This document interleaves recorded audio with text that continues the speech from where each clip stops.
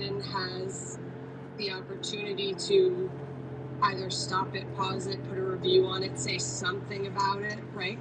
Why cancel Keystone, a tar sands pipeline, and not Line 3, a tar sands pipeline? These are just questions that we do not have answers to. And it's hard to not be skeptical when you're not getting transparency. And so that's what I would hope just to see more of. I know there's a lot going on with the Biden White House. They have a lot to deal with, but I would argue that the climate crisis is among the most important.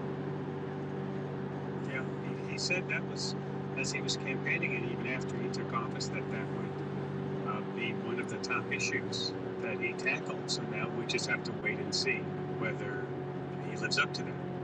Yeah, and I don't want to. I have a habit, of course, as a reporter of sounding overly cynical. I don't want to make it sound like the Biden administration isn't doing anything. I've talked to a lot of environmental justice leaders over the last couple of days, talking to them about the verdict in the Derek Chauvin trial and how that relates to climate justice and the things that they care about.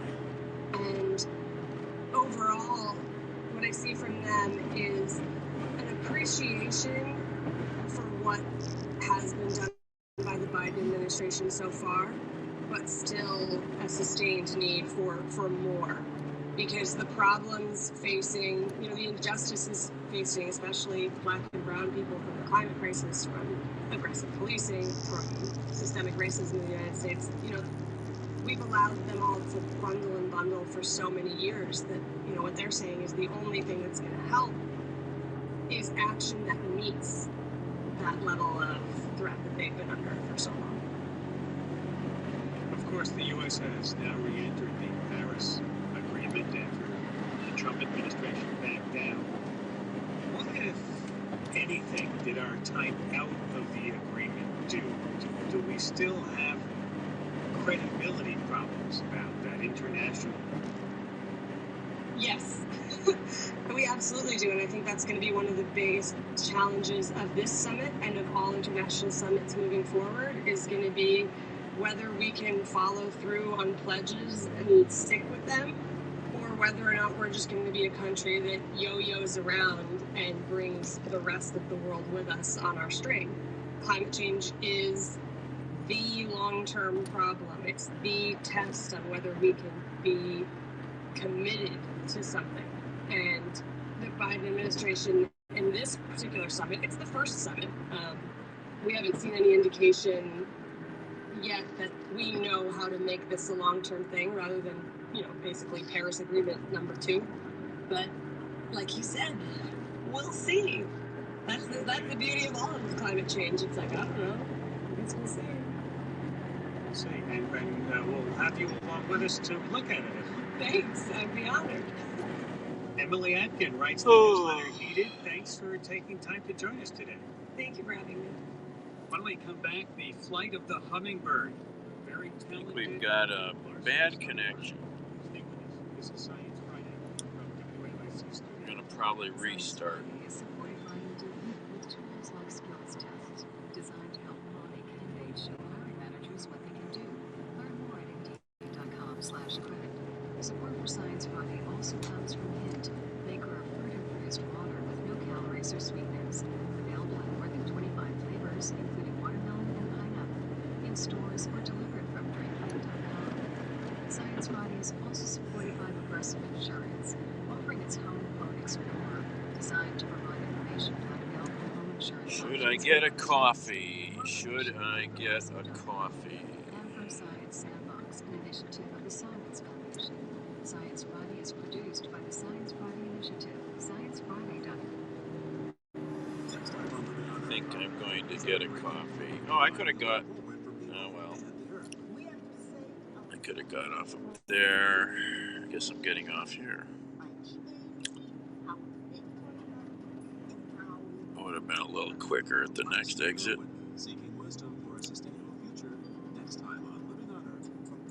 I might have been even quicker at the next exit.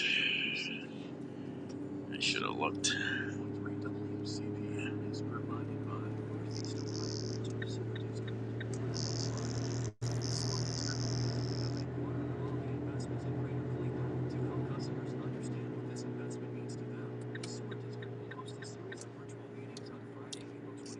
Oops.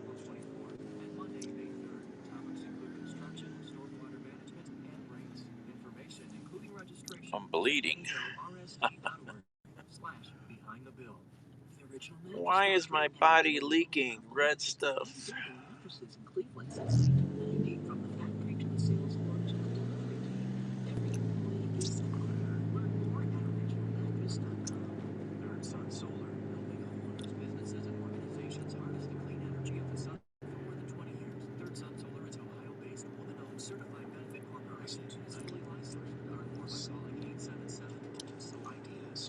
Yeah, I guess I'm gonna get a coffee.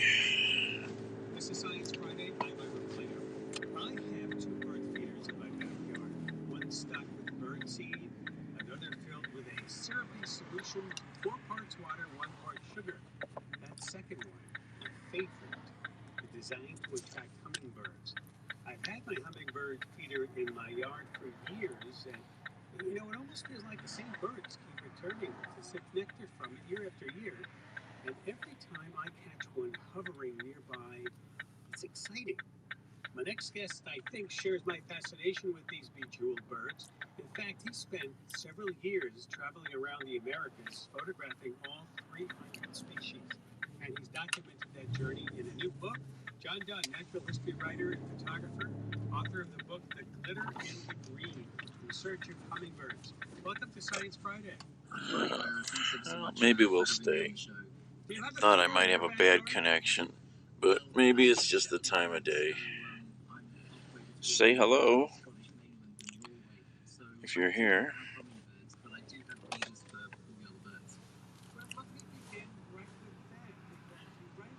If you're on Facebook, you can't say hello.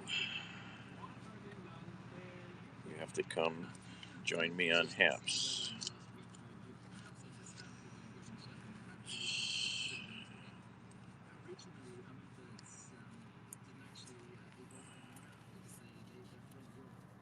I got cash. Let's see here. I guess I have some cash. I thought I didn't. I guess I was not paying attention. Thought I didn't have any cash.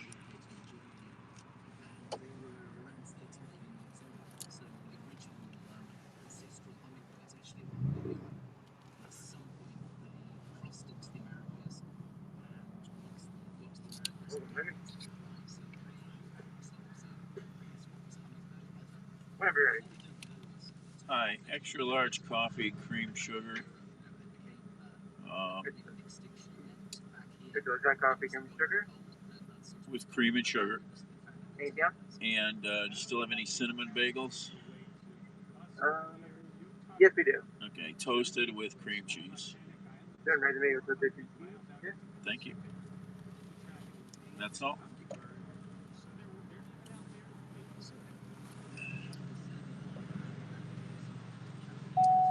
Hey, Lucky.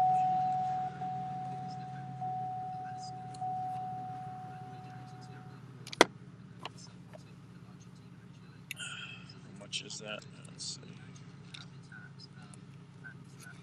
I should learn how to make good coffee at home. I really should. Oh, I need to go to Walmart or somewhere. I gotta buy sink stoppers. The longest known migration of a hummingbird. Yeah, that's right. I mean, more than that. Tallahassee, Florida to Alaska. That's a long way to fly. Standard, but length for length, it's the longest bird migration of any bird in the world. I mean, the most famous long-distance migrants are Arctic terns, which migrate every year from the Antarctic, where they spend our northern hemisphere winter, up here to the northern hemisphere, up to the Arctic to breed in the summer. And that's a 12,500 mile migration. That's huge. They're quite big birds. And if you look at a rufous hummingbird, that's tiny. I mean, they weigh approximately the same as a British penny, around about 3 grams, which is next to nothing. So migration for a bird that tiny of that distance, it's just spectacular. Oops, make room How for the long would that coffee. take? I would imagine, I'm asking, that for a 3,500-mile journey, the bird is spending a lot of time searching and eating food. I mean, to make that kind of journey and weigh next to nothing. Absolutely, they time their journey to be just at the cusp of the spring rolling north through America. They're right on the cusp of that. It'll take them some time. That bird, it was several months between it being banded in Tallahassee and being recovered up in Alaska. How's your day? They resort to larceny. They find the wells drilled in trees by sapsuckers, and when the sapsucker's not looking, they dive in and have a little sip of the. I wasn't sure that they get their sugar hit. Oh, come on. No kidding. Yeah, they're little thieves. What surprises most people is that you can actually find hummingbirds, as you mentioned, close to the Arctic and Antarctic circles. What is then the coldest temperature a hummingbird can survive in? Because I'm always wondering what time of the year should I put my feeder out? Is it too cold for them? Well, if you look at the hummingbirds which are found in the Andes, the ones which are really high altitude, up at 3,800 meters. There was a fabulous study done a couple of years ago where scientists were looking at 6 Coffee hummingbird species. And they found one particular species, the black metal tail, was existing at temperatures which overnight were dropping to just above freezing, 2.4 degrees Celsius. And to do that, those hummingbirds were entering a state of torpor at night, and they were actually dropping their body temperature from daytime internal temperature around 40 degrees Celsius down to 3.3 degrees Celsius, so just above the ambient air temperature. And yeah, that's staggering. I mean, I've heard somebody describe that as controlled hypothermia, which I think is a really cool way of describing that. And they slow the heart rate as well at the same time. So they're dropping from a sort of a daytime active heart rate of around 1,000 to 1,200 heartbeats per minute down to 100. Wow. Does that make them sort of unique among all birds then? To have that talent? Pretty much. Coffee. Some of the whippoorwills can sustain A very bagel. low temperatures, but All right, I think the let's start hummingbirds driving. have got that trick down pat. Again, this is something which wasn't in the book. I was reading this only the other day. A little Apparently, behind it's schedule. hummingbirds and their ability to enter torpor. Quite seriously thinking it would be possible to put astronauts into a state of torpor for long distance space travel. So these are really inspiring birds. What is the definition of a hummingbird? To make it different than all the other birds, what kinds of things must it do? Okay, well, the really obvious one is they hover, but actually that hovering flight defines the very being of a hummingbird. They're physiologically distinct to enable that hovering flight. So there's a host of adaptations. They've got their pectoral, their breast muscles, the muscles which power their wings, make up about a third of their body weight. In most other birds, it's around 15%. So there's almost twice as much muscle mass driving those wings. And those wings are connected to their sternum, to their breastbone, in an almost unique way. Only hummingbirds and their distant relatives, the swifts, have a little tiny ball and socket joint which connects the wings to the body. And what that lets them do is move their wings in a completely different way to normal birds, which, to make this really sort of basically, they flap up and down, yeah? But hummingbirds, they actually rotate their wings in flight in approximately a figure of 8 motion. And what this does, it means that they're getting lift, not just on the downbeat of the wing, but also on the upbeat. So they're getting about 75% of their lift from the conventional downbeat. But on the upbeat, they're still getting about 25% lift, which is really efficient. But of course, what they're having to do to power all of this, like I mentioned, the heartbeat, which is the motor of the hummingbird, which is beating at about 1,200 beats per minute, it takes an awful lot of energy.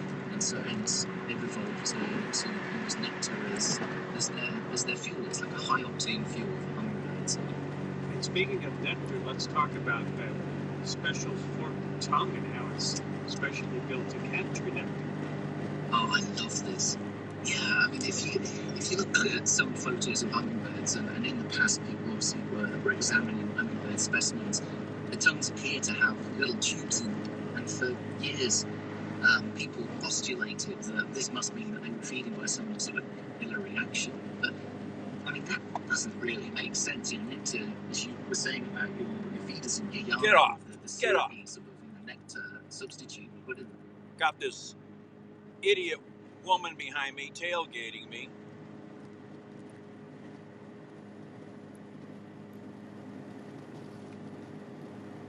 She's a bad driver.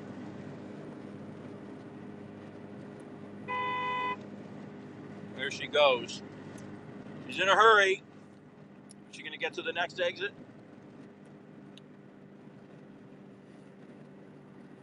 She got really far, didn't she? Now she's tailgating the guy up there.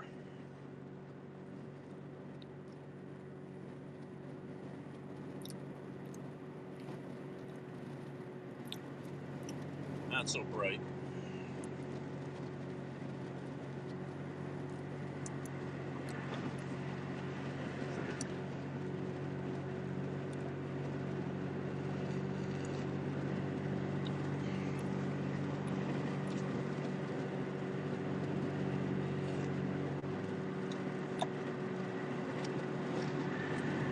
Oh, I'm gonna get some room here. Come on, car. Get going. Get going.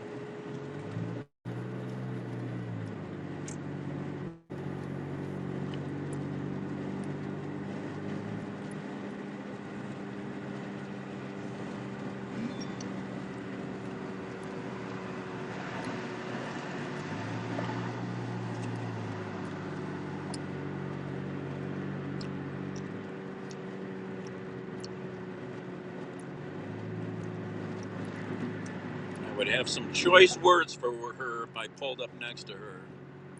Hi. She gave me the one finger salute. I must be special.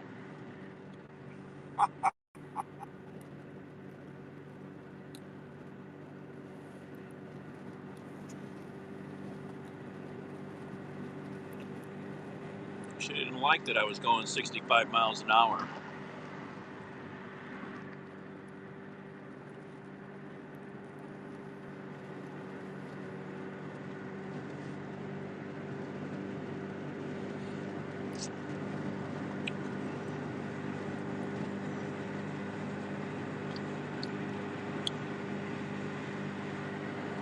monitored, and yeah, I knew that they were classified as red listed by BirdLife International, so I knew some of them were down to a few hundred individuals left in the wild.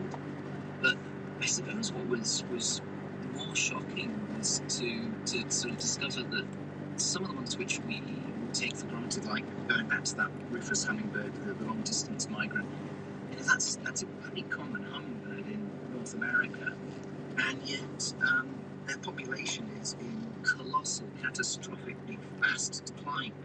It's dropped by an order of 62% between 1966 and 2014. Wow, that is a drop. It's huge, isn't it?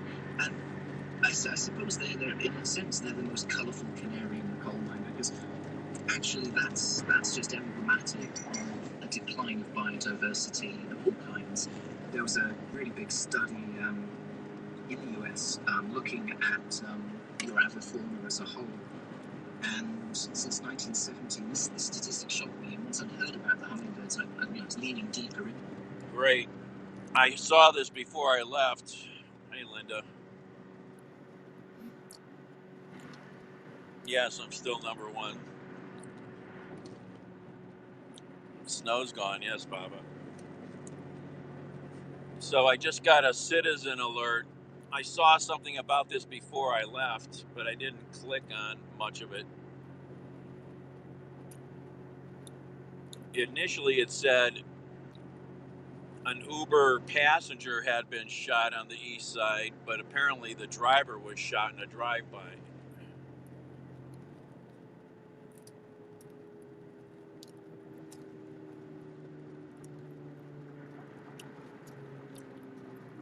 There was an Uber driver killed a couple of years ago, but I think they think he was targeted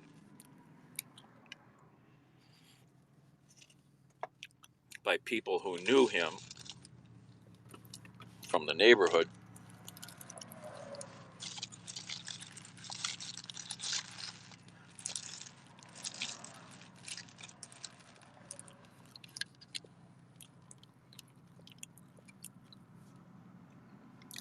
I couldn't believe that girl. I mean, she pulls up right on my friggin' ass. So I just even slowed down a tad more, a couple miles an hour.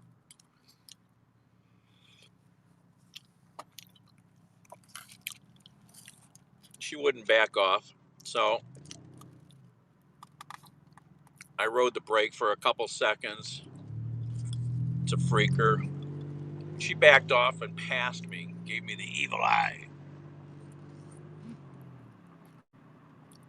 Then she gave me the one finger salute when she got off the highway. How does that work?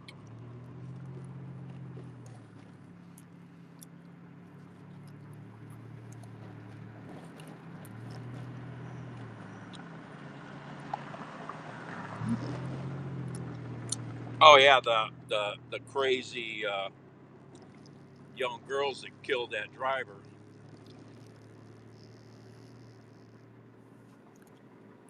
What's going on with that, Baba? Do you know?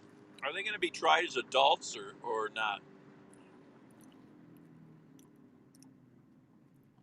That goose is in the wrong place. You got a goose sitting in the middle of a parking lot. I hope you're okay. It's a crazy place to sleep.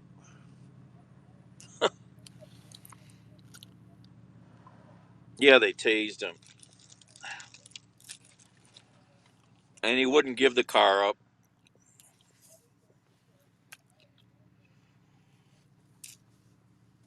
Yeah, I saw that video. It was nasty.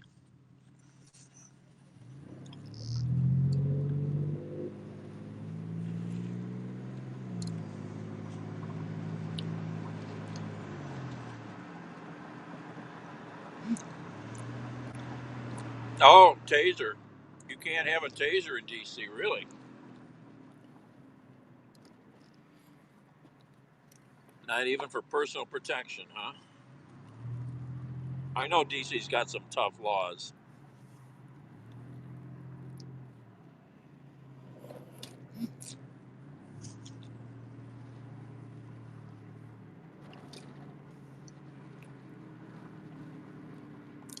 Really, Baltimore too, huh?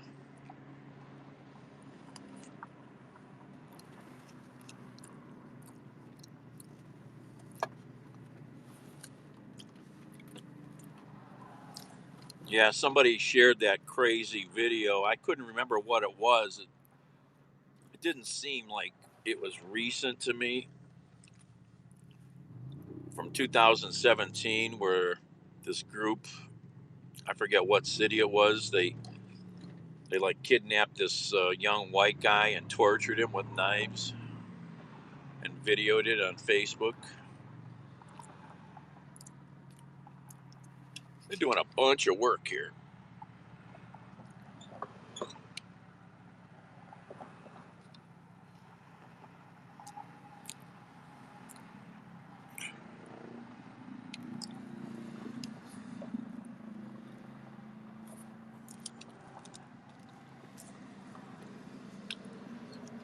I think they're doing some remediation in the sewer. The creek down there. I don't know what they're doing. Big work.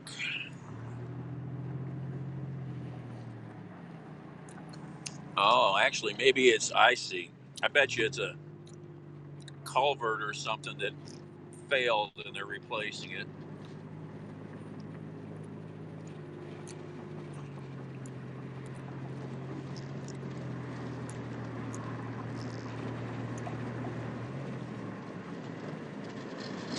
Oh.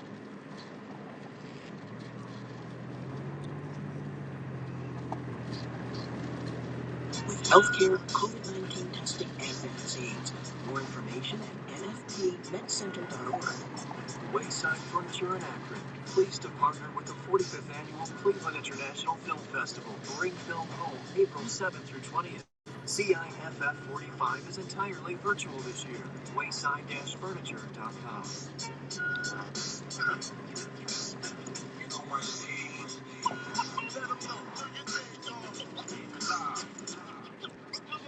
Support for WCPN comes from Chautauqua Institution, a lakeside community in western New York.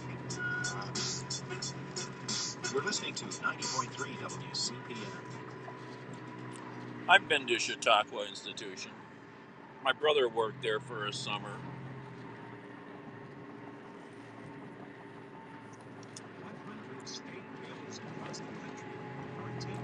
It's an interesting place. It's a religious encampment.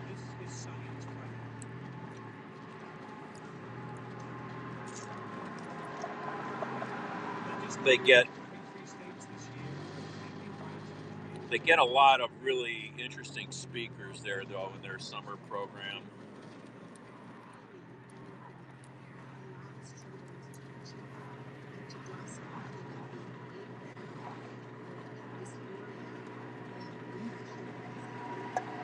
What gender-affirming care is and what people are getting wrong about it.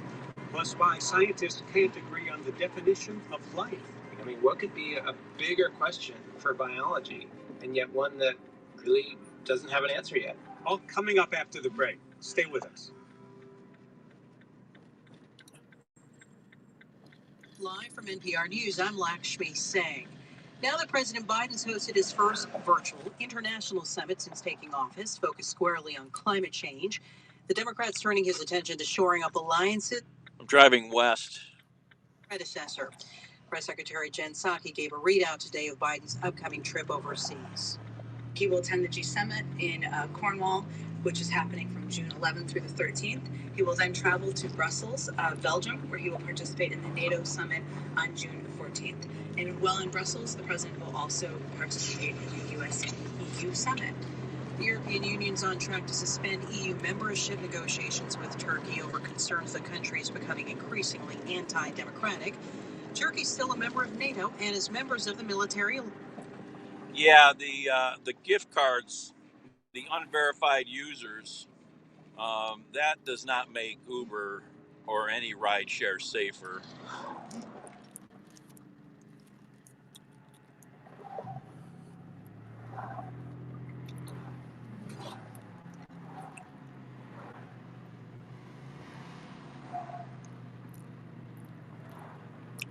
Replacing the gas lines.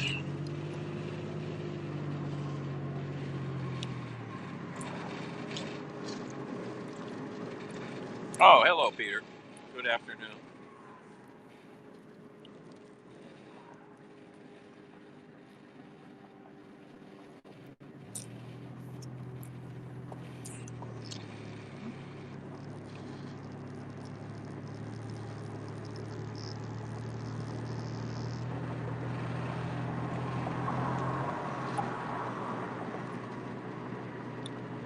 Where is this?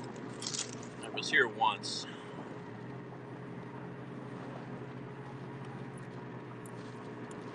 Schwabel's Bakery Outlet.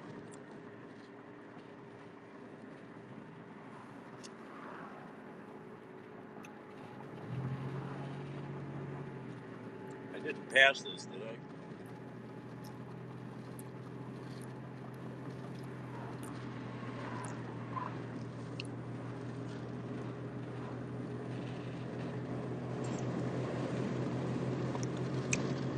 Guess I could look at a map, right?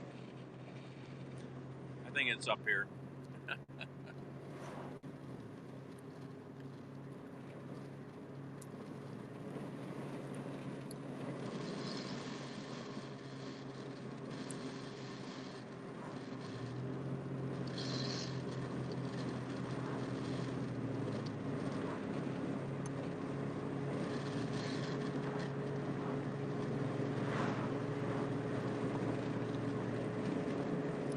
I think it's up here on the right.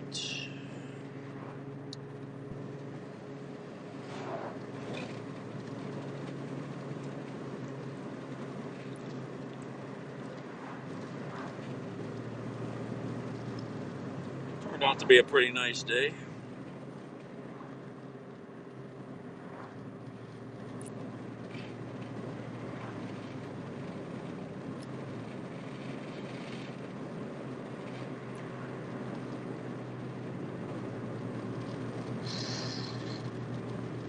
Here we are.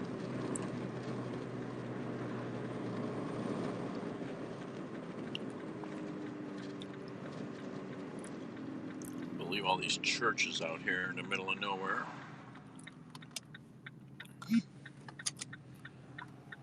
All right. I have no idea what I'm picking up other than it's big. 15 of them. They're big.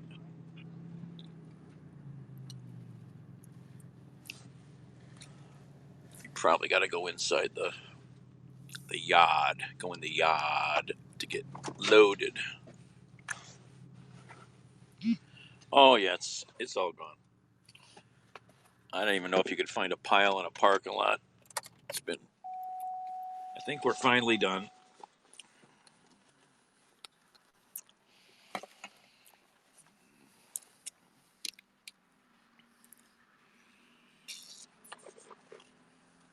Oh. Peter, are you still here?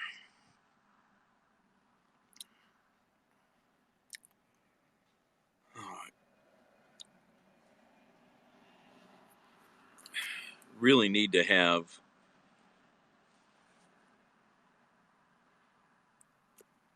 an accurate count of who's here at any time. And it would really be nice to be able to touch on somebody's comment. See, I can't touch on a comment right now.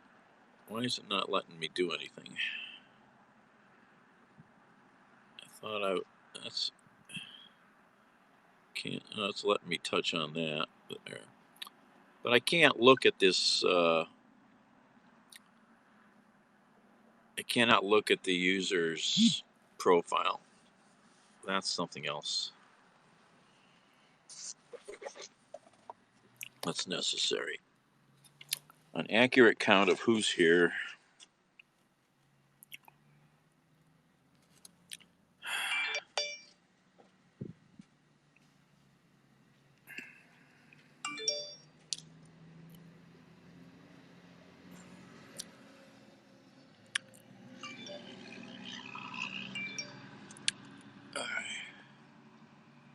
Hey, Ice. All right, you guys keep yourselves happy. I got to go inside for a second. Here. Ooh, hi, everybody. Ooh, look at the sun's out. Everybody say hi to Fredo.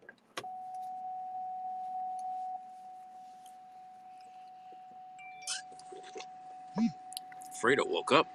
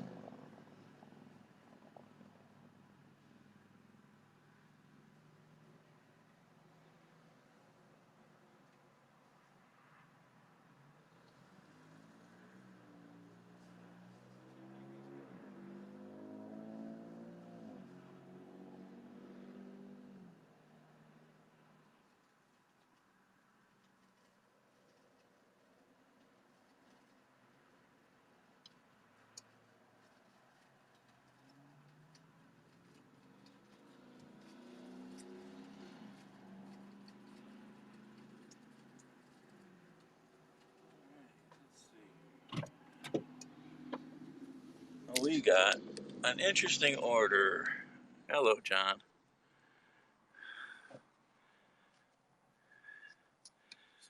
We got trees, shrubs. I gotta make some room here. Car's a mess. MES. Here's this, sir. Oh, yeah. Thank you. Have a good day. Yep.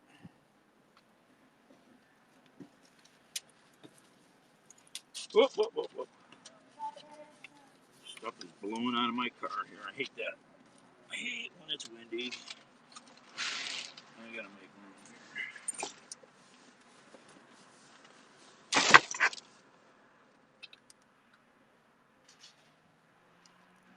here. Oh, what a mess.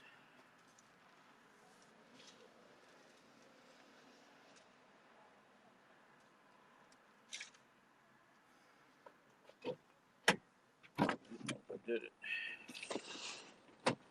I have to clean this car. It is a pig pen. Pig pen.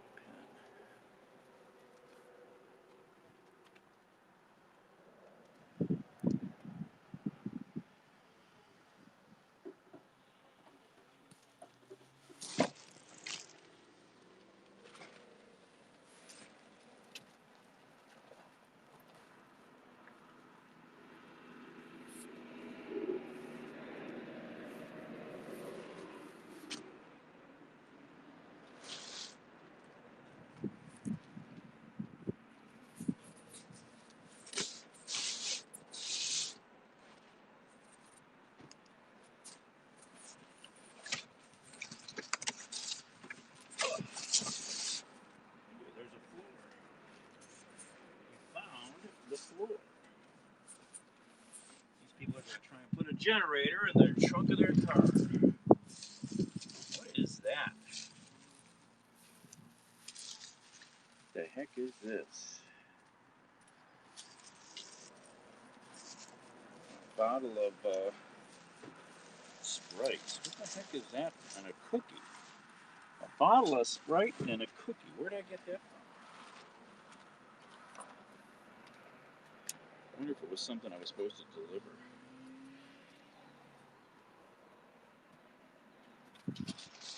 Well, they got it in. Hang it out the back of the trunk.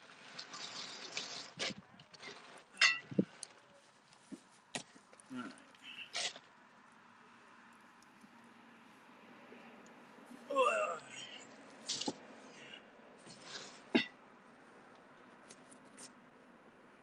What a mess this car is. Where's this?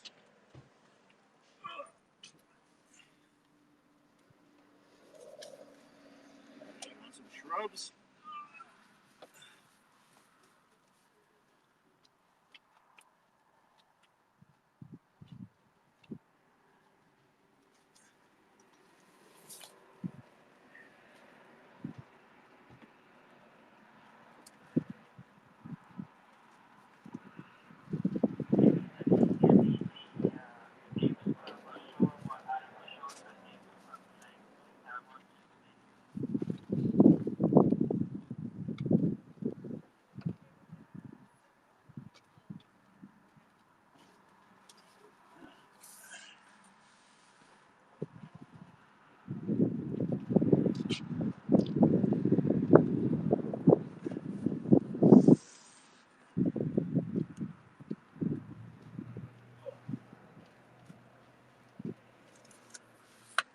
Oh, I gotta take a picture, right? Always forget. Always forget the picture.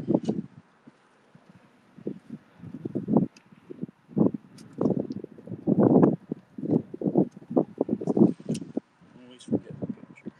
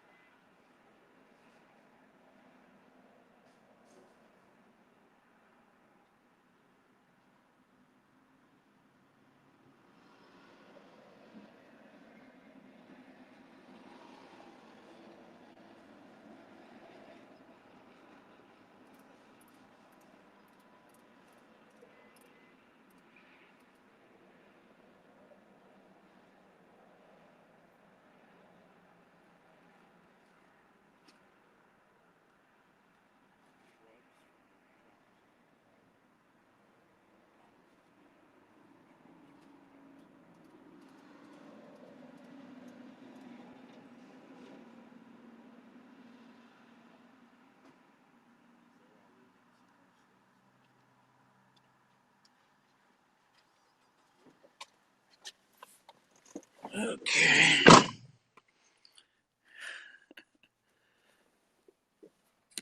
Hello. What are they? I don't know.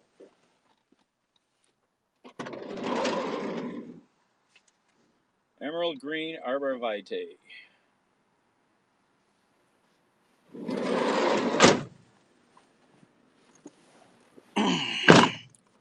Do I have to spray them while we travel?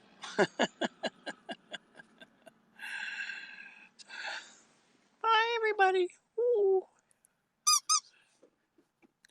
Too much sun for me. Yeah, I wouldn't have known.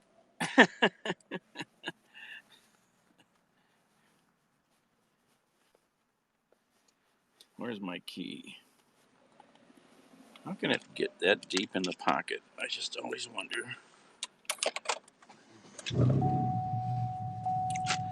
Alright, I'm gonna take my coat off. It's pretty warm.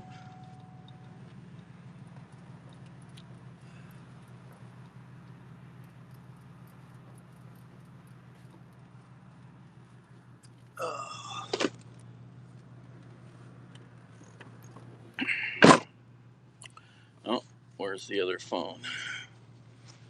My coat pocket.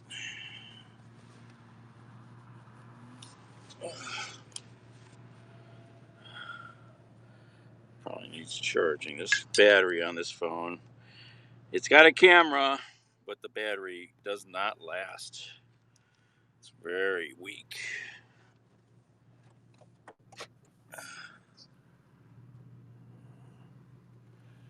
Alright, yeah, we got a half-hour drive, I guess.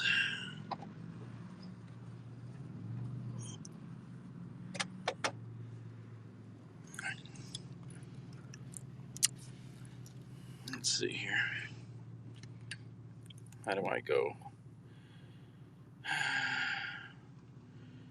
And will they respond to my text message?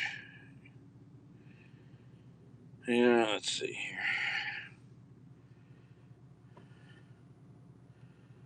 What's that? Getting on Turnpike? Let me think, which is the way I want to go to get here. I guess, or I go across 82.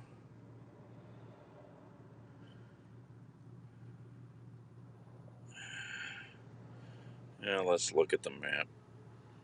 Let's be a big boy. Look at the map. There's a few choices.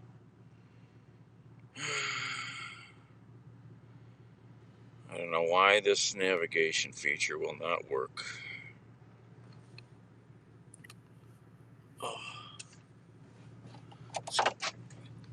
Get out of the way. Of course, I parked in front of somebody who's going to be leaving. Why won't this navigation? This just doesn't work. What the hell? I don't get it.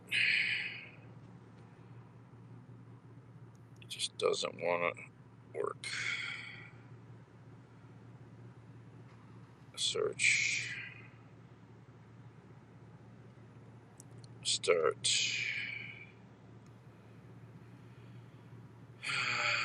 We have any map choices?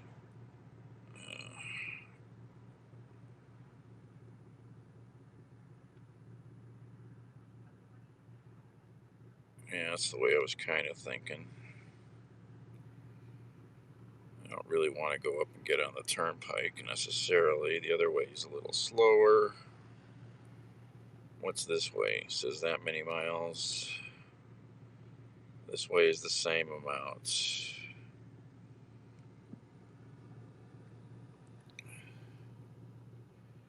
So which way?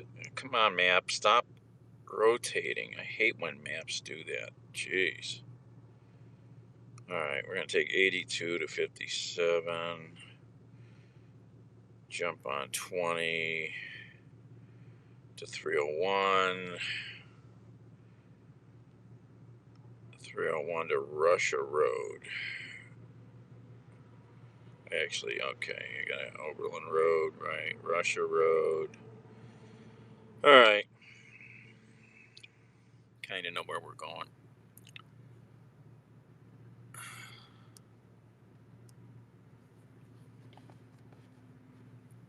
Eyes itch. They always itch.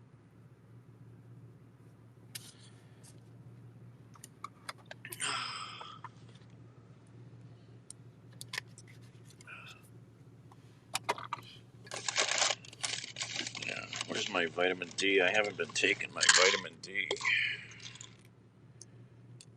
Very bad.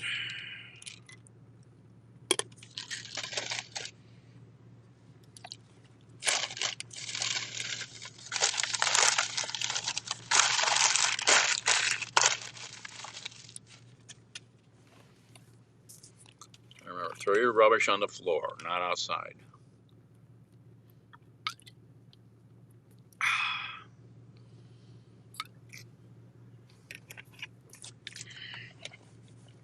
All right. Whoa, scared me.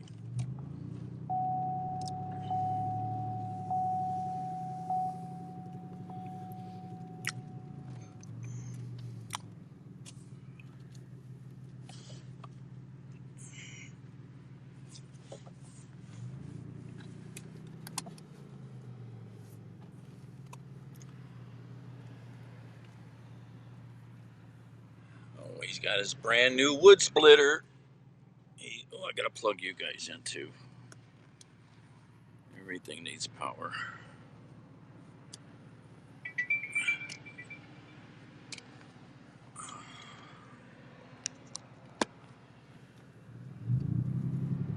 All right.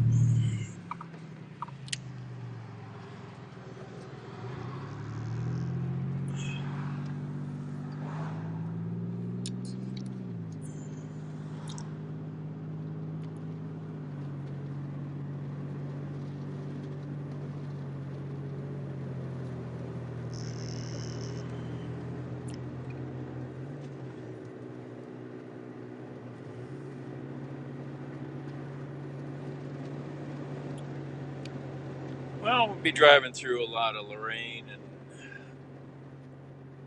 County today, so let's see some rural. Where'd my sunglasses go?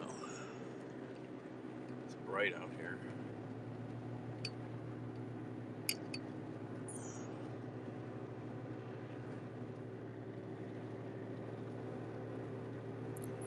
Thank you so much for trusting me with that information. I'm so glad that you felt you could come to me. And then the next question needs to be, what does that mean to you? What would you like me to do differently? And let their children know. Columbia Hills Corners. Guess I forget that is it actually a township or anything? And so for a parent to just meet their child and know that they're listened to, that they're loved also, and I'm with you, you're not alone, right? Because children can feel so alone, and children are aware that all this anti-trans sentiments are going on because they access social media, and they need to know that their families are on their side, because family support lowers suicidality, lowers symptoms of depression, anxiety. It's the thing that is most needed by trans youth. So both of you, how have you seen kids respond to receiving gender-affirming care? Almost every single young person that we see in our clinic come back to clinic with their parents telling us, this is the first time that I've seen them come out of their room and interact with the family in years. They're smiling for the first time. It's just an absolutely incredible experience to be able to witness our treatments help them to blossom. Gender-affirming care is actually life-saving because of the high rates of suicidality in trans population. And also that, we see them connect with their parents better, connect with their peers better, participate in kind of everyday experience that a lot of cisgender children and youth take for granted. But the really gender-affirming care allows children to be children and to blossom rather than being weighed down with dysphoria and depression and anxiety. It's really liberating for many young people.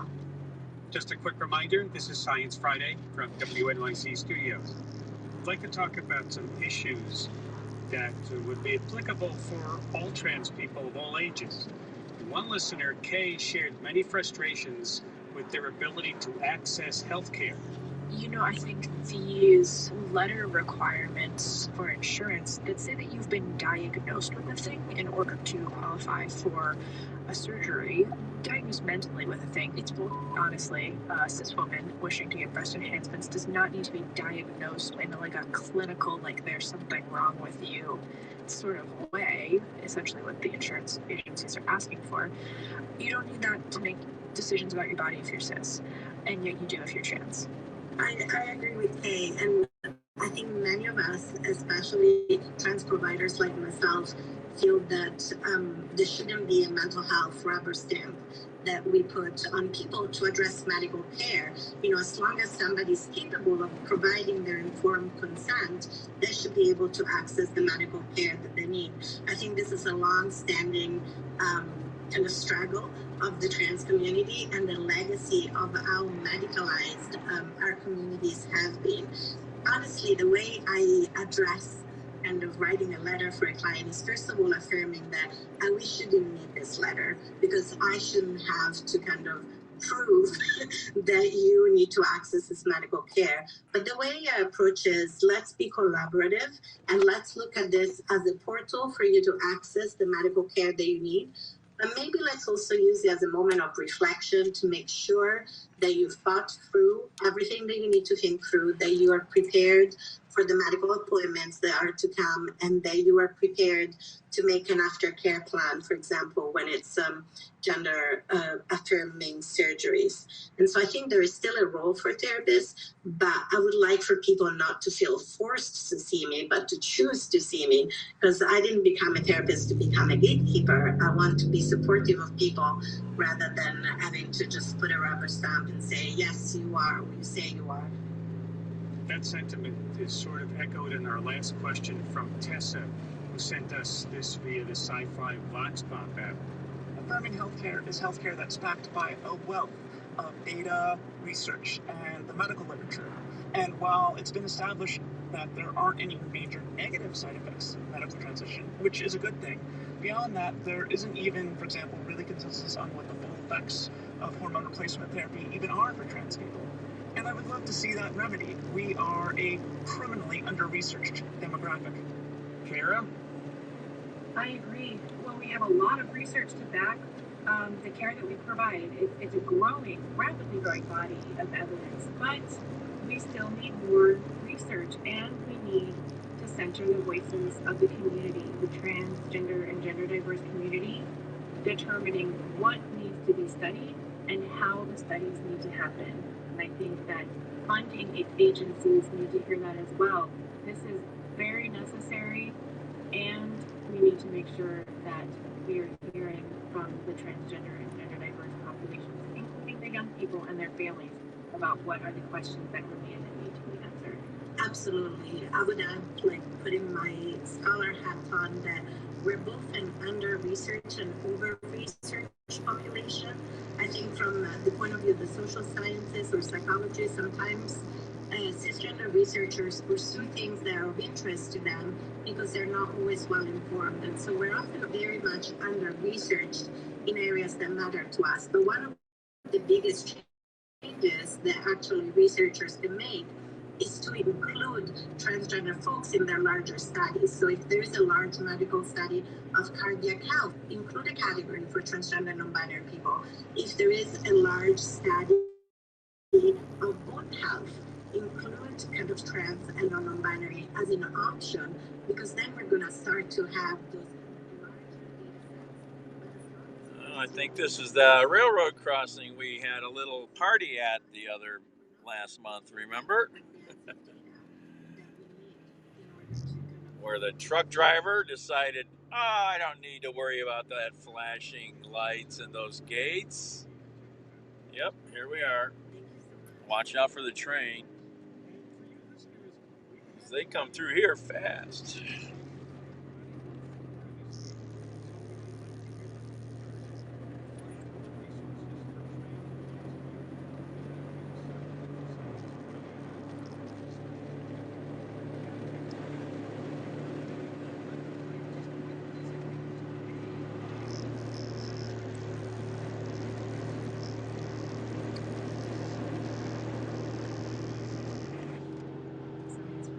Supported by Indeed, with tools like skills tests designed to help quality candidates show hiring managers what they can do. Learn more at Indeed.com/credit. Support for Science Friday also comes from Hint, maker of fruit-infused water with no calories or sweeteners. Available in more than 25 flavors, including watermelon and pineapple, in stores or delivered from drinkhint.com.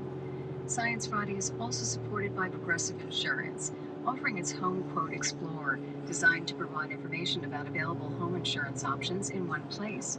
More information at progressive.com. And from Science Sandbox, an initiative of the Simons Foundation. Science Friday is produced by the Science Friday Initiative. ScienceFriday.com.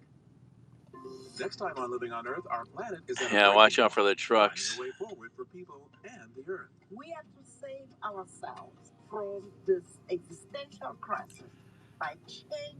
Yeah, well, that's one of the things. But this guy just thought the northbound train went by, and apparently they do this all the time, people were saying. And so the cars are backed up against the gate. The truck is over here on the left, coming out of the Copart parking lot, salvage yard. And as soon as the train will go by, they'll cut in front of the traffic that's backed up so they don't have to wait. Well, the train goes by to the right, but the guy doesn't see the train going to the left. So he pulls out and gets slammed immediately. Just a complete moron move.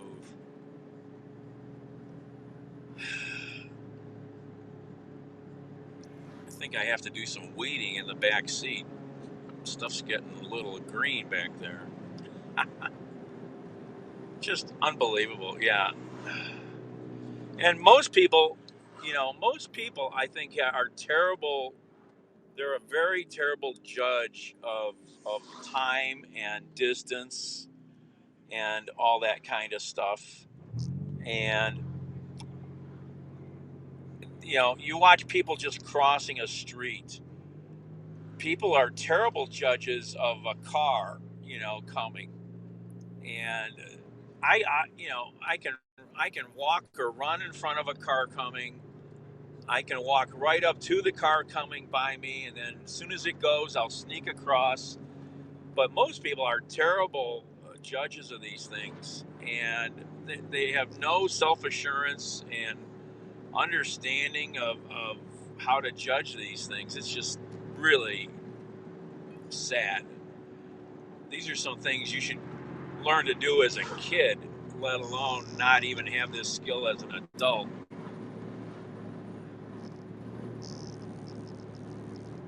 The heck is Zelda?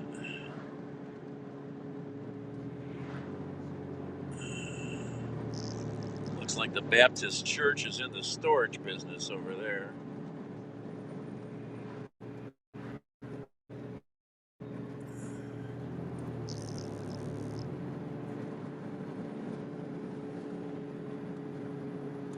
Waiting is for sissies. I agree.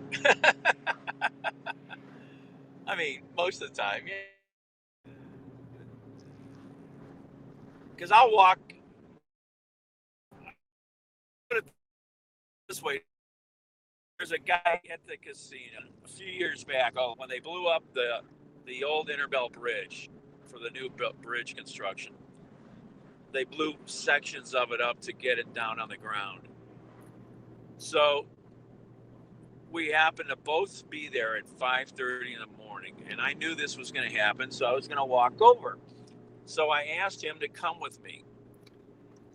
Okay, now he's a pretty normal, really normal, nice guy. Okay, pretty timid, all right? And lives in Massillon, not in some big city, And for example, in Cleveland, I've never been able to get him to go walk around downtown and see downtown. Ever. I have a feeling he's completely scared to death of big cities. All right, and people and things. So we go walk over there in the morning, and I'm cutting across the big street, Ontario, you know. He walks up to the corner to take the traffic light and the crosswalk. I'm like, there's no traffic, John. Come on. You can do this. Oh my gosh. I mean, it just blew my mind. I mean, I can't even comprehend that mindset, okay? I can't comprehend that mindset, you know? It's like people I kind of know that will really walk to the end of their block, walk across. It's like, where, how did you get like that? What ruined you?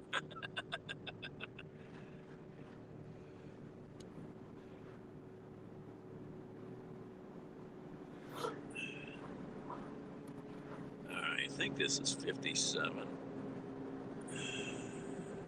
Yep.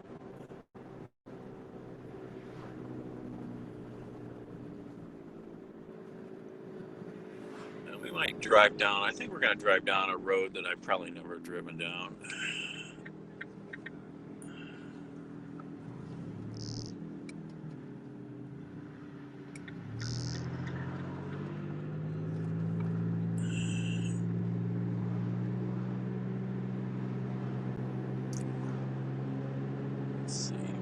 Over here, get on 20.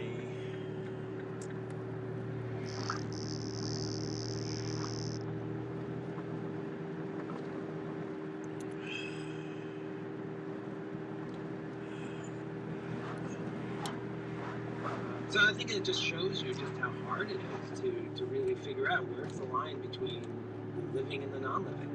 Yeah, and as I said before, and I'm going to quote from your book, asking biologists what it means for something to be alive makes for an awkward conversation. They demur, they stammer, they offer a flimsy notion that crumbles under scrutiny. Is this something they just don't want to talk about, or is it something they're embarrassed that we don't know? I honestly just think it's something that biologists are not trained to really think about that much. You know, you as a biologist, you're trained to get answers about life, and so you might be very interested in maple trees. I was gonna say I should turn left here. I swear I thought it had me going up there to get on the highway, but no, it did want me to go this way. It's a little quicker. I definitely haven't driven this stretch of road in a long time here. Just a little tiny stretch. For all these things that we call alive to be alive. So there are people who dare to tread on that very dangerous territory, but not a lot. You know, along with the history you go through, this book traces your adventures through a lot of different labs, environments, where you look at creatures and experiments that complicate our understanding of what is alive and what isn't. And it struck me that throughout the book, you get to do science yourself. Yeah, I don't know, Some of these things, saying, I wish I could. I just don't get it. Putting together experiments. So foreign to me. Getting their hands dirty with kelp on the beach. Do you have a favorite experience of any of those that you've written about in the book? It was a really wonderful experience to be able to visit with scientists, travel with scientists, in order to kind of explore the territory of life. And there were different hallmarks of life that everyone generally agrees on, and I wanted to kind of really get to know those hallmarks by looking at certain species that were really the exemplars of it. So, for example, life has a certain kind of intelligence.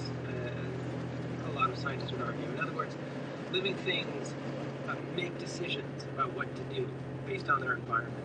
So, we make decisions every day, what are we going to have for lunch, but I was really fascinated by scientists who study these things called slime moles, which are these bizarre science fiction-like creatures that live on the forest floor. They're everywhere. You go out in the summer and you see them, if you know what to look for.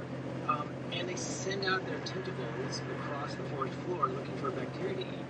And they have to decide where to go and basically how to lay out their network. And it's amazing that they are like little mathematicians making calculations calculations on the most efficient way to cover a certain area and to find certain kinds of food. They can solve mazes. So I have to say that was a particularly fun experience. Let's go into some more modern theories about life, because these are the kinds of things we cover all the time, and it's amazing.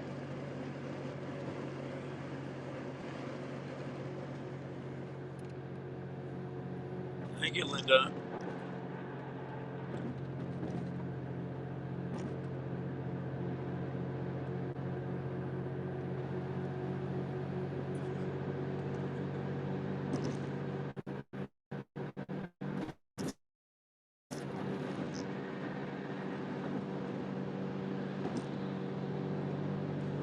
Hi, Rusty.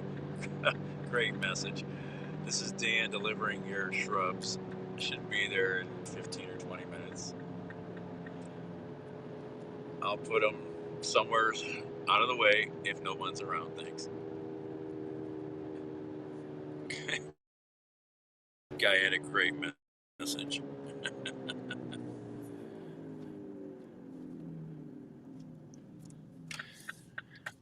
All right.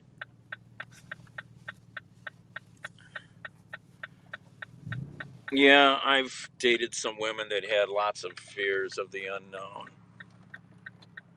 And some of them were simple things about daily relationship stuff. I totally didn't get how they got like that.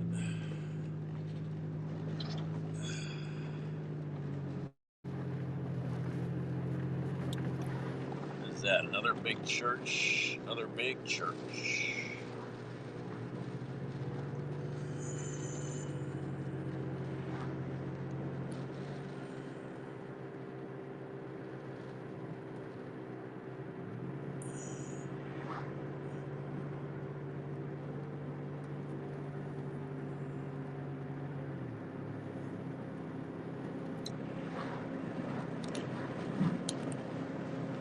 Oh, it's a nice day out here.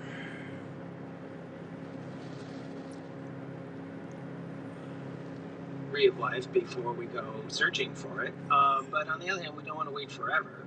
So, NASA is using kind of working definitions of life to kind of get some clues. And so, honestly, like they're looking on Mars for rocks and other patterns that kind of look like signs of life on Earth. So many of these roads I drive only in the dark in the last few years, so everything out here is like new to me. Fox Veterinary Hospital. Need a deeper understanding of life to really be open to all the possibilities. Let's move on to talk about cutting-edge research on synthetic organisms, because it really has moved very, very quickly. Just last month, there was news that scientists created a synthetic cell that grows and divides as normal. Other cells have been created with completely synthetic genomes. What do you think, Carl? Do these synthetics ride life's edge? Yes, I think they do. Although, in some cases, what we're looking at are examples where you're sort of taking life as... Ooh, the Illyria Motel. Wonder what the rooms in that place look like. This thing still operates the same way that it did originally, before you started pulling that feedback out. So there are other scientists who say, like, well, wait a minute, like life didn't start with, a complicated cell that got stuff pulled out. Probably what happened is that there were proto-cells that didn't even have DNA in them. They probably had a much simpler molecule, RNA. We have RNA in our cells. But some scientists think that inside of these protocells, the first cells on Earth, you would just have RNA that was carrying genetic information and carrying out chemical reactions. So they're trying to build these protocells as well, and that's still got a ways to go before you have a really full-blown RNA protocell that can really just thrive and grow and do all the things on its own. But they're and so. Again, I wouldn't be surprised if in 10 or 20 years we're looking at these things that could be a very good model for how life began. think the quicker way to make this turn is to go up there and just turn around, because everybody here is a wuss at pulling out into traffic, apparently. They form droplets that show lifelike behavior. It sounds crazy, but they're actually... The Illyria Motel actually looks kind of safe. It's right in front of us. A motor court motel. A no-tell motel. Oh, I can go. Haven't stayed at a place like that since the 80s, I don't think. I lived in a place for 6 months like that once in Indiana. Oh my gosh. That was weird. Oh, I haven't been down this road in forever. I think this is where I'm turning. Yeah, Russia Road. I'm gonna go past the county airport, Lorain County Airport. Guess it gets a fair amount of traffic. Well, I know a lot of the medical choppers go through here probably to get fuel. I don't think I've ever really been on the property of it out here. The only time I would have ever been out here would be for like some flight type thing, some air show thing or something like that. And I never made it to any of those.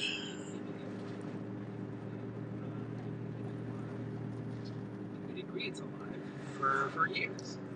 So here's this thing that even seems to be producing brain waves, but it's not inside a human body. It started out as a skin cell.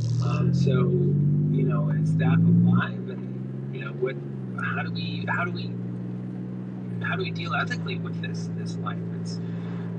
We have no answers to these questions. Well, what about the question about artificial intelligence? Do you think it would ever meet the criteria if we come up with some definition of life? Yeah, there's artificial intelligence, which, is able to say, this image looks like a cat to me, but, that might tick off some of the boxes that we have for what it means to be alive, but I suspect it wouldn't tick off other ones. It's not as if, Google has artificial intelligence programs that are reproducing themselves, So, if that's your standard for life, then I don't think they would consider it alive. But, it's interesting that we might be able to just skip all that and all those criteria and have something we might agree is intelligent or even conscious, without all the other things that go with being alive. Interesting stuff. There's so much to talk about, Carl, in this book, so much to contemplate. Thank you for taking time to be with us today. Thank you. It's been a pleasure. Carl Zimmer, science columnist for the New York Times and author of the book Life's Edge, The Search for What It Means to Be Alive. One last thing before we go. If you like books, we hope you're reading along with our Spring Book Club. We're talking Lost Feast by Linda McKinley, a book about the extinction of food species, the current state of biodiversity, and what's next for agricultural systems. Plus, did sailors really turn the dodo into soup? They were tough, they were fishy. There's actually documentation about how bad they were. Join our next virtual discussion. Just passed a bike trail there. I forget about that one. So they're talking about artificial intelligence and life. So how would you classify Data from Star Trek? I wish he would have asked that question.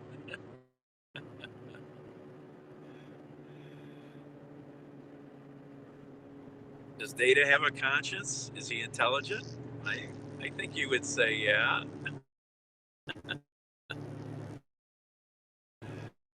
Is he alive?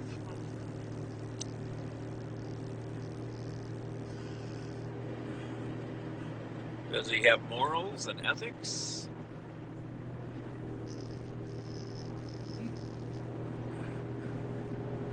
Oh, here's the airport out here, I guess. Over here on the right. A bunch of little hangar buildings. It's been so long since I've been by here. It's been a long time. Lorain County Regional Airport.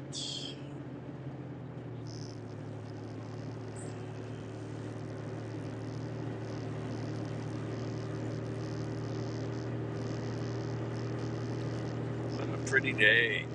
Fields are getting green.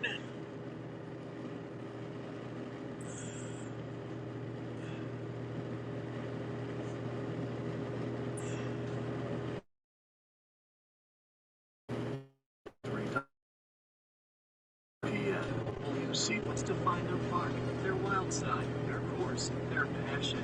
Cleveland Metro Parks helps visitors escape to find adventure and inspiration. Now offering to explore Cleveland Metro Parks like never before by downloading the all-new mobile app. More information at clevelandmetroparks.com. Cleveland Metro Parks. Find your path. Beacon Coded offering a software development bootcamp with an ISA option for no upfront tuition in partnership with Ohio. Details and eligibility requirements at beaconcoded.org/income share agreement. First Federal Lakewood, a deposit-owned bank headquartered in Ohio since 1935, providing commercial banking services delivered through a community bank experience. Online at ffl.net. Equal housing lender, member FDIC.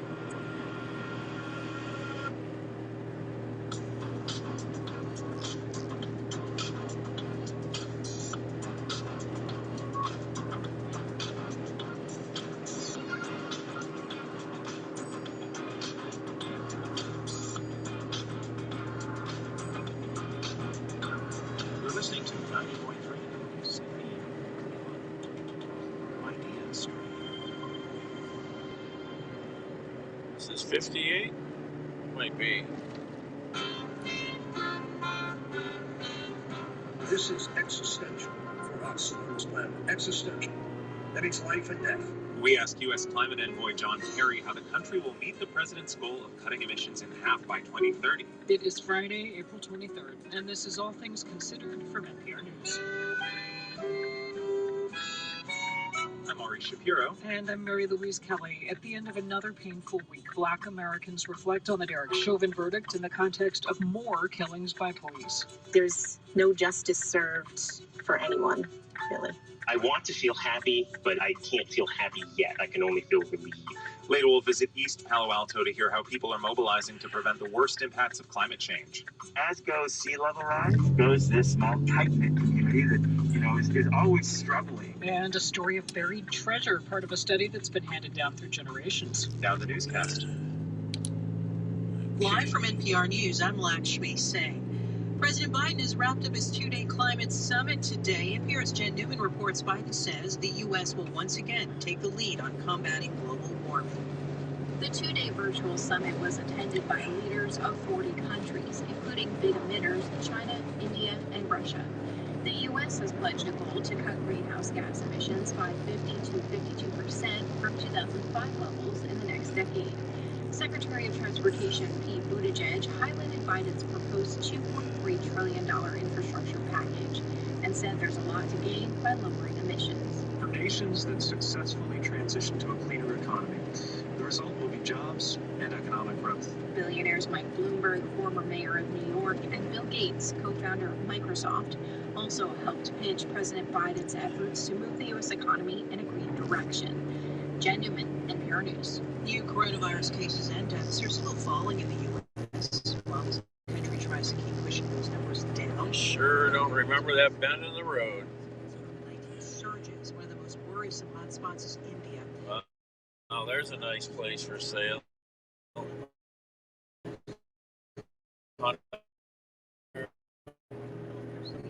So. World Health Organization's reaction to the most records India has set for the most daily cases in the last. I don't think I ever knew about that restaurant. But I haven't spent time in Lorain County like I used to.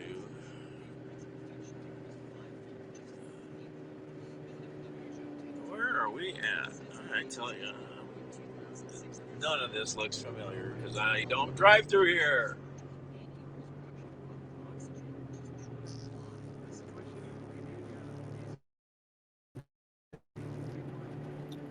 But I must have drove through here the other day when I was following that drunk a few months back. I just don't remember the road bending like that. Florida's on track to join roughly 24 states where sports betting is legal. NPR's Greg Allen reports Republican Governor Ron DeSantis signed an agreement with the state's Seminole tribe that'll expand gambling in Florida. The Seminole tribe of Florida owns the Hard Rock International brand and operates 7 casinos in Florida. The agreement allows them to build more casinos and to offer and craps, making their operations comparable with those in Las Vegas. It also allows the Seminoles to control sports betting in Florida. As part of the deal, the tribe will drop its objections to allowing it to produce at least $6 billion in revenue for Florida over the next decade.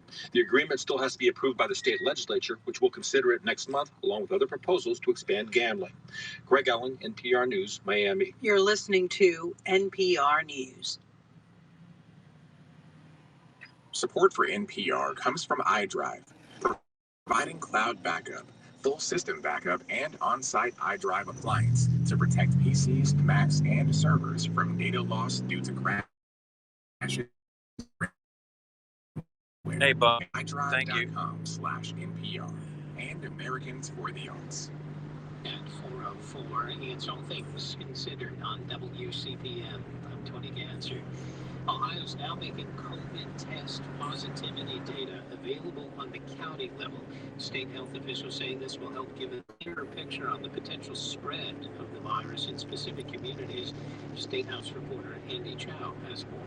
Dr. Bruce Vanderhoff from the Ohio Department of Health says the online tool on the state's coronavirus website will allow people to see the COVID-19 test positivity. The Lorain County Tourist Information Center. Pretty cool little building. To have a large enough number of labs onboarded, in place, and now actively reporting the information for us to be able to reliably activate and use that. Vanderhoff says the county positivity rate will not be factored into the state's color-coded advisory system. Andy Chow at the Ohio Public Radio State House News Bureau. Statewide, Ohio saw another nearly 1,800 confirmed and probable cases in the last day, below the 3-week daily average. 114 more people were hospitalized with COVID-related conditions in the last day, about the same as the 3-week daily average. And nearly a third of Ohioans in this finished the vaccinated cycle. Newly owned community behavioral health providers in Cuyahoga County are said to have job openings. Scott Osecki is CEO of the Alcohol, Drug Addiction, and Mental Health Services Board of Cuyahoga County. He says some of the providers even have 25 to 45 job openings, and pay is a primary issue. The salaries that they're getting paid is not comparable to other industries. So, some of our workers are getting only paid $12 per hour when they can go to a fast food place or maybe retail. They go from $15 to $17 an hour. Osecki says providers are also looking at paid internships and increased benefits to try to attract and retain employees. This is WCPM. From NPR News, and this is All Things Considered, I'm Audie Cornish. And I'm Maury Shapiro. In President Biden's first 100 days, he has put more of a focus on climate change than any of his predecessors. His first day in office, he signed an executive order to re-enter the Paris Climate Agreement. His $2 trillion infrastructure and jobs plan has a big climate component. And at this week's virtual climate summit, he pledged to cut U.S. emissions in half by the end of this decade by investing heavily in new technologies. No single technology is the answer on its own, because every sector requires innovation to meet this moment. Another sign of this commitment, Biden created a new position, the Special Presidential Envoy for Climate, and appointed former Secretary of State John Kerry to the job, who joins us now. Welcome, Secretary Kerry. Glad to be with you. So let's talk about the steps it'll take to get there, because it's going to require a massive shift in technology. We just heard Biden say it will affect every sector. Most transportation will have to be electric. The U.S. will have to shift away from fossil fuels. Many of the technologies required don't even exist yet. So is this more a matter of shoot for the moon, and if you miss, at least you'll land among the stars? No, No, I think it's achievable. And I think that people who've really studied this, analyzed it, thought about it for a long period of time believe it is achievable. Already the marketplace is moving towards electric. I mean, you know, Joe Biden didn't create the value of Tesla as the most valuable automobile company in the world. The market did that. And the market did it because that's where people are moving. But right now, only 2% of vehicle sales are electric. The scale of change that you're talking about. Fine wines, craft beer, and cigars at your drive-through beverage store. Entering Amherst Corporation Limits. This is existential for us on this planet. Existential. That means life and death. And the question is, are we behaving as if it is? And the answer is no. So why are younger generation folks so angry? Why are they standing up and demonstrating and asking adults to accept adult responsibility to move our nations in the right direction? Because the scientists are telling them that. You mentioned politicians standing up and saying this is existential. Climate change is still seen as a partisan issue in the U.S., and Republicans could take over Congress next year. A Republican could win the White House in 3 years. So why should global leaders view this as a reliable commitment from the United States when GOP leaders have not bought in? For two reasons. Number one, when Donald Trump was president of the United States and he pulled out of the agreement, 37 governors in the United States, Republican and Democrats alike, stood up and said, we're still in. And states, those 37 states have passed renewable portfolio laws. So at the state level, people are moving because they know it's better for their state, it's a safer, better delivery of power to their state, and it's the way it's going to move. But in effect, are you saying the federal government cannot be relied on for its word? Well, I mean, yeah, that's the second part of the answer.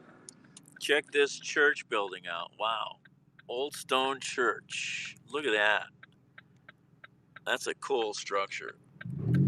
Wow. That looks so medieval. I love it. There's another big old stone school building back there.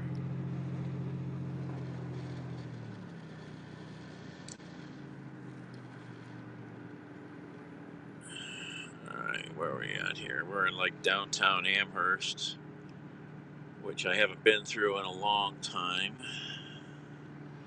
Except only at night usually. I think we're in Amherst. I've only been here for the bars to drop and pick people. They've got quite a little bar scene. Giuseppe's Wine Cellar. Oh yeah, there's Main Street, I think. Maybe.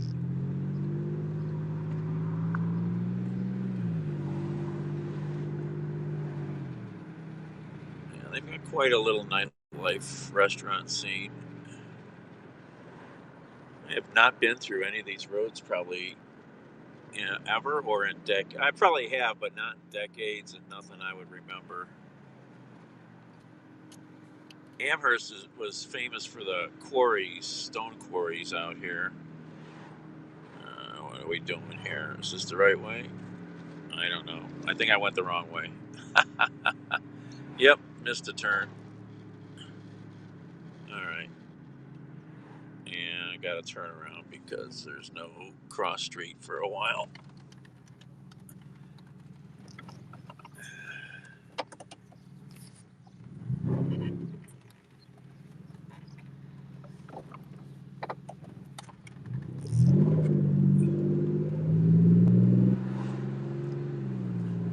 Changing from road to road to road here, and just wasn't grabbing it quick enough. Is this where I turned? I don't know. Maybe not. Is this the right way? I think so.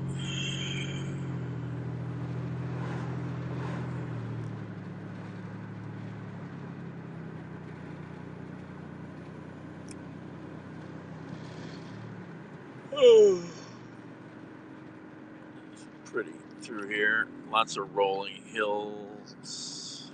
Very, very nice. Trees are blooming. There's a new neighborhood there to the right.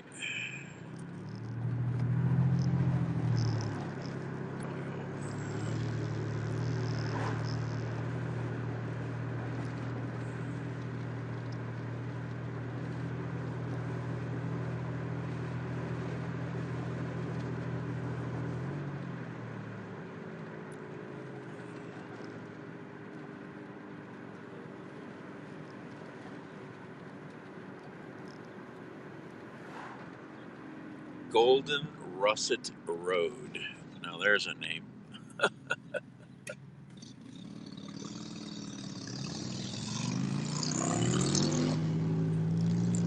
Golden Russet Road. We're not even in Idaho.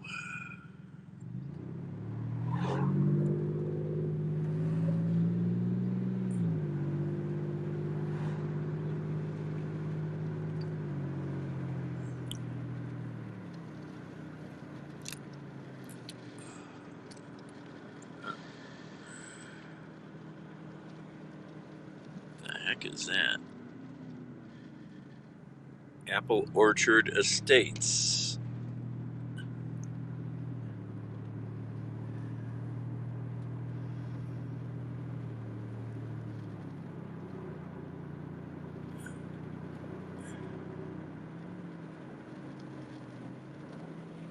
This area out here is famous for apple orchards, if I remember.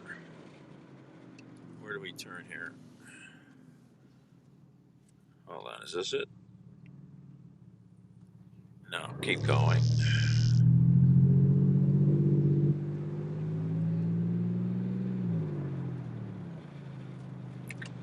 Golden Russet Road.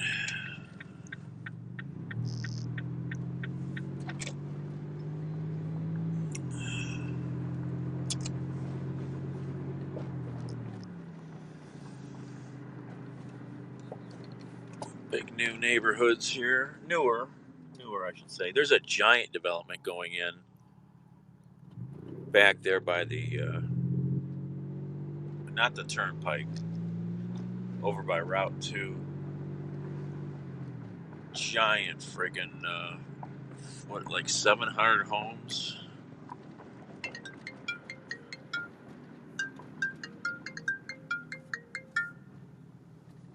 Hello?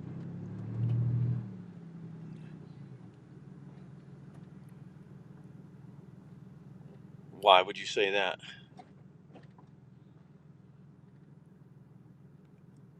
Well, I mean, go to the ER then. You've had your shots. I doubt that. I think it's because of your COPD. You've got diminished lung capacity. But go to an ER. You've got health care. Get them to check some stuff out. It's either that or get a doctor appointment quickly. But if you can't get a doctor appointment, just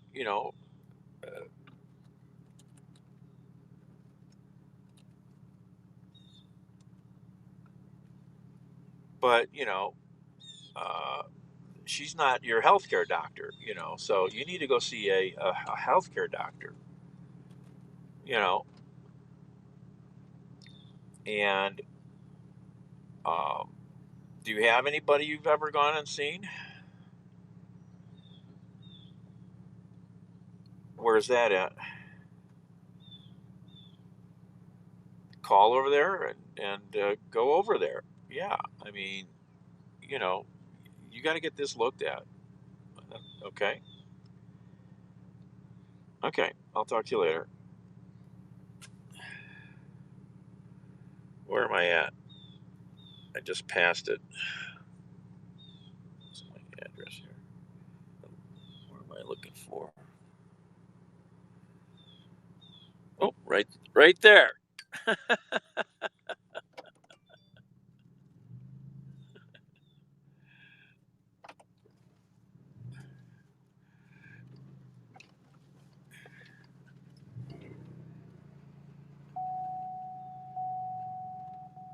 Want some trees?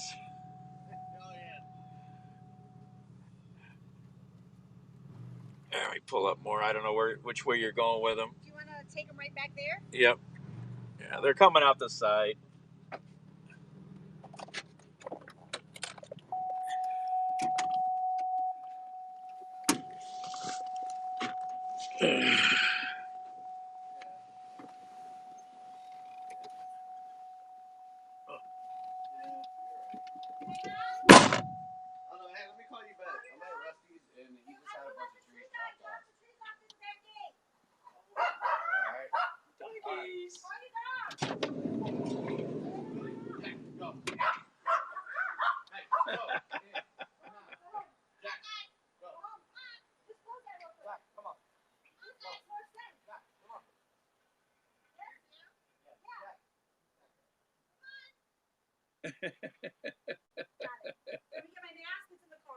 I don't, it's a.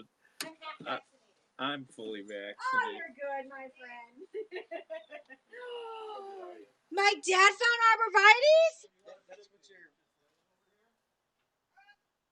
mom just said. You weren't paying attention. I heard trees. I didn't hear what kind. No, I said what kind? She said arborvitaes.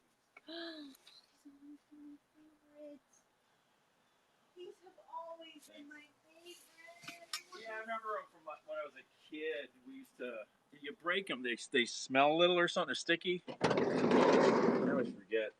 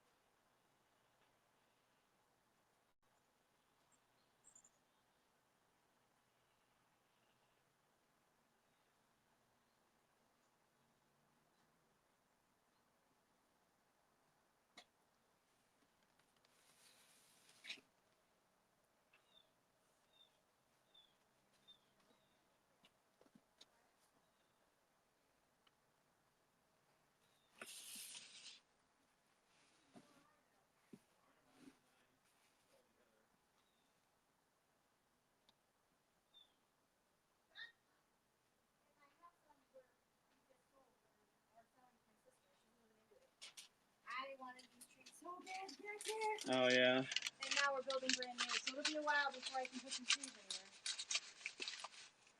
And our backyard is woods, so I guess I'll find my own arborvitaes back there.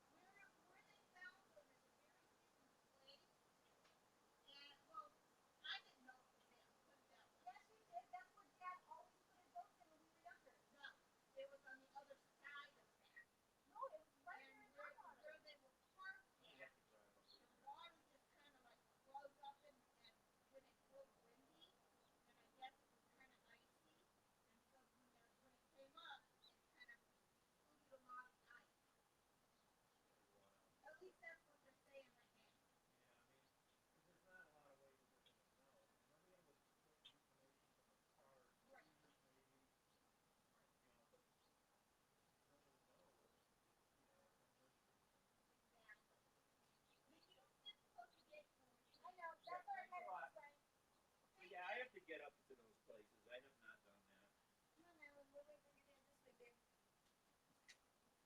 All right. I'm pretty proud of myself, actually. I moved from the Amherst area to move into Lorraine. And at first, I was devastated about it, you know. Well, Lorraine's gone through, and it's got some spots. It's rough, but But now we're building in Martin's Run right there in Lorraine. And we have a little Jeep that hops up and down between the lake and stuff. I love it. yeah. I mean, my cousin, she lives right on the lake over in just into Avon, I think.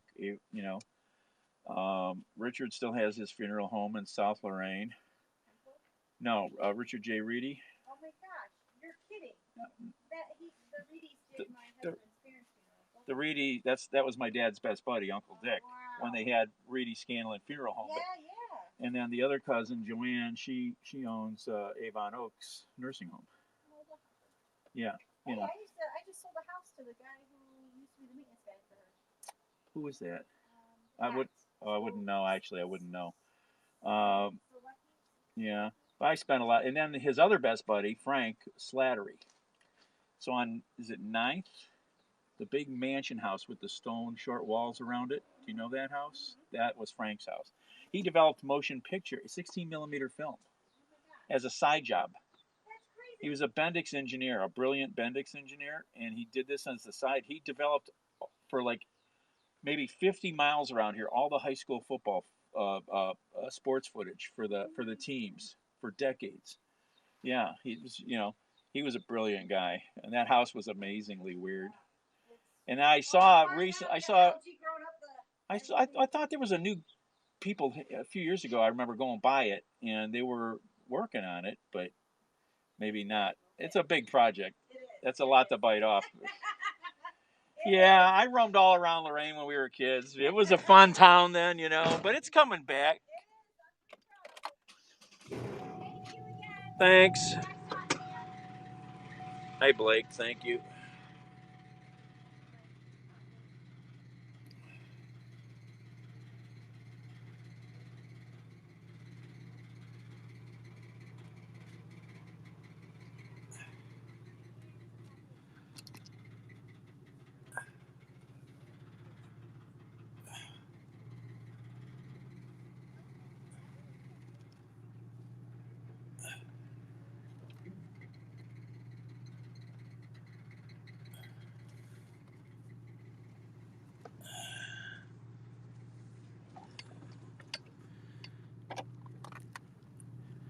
Should have took you into that backyard, but I wasn't wearing a jacket with a pocket.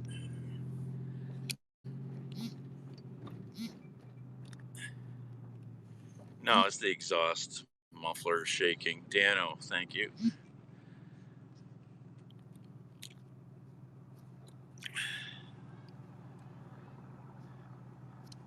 Florida, huh? The backyard of that house, wow. Party palace. In-ground pool. An outdoor kitchen that is amazing. That's enclosed. A big patio area. A pond with fish in it. Oh my gosh. Living life large.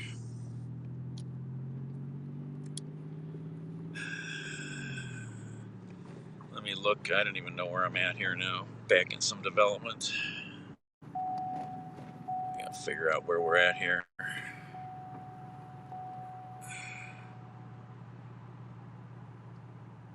This area? Yeah. I mean, you can hear the freeway. Route 2 is right next to us here. So I'm right near Route 2 and 58. But yeah, I mean, right now I got a little closer to the highway here. Backyard's amazing. Wow.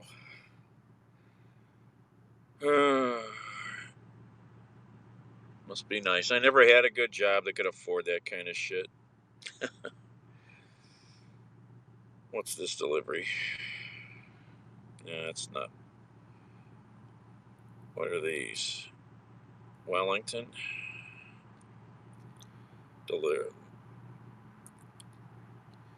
Drug deliveries. Probably could go after those. I don't know. How far away that? We gotta go to Wellington. That's. I don't know if that's worth it.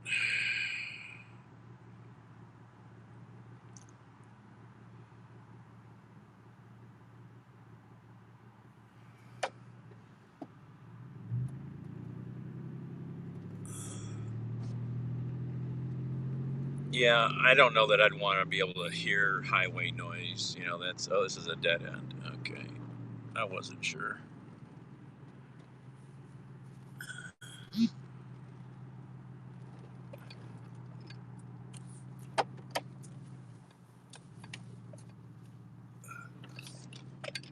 Nice neighborhood.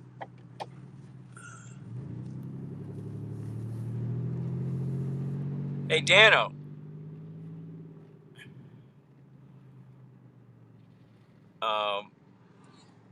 Yeah, these aren't cheap properties back here. I mean, these would be.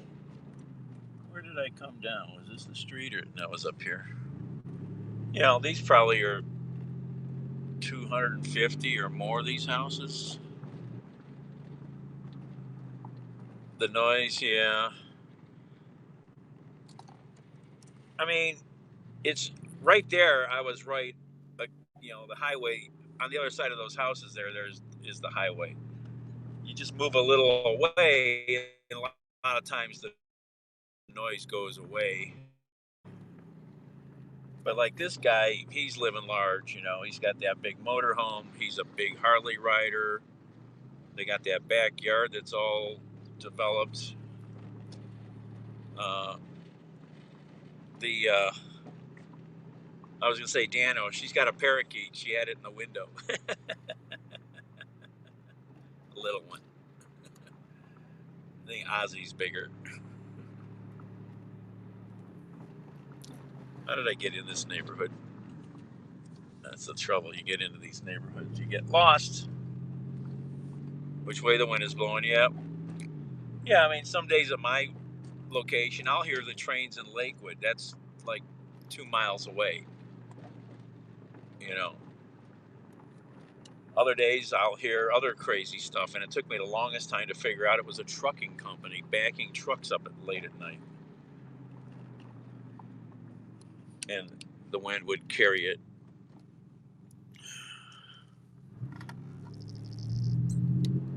Oh, come on, phone. Catch up. Nice neighborhood back here, though.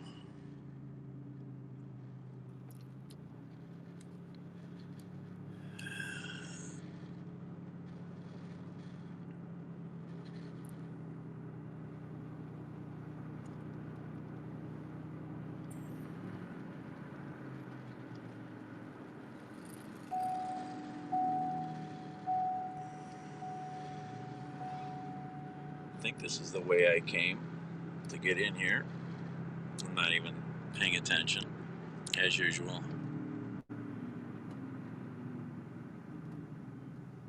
Sensitive, yeah. Well, you know, I've lived with noise in the city all my life, but anymore, I want quiet when I sleep. I don't care so much about during the day or, you know, whenever I'm awake, but you know, I want quiet, and I got crummy windows in my house. Everything leaks in, everything. What street is this? North Lake. We're gonna turn left here.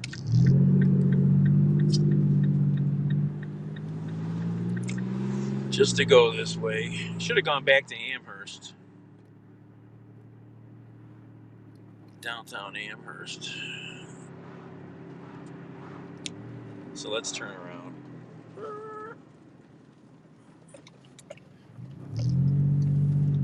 Another church. They're everywhere.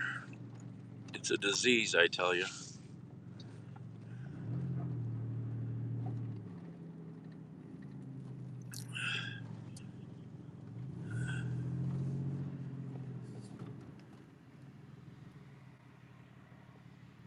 Now you hear the traffic.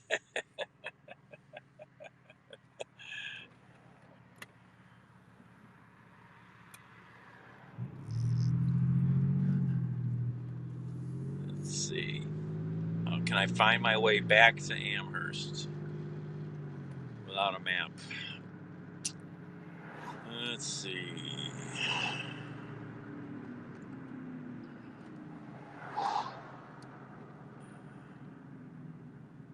I guess we go left. Where's the phone at?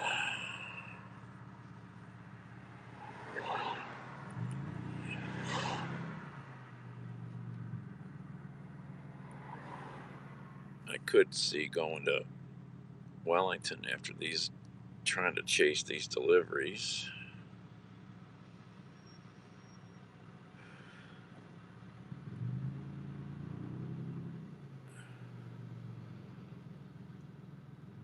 Oh, I just noticed something. Okay.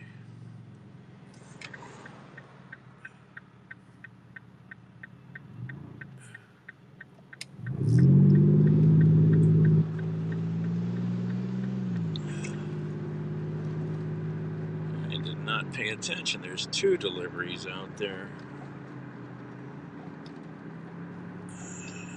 I don't have any snacks in this car, do I?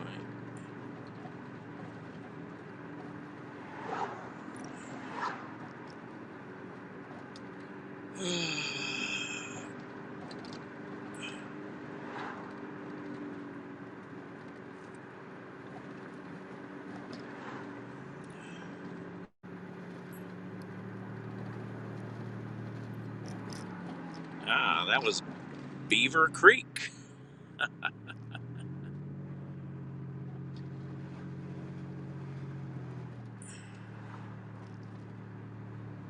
Well, might be going to Wellington. Especially if they gave me both these deliveries. That would make it worth it. There's a 3rd one there. Might even be worth. Might get.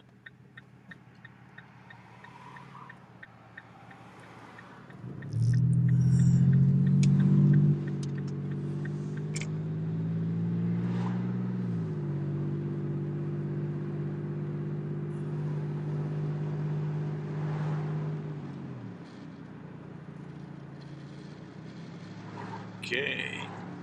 Amherst, Ohio. I've been here in daylight really in a long time.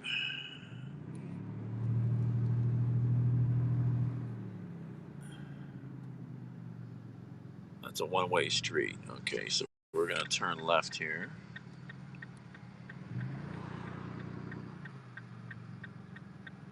The Little Devil Cupcakery.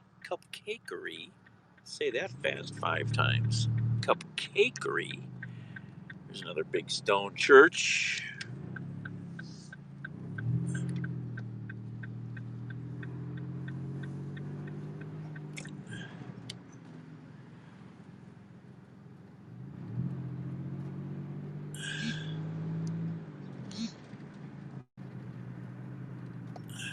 Oh, they got a Ben Franklin.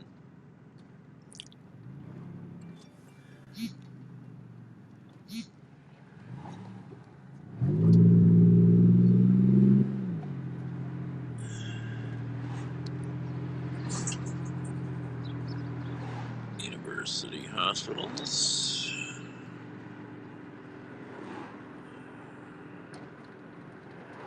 Oh, I guess we're going to Wellington.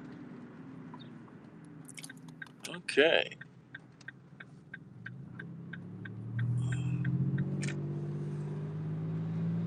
Guess I'm not gonna eat.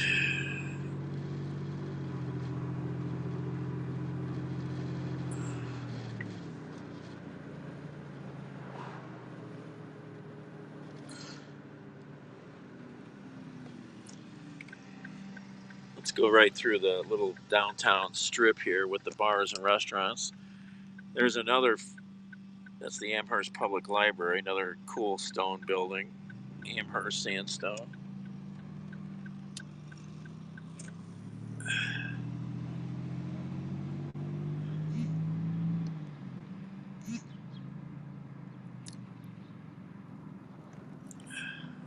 guys can see, I'm getting bad contrast. Here's Arabica coffee. That's pretty cool. All kinds of places here. Bowling, Park Lanes, got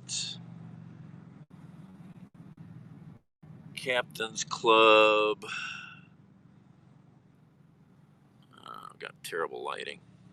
Ziggy's. The Cedar Pub.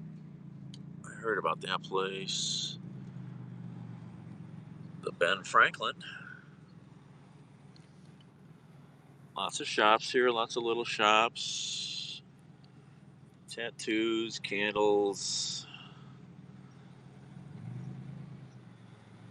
hair salons, nutrition shop. The Poor House, another bar. Cole's Public House, another bar, restaurant. Barra. It's very active here at night, I know that. Giuseppe's Wine Cellar.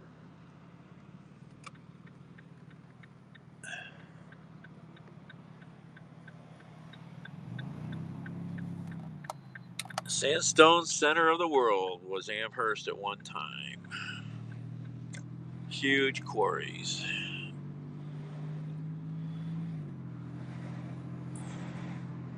American Eagle Mortgage.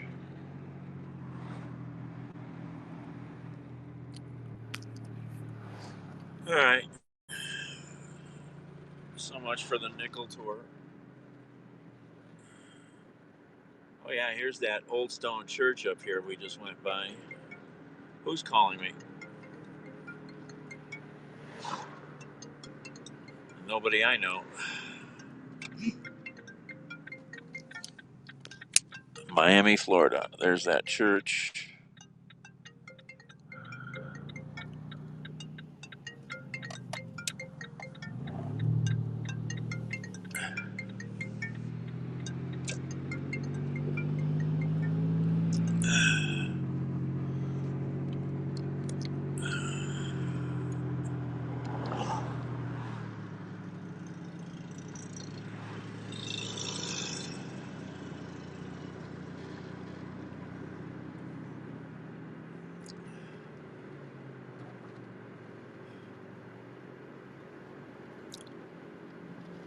Oh, goody. I don't have to scan my ID.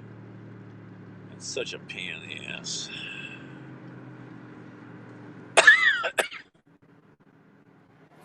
Oops. Slippery. I don't like a phone without a case on it. They're just small and slippery.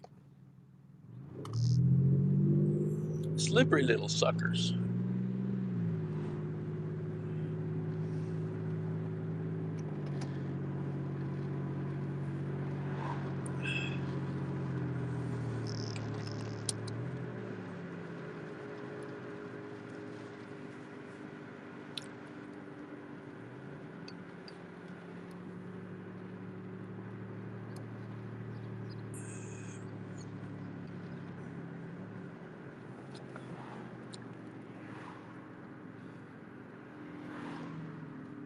Yeah, Mr. Conway.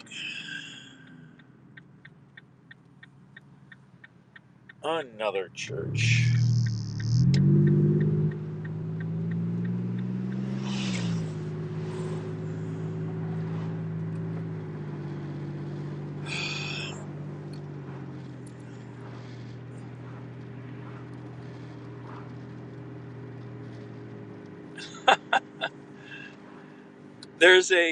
There's a drive-up pet wash over there.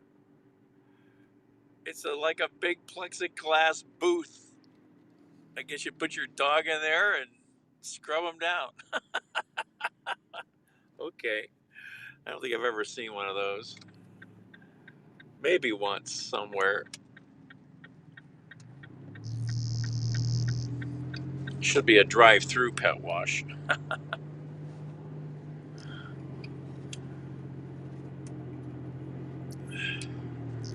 Just put your cat and dog on the roof in a box and go through.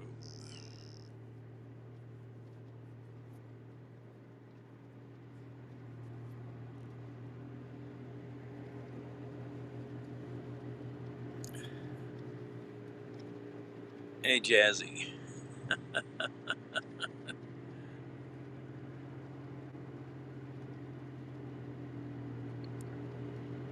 Yeah, we had snow the other day. It's all gone. Actually, well, yeah, it might as well be gone. I saw a little 1-inch strip in that backyard I was just at, but it was in the shade. Yeah, that should be the last snow of the year, I would think. That should be the last. All right, now we're going to go right back through Oberlin and down to Wellington.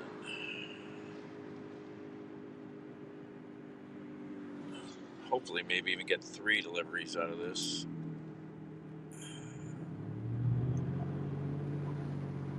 There's 2 little tiny deliveries in Wellington, so it's worth going down there.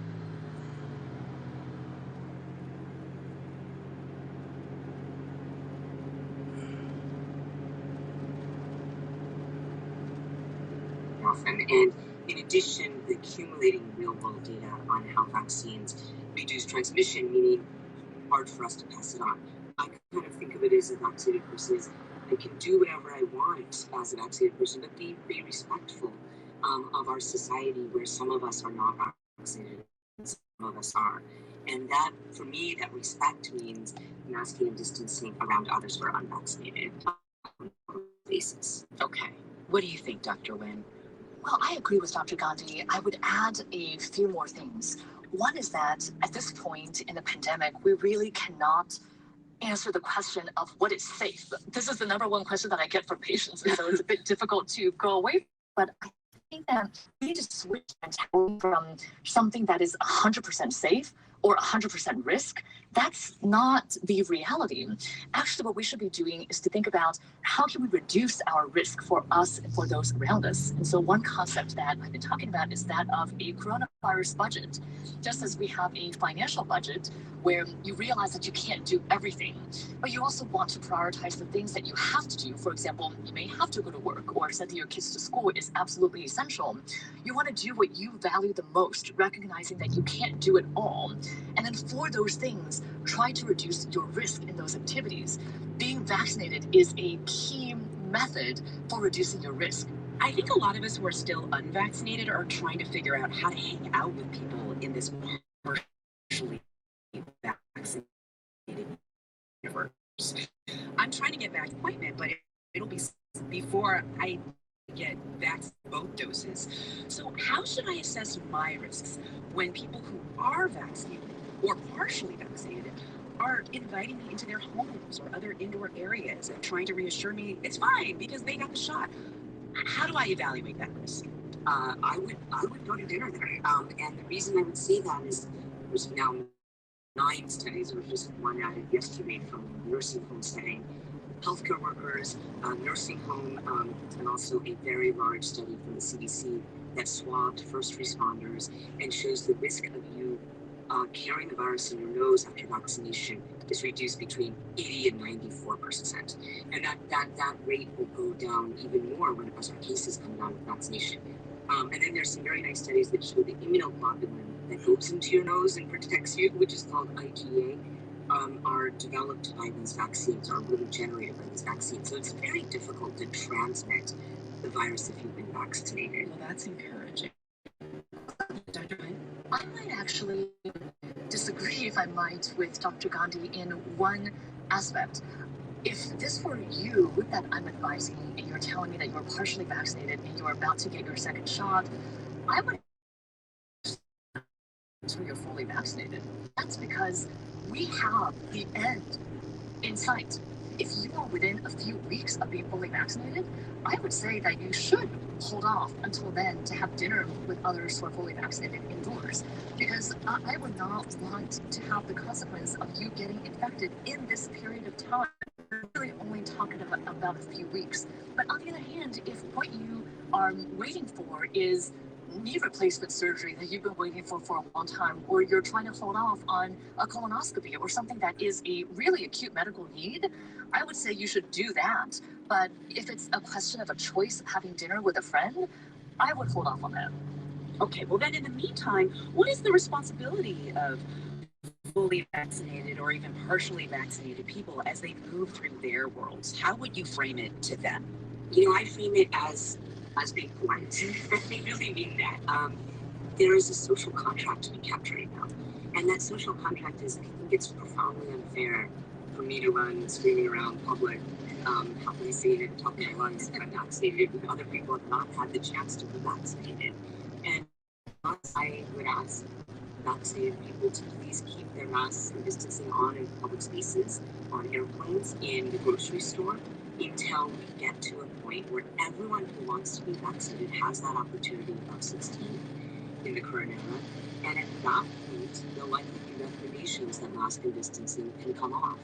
I agree with Dr. Gandhi, although I have a slightly different approach to this. Of course, I agree that we should be masking in public. We should be continuing to practice physical distancing and other good public health hygiene methods. But I also think that people need to see what's in it for them with vaccination. And if we say to them, you can be vaccinated, but nothing changes in your life, you're just more protected, people are not going to want to do it. And actually, it's just not true that nothing changes in your life. You are very well protected from coronavirus, and you should be able to move about your usual life in many ways. So I actually think that as we're seeing more and more reports of people going about their normal lives, visiting their grandkids, rejoining choirs, going to indoor gym classes, going on vacations, I think we should advertise this. I really disagree with the CDC in this respect. I think the CDC should actually be saying fully vaccinated people should go about their normal lives as much as possible, including resuming travel, including vacations, including going back to restaurants and bars if they feel safe doing so. And it's in seeing what that pre-pandemic life can look like again. Right, the before times. That's the light at the end of the tunnel, people.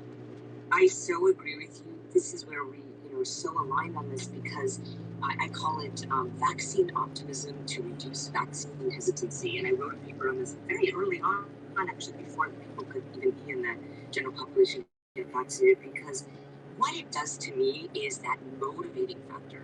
Because what it does Coming into Oberlin, excitement. Okay, I want to get vaccinated. I hope it is not. home of Oberlin College. That is Dr. Monica Gandhi, an infectious disease specialist, and Dr. Lena Wen, an emergency physician. Thank you so much to both of you. Thank you. Thank you.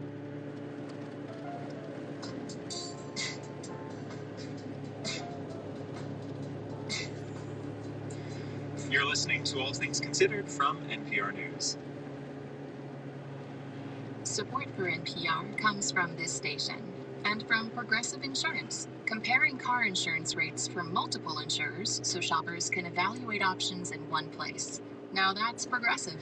Comparisons available at progressive.com or 1-800-PROGRESSIVE. From Atlassian, makers of collaboration software like Jira and Trello. 83% of Fortune 500 companies use That Atlassian. used to be a big thing on Periscope for a while. Yeah, that's coming from Twitch, isn't it?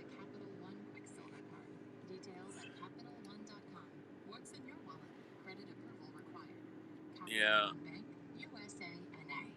And from the listeners who support this NPR station.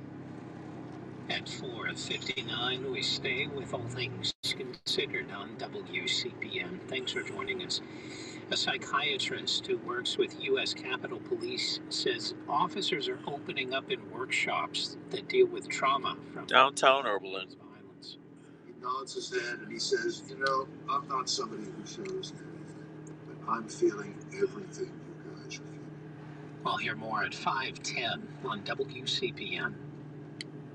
Support for 90.3 WCPN is provided by Akron Children's Hospital. With more than 1 million patient visits at the two Another Ben hospitals Franklin. and 60 urgent care, specialty, and primary care locations, Akron Children's is dedicated to kids and working to help all children have healthy futures. AkronChildren's.org. Support for 90.3 comes from the Northeast Ohio Regional Sewer District. You're listening to 90.3 WCPN, Cleveland. Idea Street. We had our little walk here a month or so back. Johnson COVID vaccine should resume A CDC advisory panel voted to unpause the vaccine after investigators looked into very rare but serious side effects. Today is Friday, April 23rd, and this is All Things Considered. I'm Mary Louise Kelly. And I'm Ari Shapiro. This hour, a new program to help the Capitol Police deal with trauma after the January 6th insurrection. This is something that is going to transform the men and women of the Capitol Police Force and therefore transform the Capitol Police. Also ahead in this week of reckoning over policing and race, we talk about a culture of black pain. The black body absorbs all of the pain that Americans face. And therefore, it becomes a situation of that's them, not me. First, the news.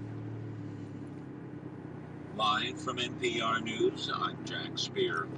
The Biden administration's first major international gathering, a two-day virtual summit on climate change, has wrapped up. NPR's Nathan Rod reports the U.S. and other countries announced bold new commitments to cut climate-warming greenhouse gas emissions. The big news to come out of the summit domestically was the announcement that the U.S. will aim to cut its emissions in half compared to 2005 levels Overland Fire by Department? the end of the decade. To do that would require massive changes in the way that energy is produced here in America, and it would require massive turnover in the country's automotive fleet, with millions more electric vehicles on the road. President Biden says that means jobs for auto workers, for home builders, for a line worker, electricians, utility workers, laying transmission lines, connecting battery storage, and making our electric grid more modern. But to fully do that, Biden will need congressional support, and that is still far from guaranteed. Nathan Rott, NPR News. While continuing to urge people to be cautious, CDC Director Dr. Rochelle Walensky says the trends for coronavirus cases in the U.S. appear to be moving in the right direction.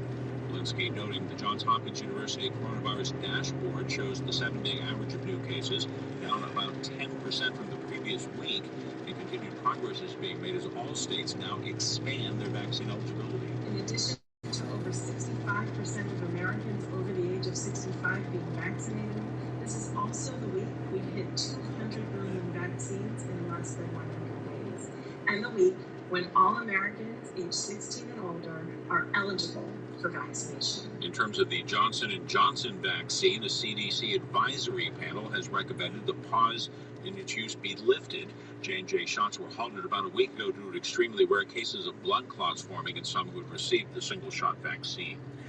The race for governor in California has a new high-profile candidate. For member station KQED in San Francisco, Scott Schaefer reports Caitlyn Jenner says she's running. Jenner announced on Twitter Friday morning that she was filing the initial paperwork to run Very for governor. sticky. Calling herself a compassionate disruptor, Jenner criticized Governor Gavin Newsom's handling of the pandemic. Newsom is facing a likely recall this year and is also up for re-election in 2022. Jenner, a Republican, earned fame as a world record-setting decathlon athlete in the 1970s and later as a reality TV star. In 2015, Jenner announced. I think I remember a big fire there a long time ago at the at that plant. Yeah. This sell-off yesterday in part over concerns about a potential big tax hike for wealthy investors. The Dow was up 227 points today. The Nasdaq rose 100. Now you're in the meat of the rural agricultural side of Lorain County out here.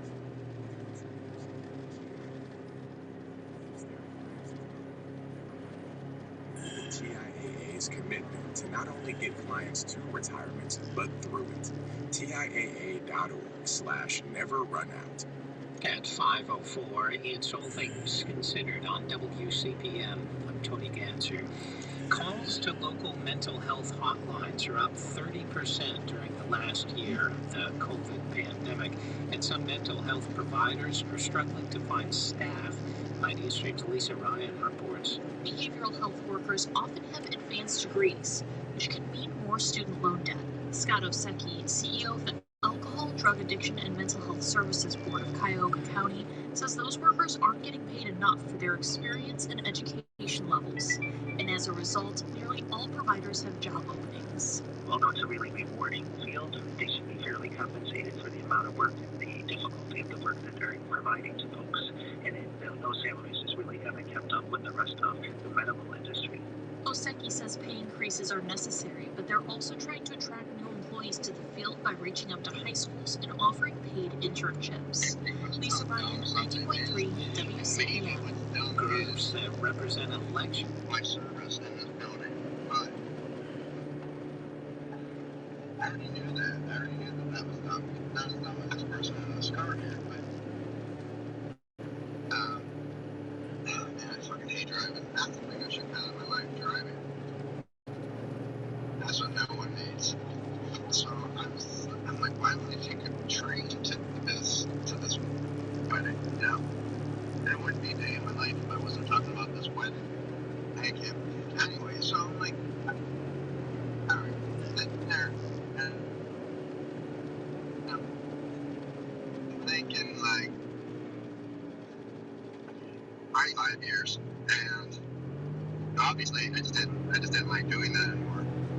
So I started to do it on this because I was attempting to create my own entertainment since I had that taken from me.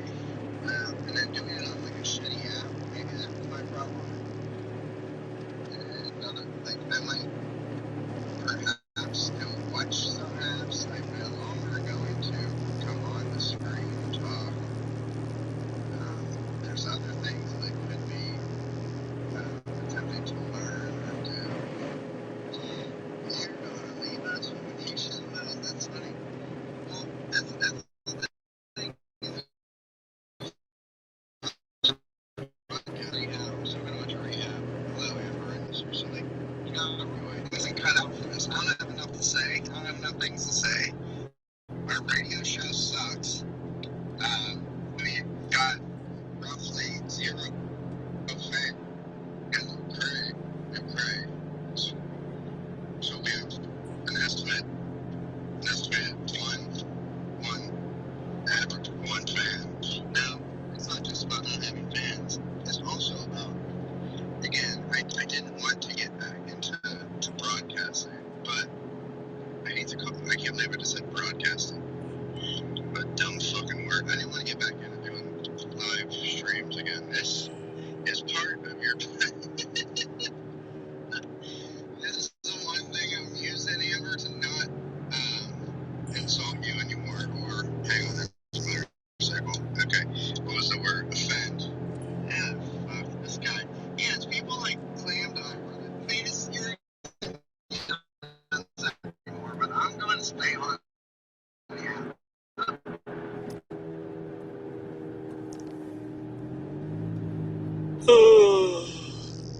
I remember when they straightened this road out. They used to have like 90-degree turns there, and they used to have some very bad accidents. Spent a lot of my young formative years out here in Wellington. We used to have 10 acres of raw land we would camp on. And then my dad turned us into sharecroppers and made the kids farm 3 acres of vegetables. Oh, it was a wild time out here. Had some good fun out here when we were kids, playing in the creek.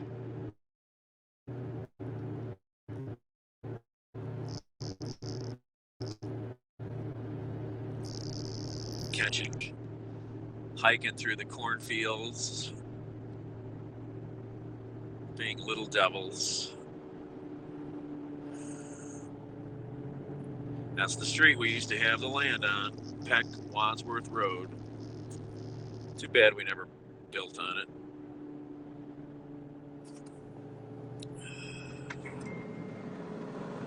All right, coming into Wellington.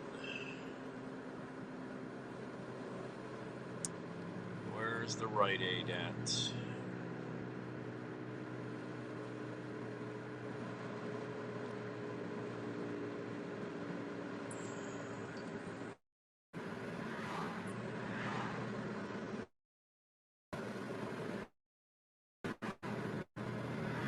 Frog mark. Red light.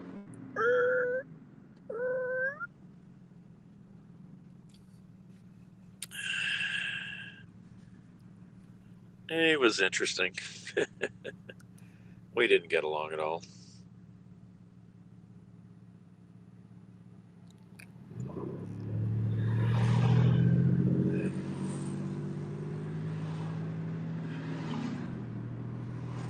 We were from different planets.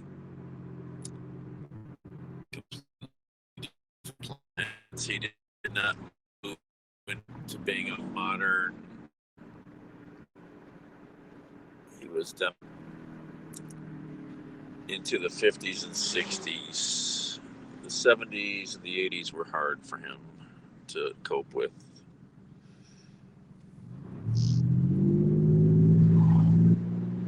What time is it?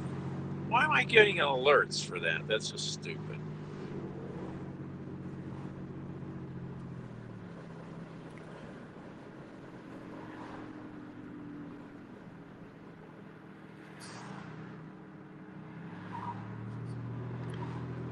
I don't know why I'm getting this, because I'm pulling in to this pickup in a second.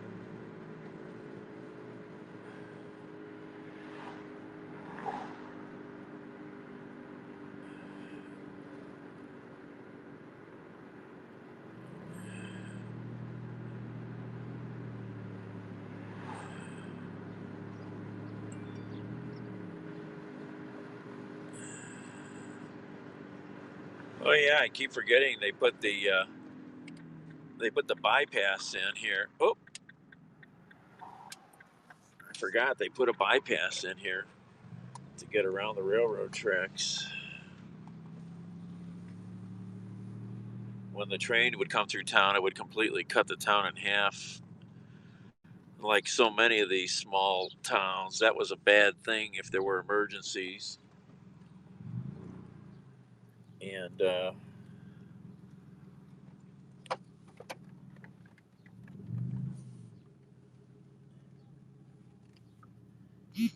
why do parking lots put signs up that say head in parking only? Is that because people don't know how to back up?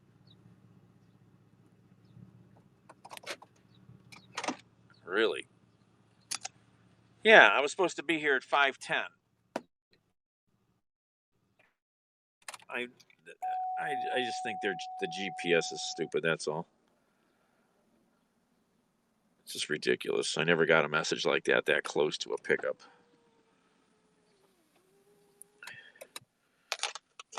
That's a rare message to get like that. I'll be right back.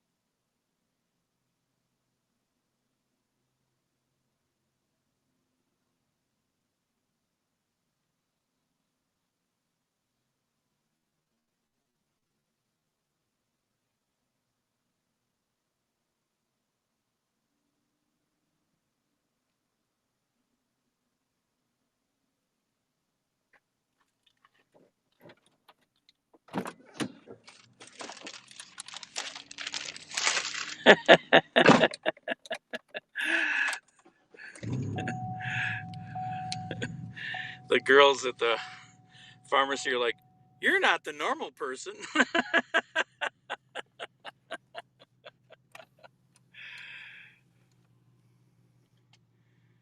Oh, that's funny.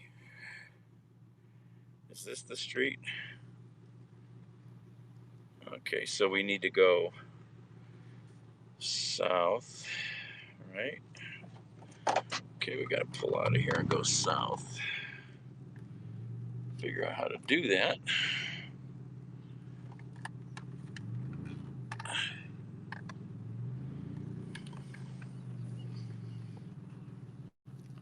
This building? No, it's a brand new.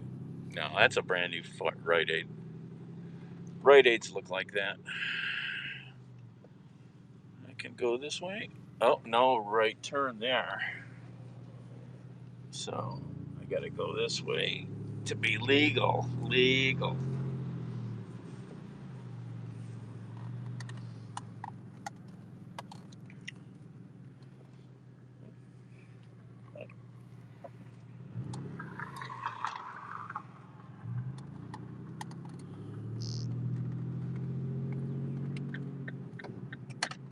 Go on the south side of town.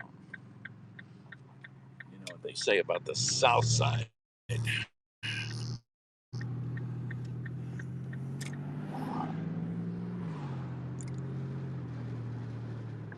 Go through the multi-million-dollar underpasses that all these little towns have had to get. Not had to get, but they needed them.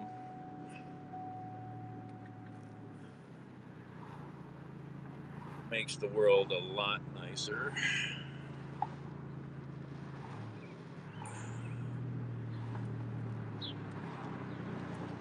Especially, for example, if a train got stuck.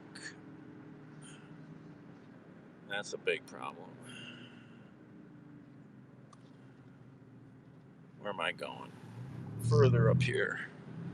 Should have showed you City Halls. Some gorgeous buildings here in Wellington. Hey, John.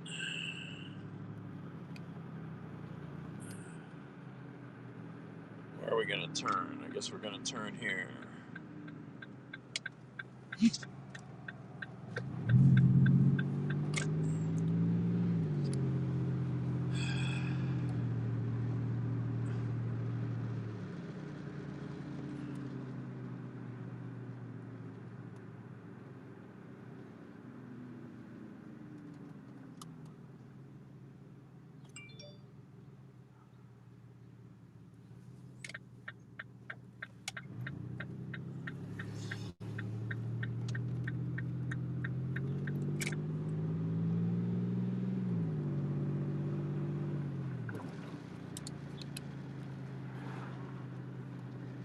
Okay, we're coming up here. Which side of the street?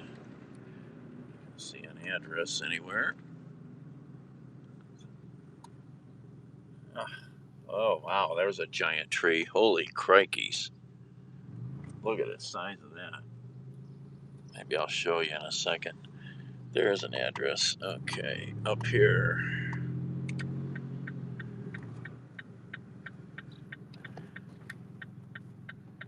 Go around, go around.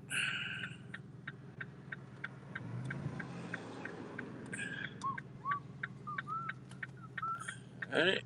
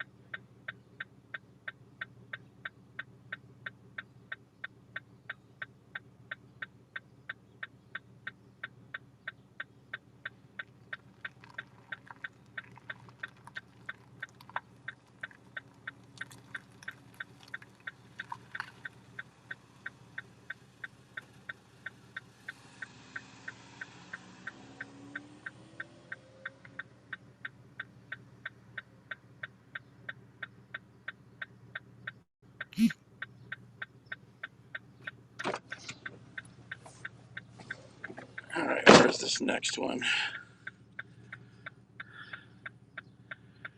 You always know where you are. Well, sort of. You know I'm in Wellington. That's about it, right?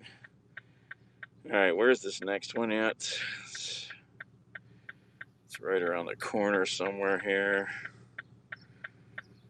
Where are we at? Okay, I have to go over here by this lake. All right.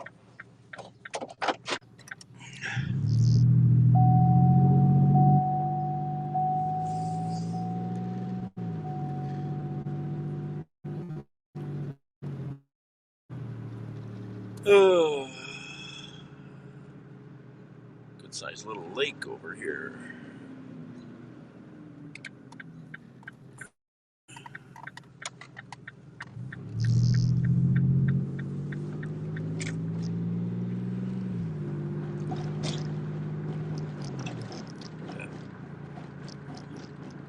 That other delivery is still here. Hopefully we can grab it. Then that really makes coming down here a bit worthwhile.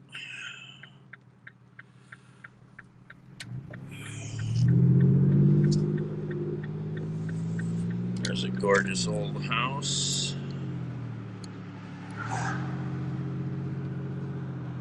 Now a funeral home.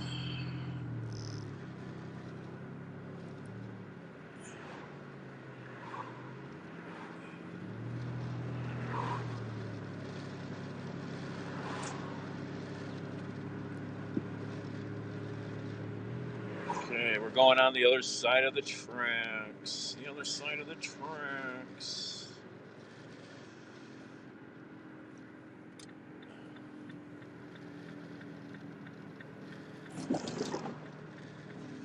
Oops, I wanted to turn there. Shoot. That's where I wanted to turn, dang it. Came up a little quick. Guess I could go that way. Would that be a bad thing to go that way?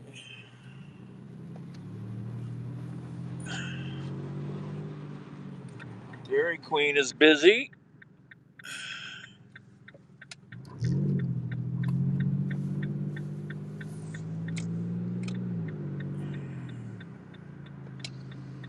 Thought it was the next street.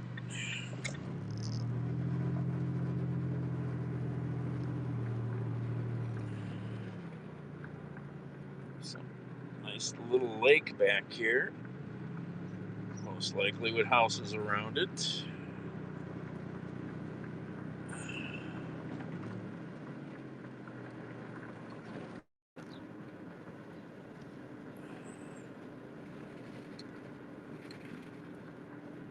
Tony Ganser. Ohio is now making COVID test positivity data available on the county level. State health officials say. All right. Walden Apartments. All right, we got to figure this out here.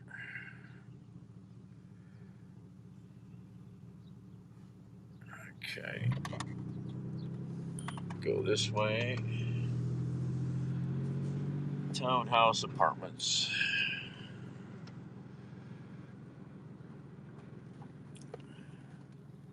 Now we go back here.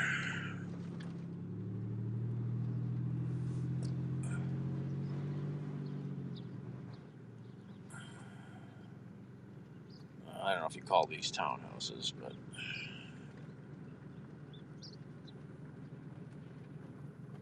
ticky-tacky little apartments, houses. What's the address I'm looking for? It's over here. I think it's... I gotta figure this out. I don't see addresses. I hate places like this. Why can't they put addresses on these? Apartment B. Alright, I gotta figure this out. I'll be right back.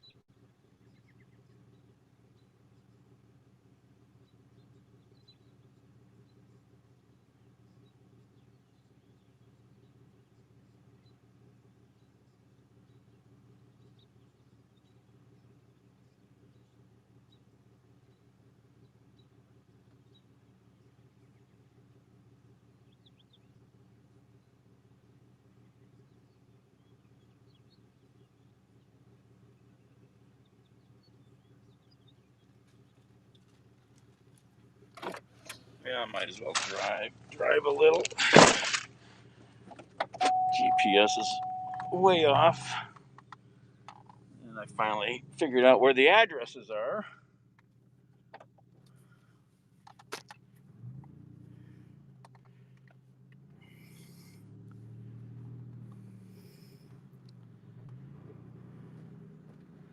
It's way back here.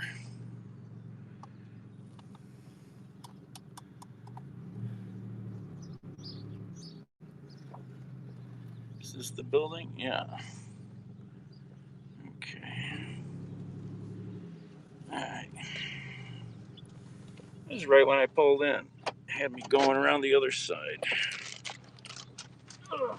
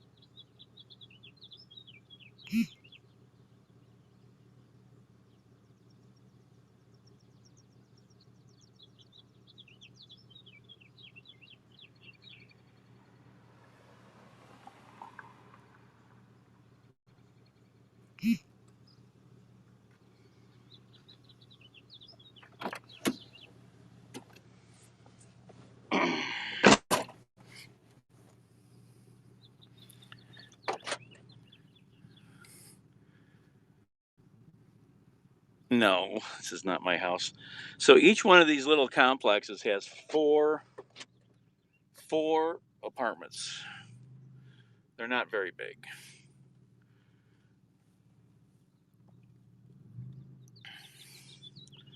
These little cluster buildings.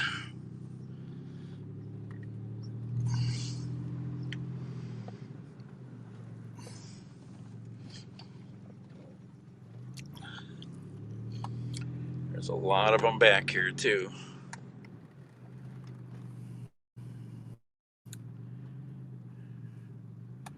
And they have a big lake back there.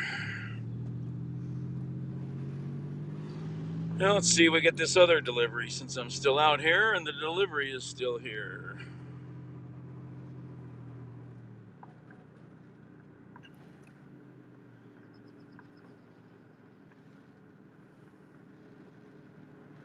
There's no other deliveries out here at all, are there? Nothing but far away.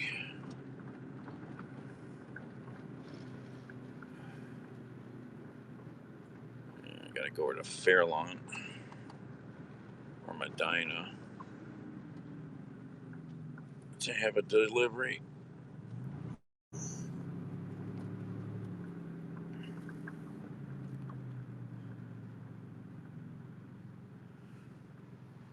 This is probably Drug Mart.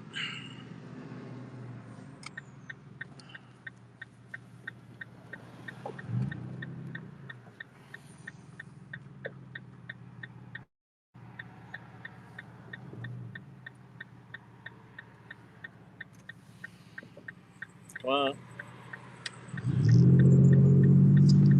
good timing.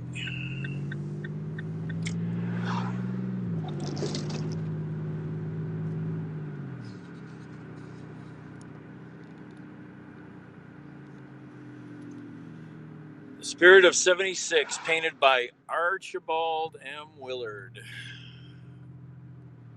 There's a big blue Victorian.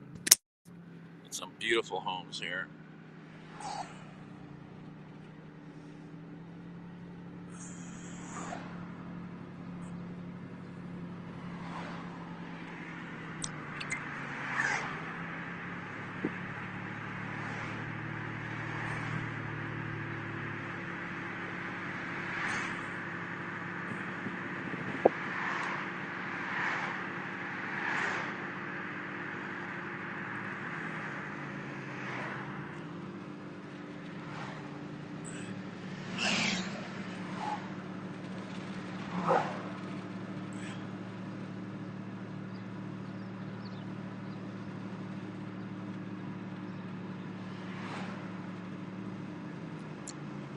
Here comes City Hall. This is a really gorgeous. I don't think I've ever been in this building. I probably was when I was a kid.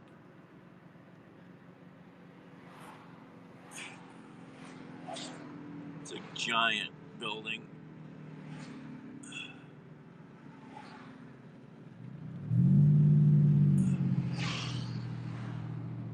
Downtown Wellington.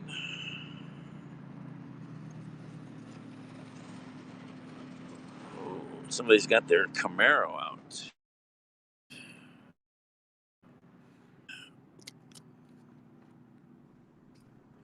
Back through the underpass.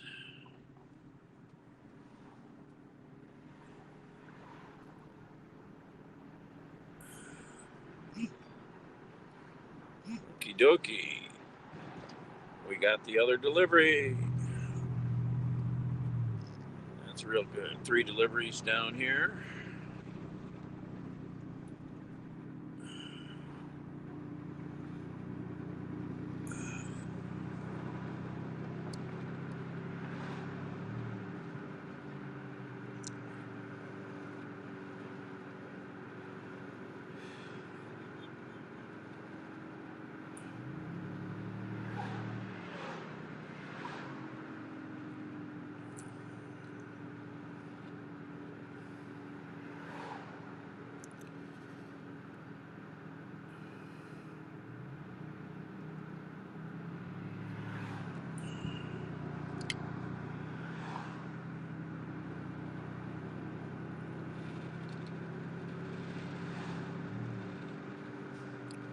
So the guy that normally does the deliveries down here, he's going to go in there and they're going to go, there was some guy here from Cleveland.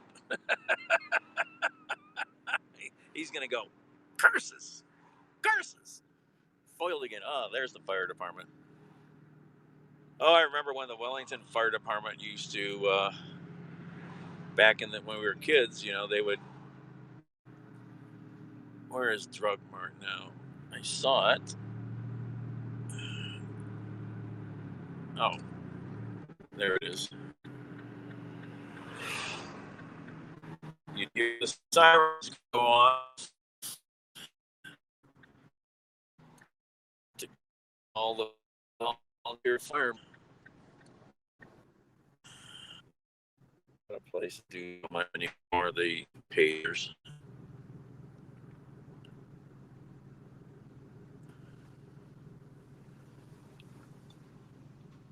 Discount Drug Mart.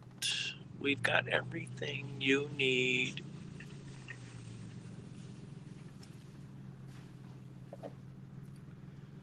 Oh, this place is busy.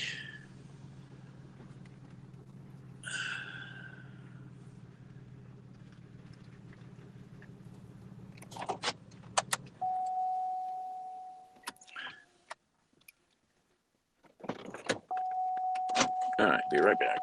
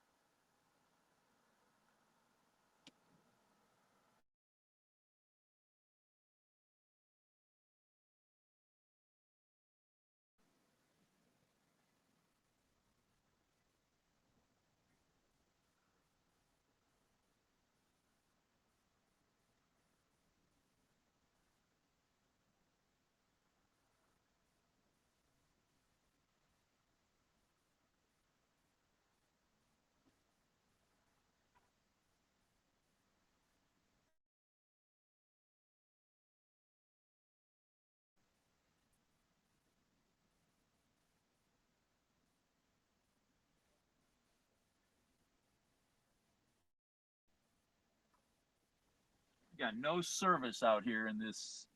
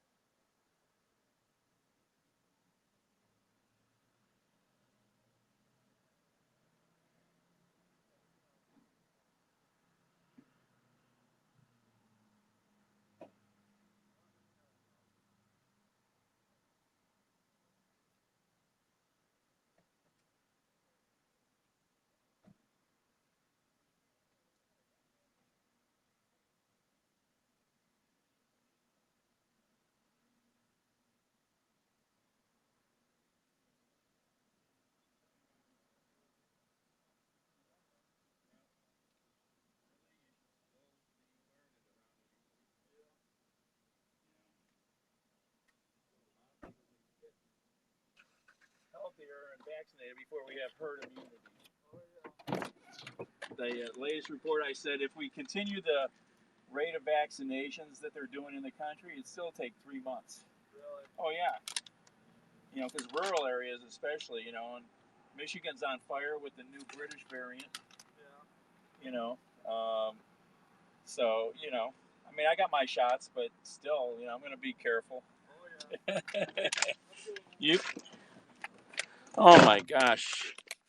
This is painful. I got to plug you guys in.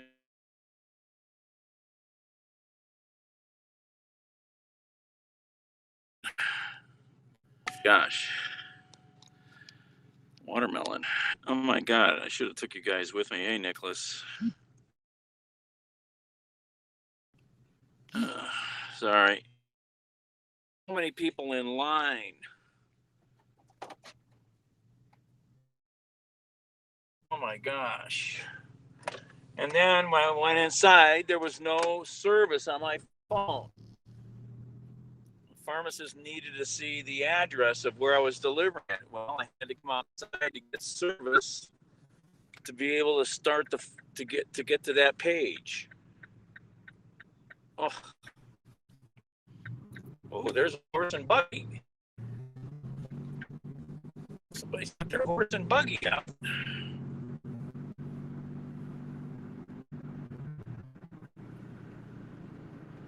No, I did not get any food yet. The prices of chocolate milk in Drug Mart and the Village Market, which was right next to it.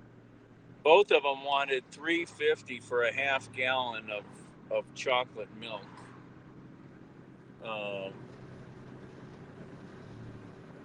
I can buy it cheaper in Cleveland. Much cheaper.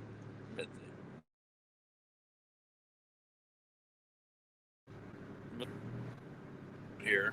Two, it wasn't too bad. It was still $2.50 a half gallon. But I'm not sure if that was for chocolate milk or just white milk. White milk gallons also were on sale too for $5. That was a really good. No, that might have been $7. I don't remember now. I gotta plug this phone in.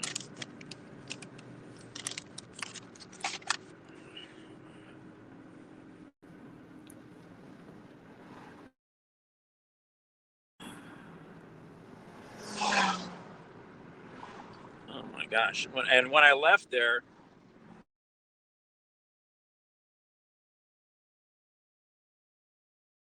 line behind at the pharmacy.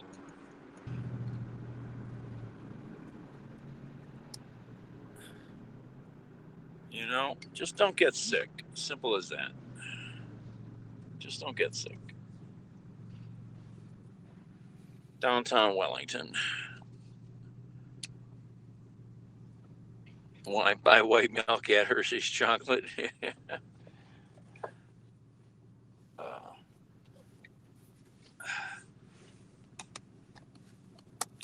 Well, we're going over to Litchfield, Ohio now. That's the first pharmacy I've ever seen that verified the delivery.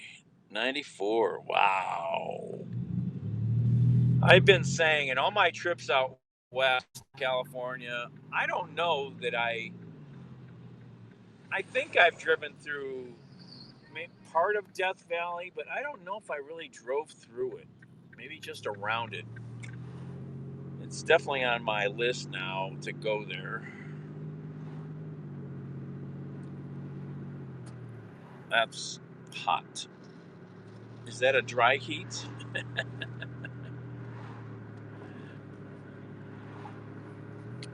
There's a pretty building.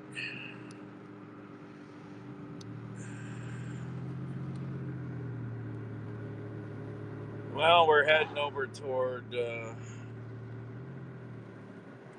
we're going that way. So maybe we'll end up eating at the truck stop or something. I don't have any snacks in here. I was going to buy even some snacks, and I didn't see anything that interested me. I just wanted to get going. I have some potato chips here somewhere. Tiny little bit left, I think. Oh, look at the old caddy for sale. Look at that.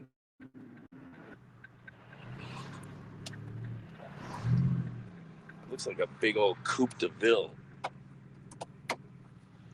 I wouldn't mind a big land yacht. I prefer a Lincoln though, but there's certain caddies that have always interested me.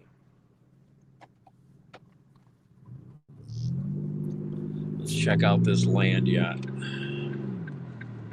Where's the driveway? Don't look bad.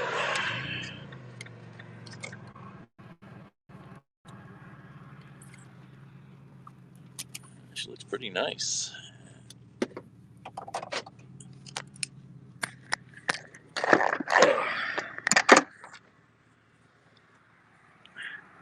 '63. I had Lincolns and Thunderbirds in the 60s and 70s.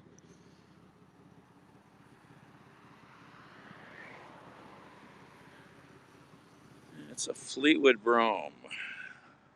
It's pretty clean looking.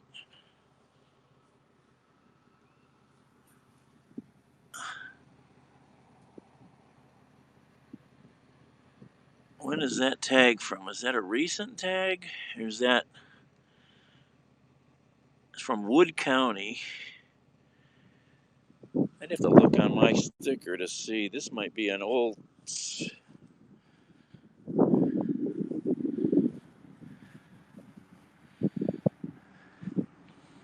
an 83 Fleetwood. 59,000 miles. Airbags, all four corners. $8,000. Not bad.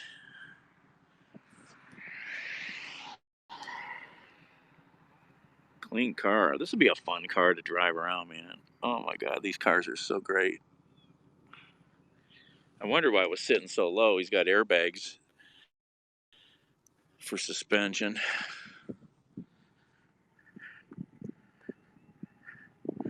It's an 83 Fleetwood Brougham.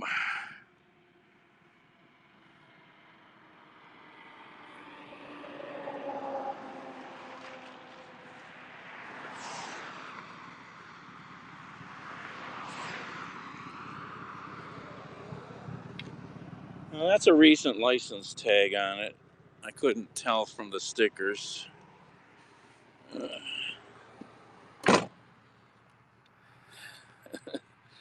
Oh yeah, but that'd be for fun driving, for cruising.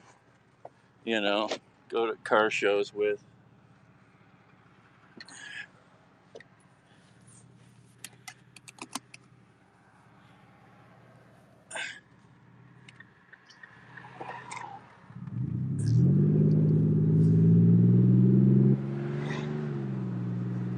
Price might be a bit high, but I'm not. You know, I think it might be, but it's hard to say. Car looked clean though. Didn't look like it had any rust. Gotta get underneath it and see what that looks like. It's got low mileage really for a vehicle that's almost 40 years old. You know, oh, gotta plug you in again.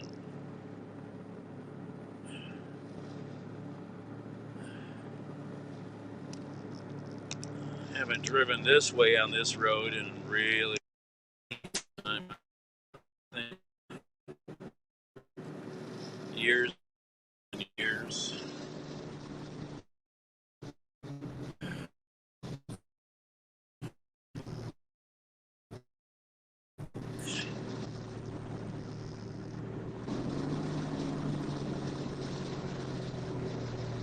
That's cool, Linda.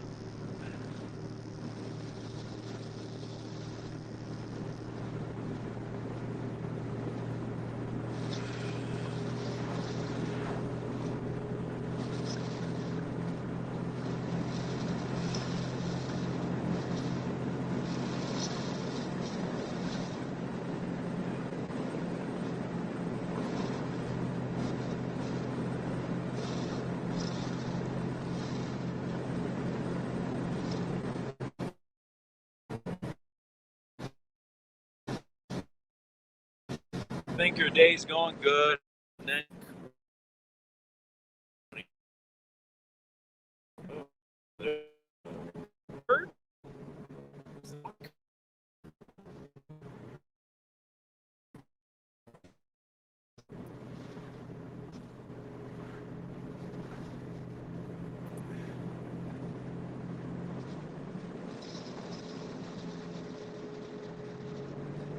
Penfield, fabulous Penfield, Ohio.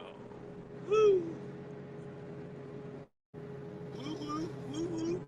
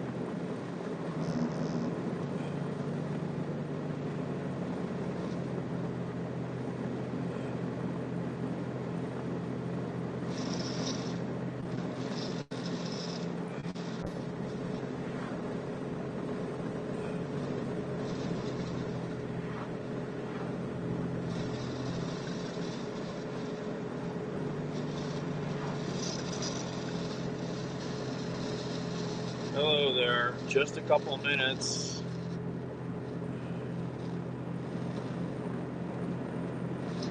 Oh my God.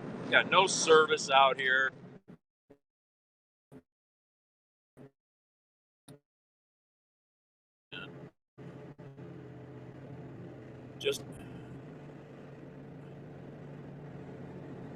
I had a 20-minute wait at the pharmacy, and then there was no service even inside the store, and I had to come outside to restart the phone. Finish the pickup. Just unbelievable.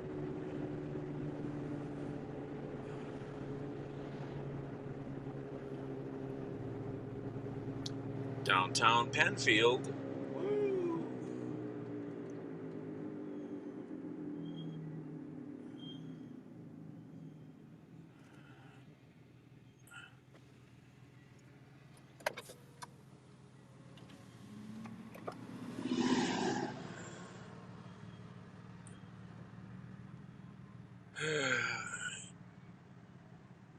Because that thing took so long, I've already gotten flagged again.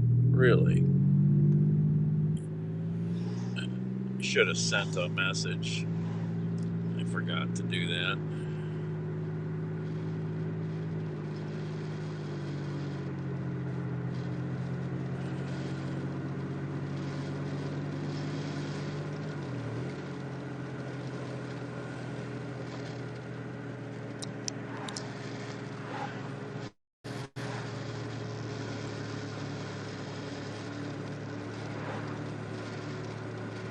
Apparently, the other phone is running low on battery.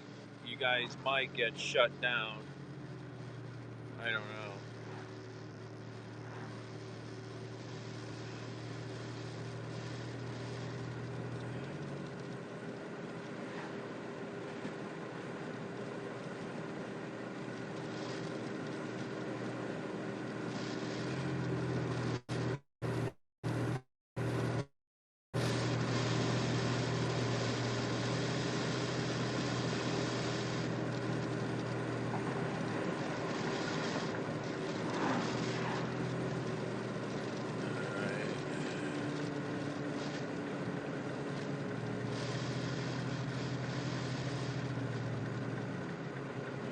Turn here.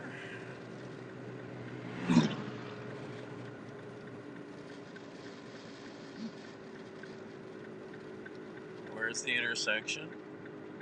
Where is the intersection? It's up here. Oh yeah, Spencer Lake. It's a state park, I think.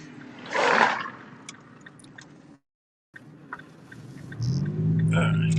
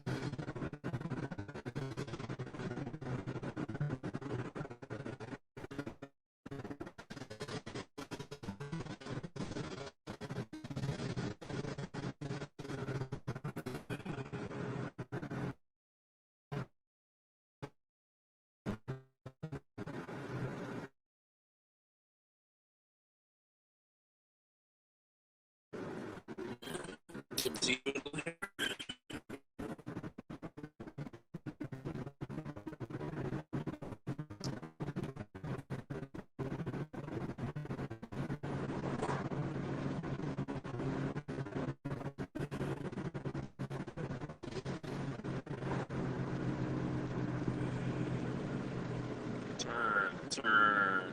Where is it? Right here.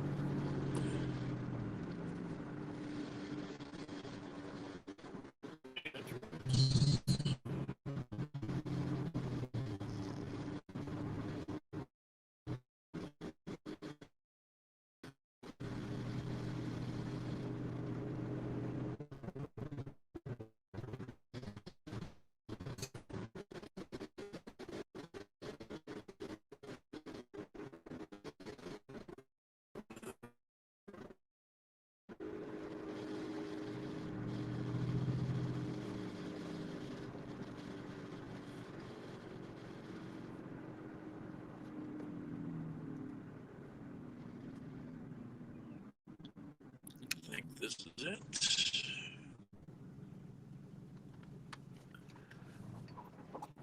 All right.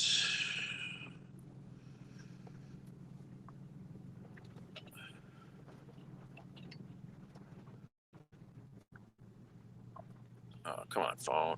Got no signal. Come on.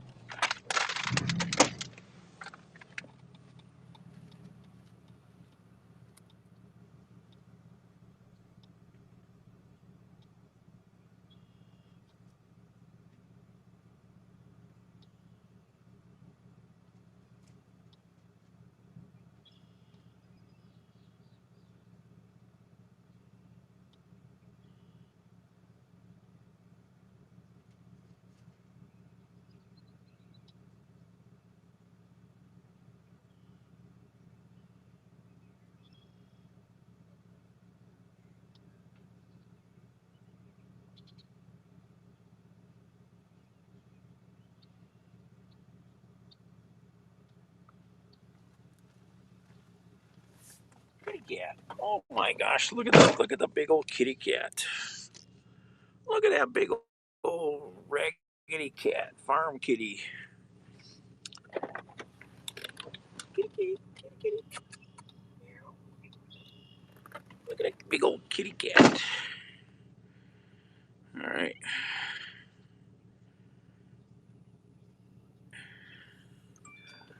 All right, we're all done. Oh, look at the kitty cat. Meow.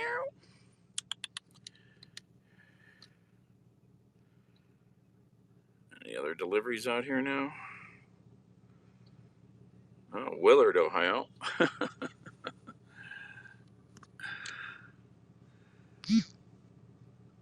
Hey, Johnny. Yes, it's very nice today.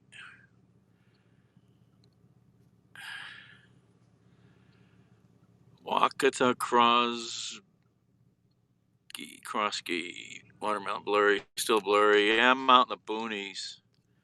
Sorry, terrible signal out here, and I'm not with a major company.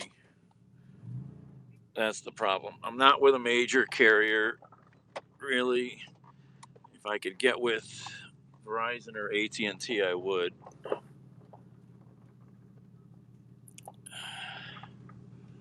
Would make all the difference, I think. Hey, Buck.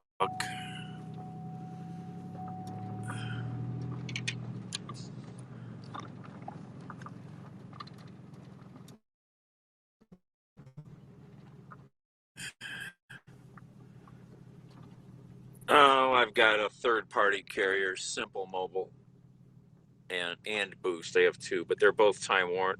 They're both of them are T-Mobile / Sprint. They're not the best in the boonies, really. All right. Willard's a long way away, so we're not going there. There's not a bad little delivery there, but it's too far away. Where is Lodi? Down there. How far away is that?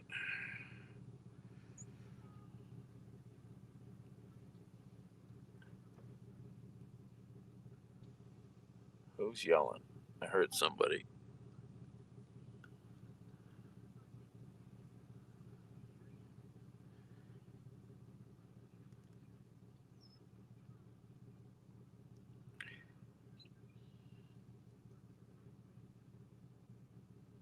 I swear I thought I just heard somebody yell, hello. Don't know where, though.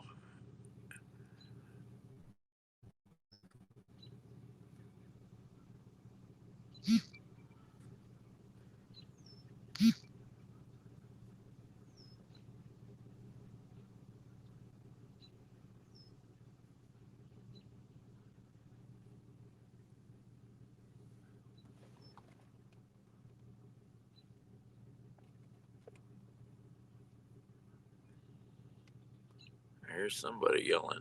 Don't know where.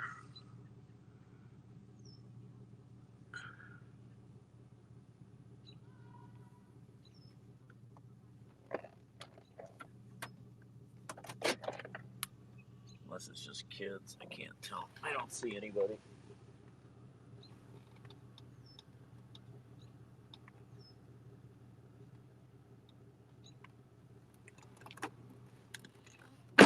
I don't see anybody.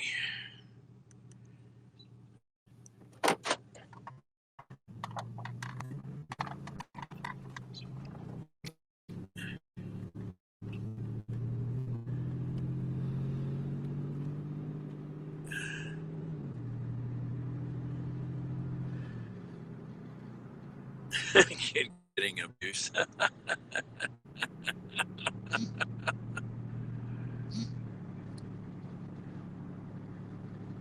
Boost is T-Mobile Sprint. Same with Time Warner. Simple Mobile, which is track phone, wireless. Out here. These are all some things here. Where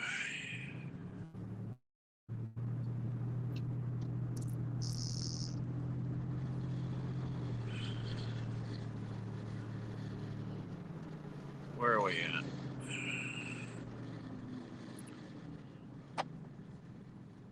traffic in here for a second.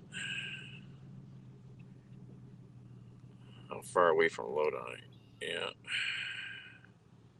Where are we at? Some little tiny road that doesn't even show up on the map. That's what. Does it keep going?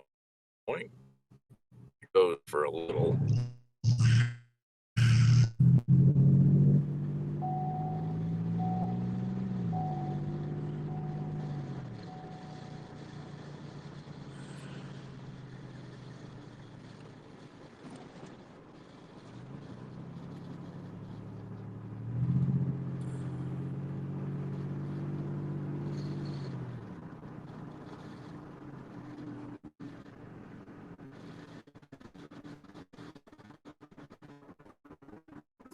Yeah, great.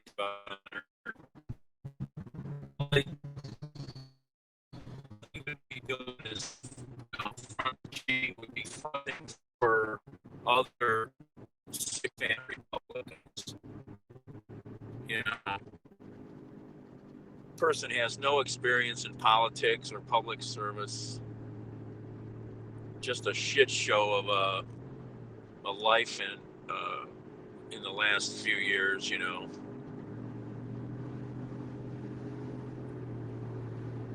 It's pretty through here.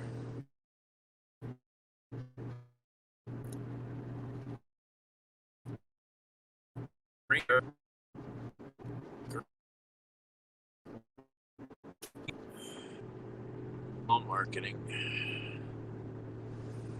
Just a way to make money. That's what I should be doing.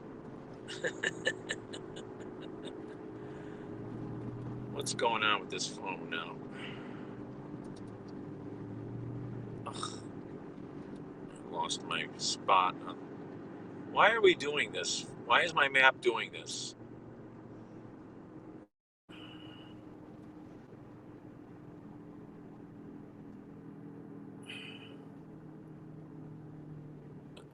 Touched something on there, that's why. I'm trying to figure out where to turn here.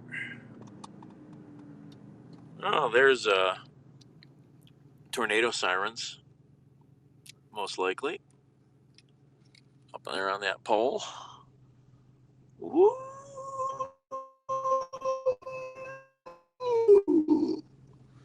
Tornado sirens. All right. Which way do I want to go? I was thinking of going over to the truck stop to eat since we're pretty close. I got to turn here somewhere because this road ends. So we'll turn right.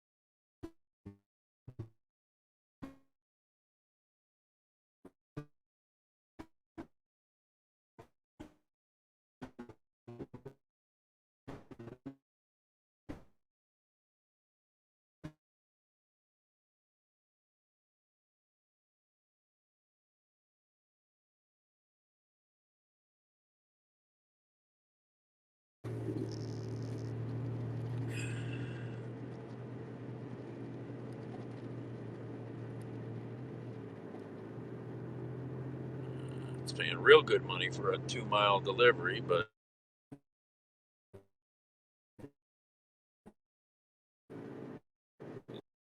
whatever it is from here. How far is it? It's way out there. Where's Norwalk, Willard? How far away is that?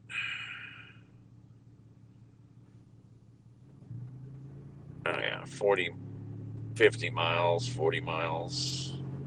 It's a long way.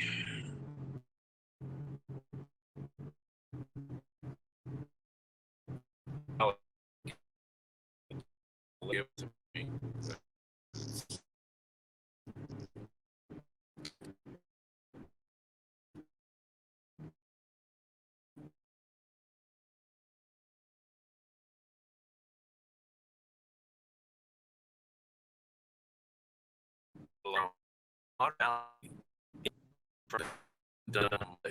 It's close. That is, isn't it? It's what it was now. Oh, God, Jesus. What a freaking disaster. That's some little country road straight ahead.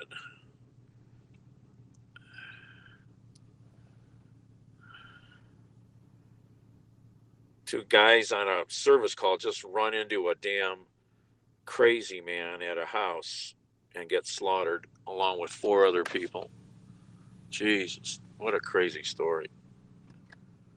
Are those real dogs over there? Are those real dogs? Are you guys real? Are you looking at me?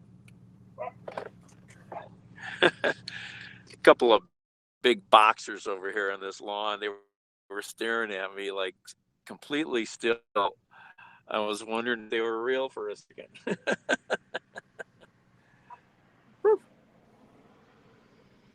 Where are we at? Let's just keep driving south. We'll keep on the back road here.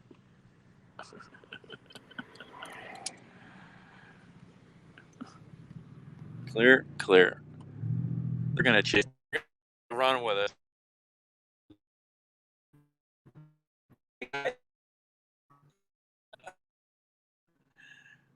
Giving you some exercise. Hi there.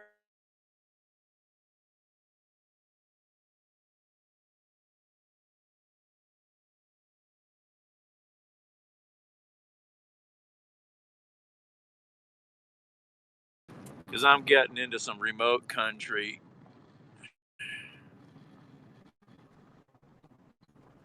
We could lose signal a couple times out here. Railroad crossing.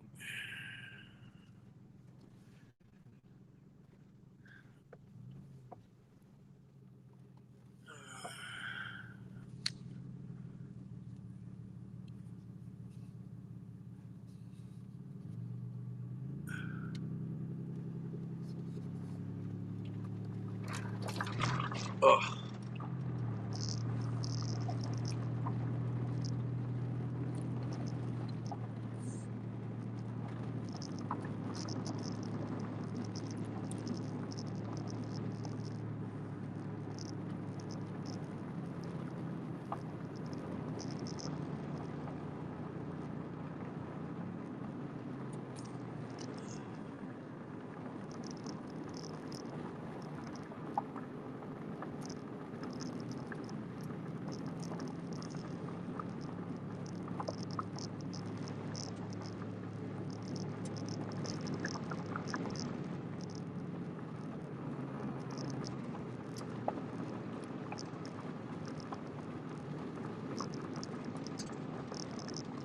I haven't driven down a gravel road in Ohio in quite a while, I would think.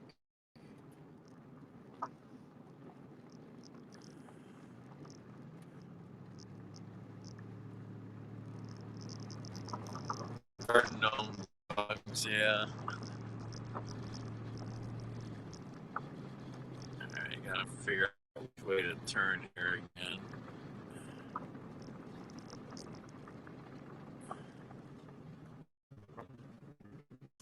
I should take you guys some night to Charm, Ohio.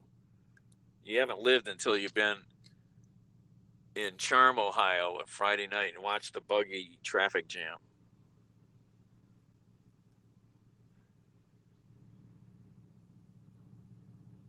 Where are we at here? So I have to turn right, then turn up.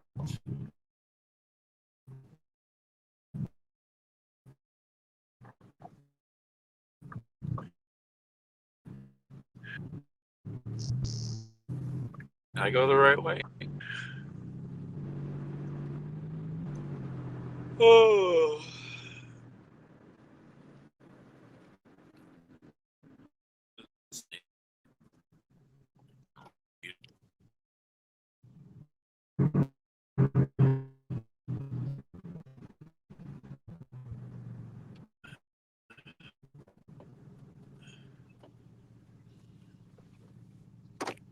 County Park. Turn left.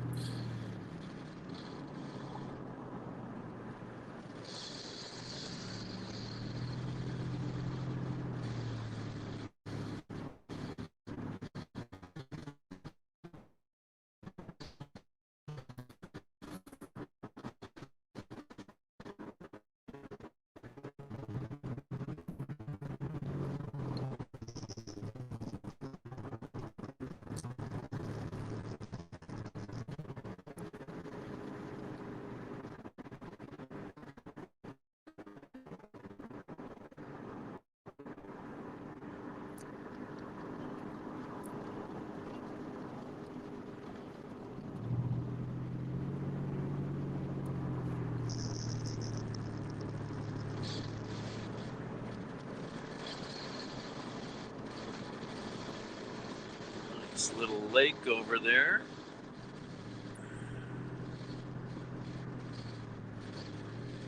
There's the county park. What's this here? Letha House Park West.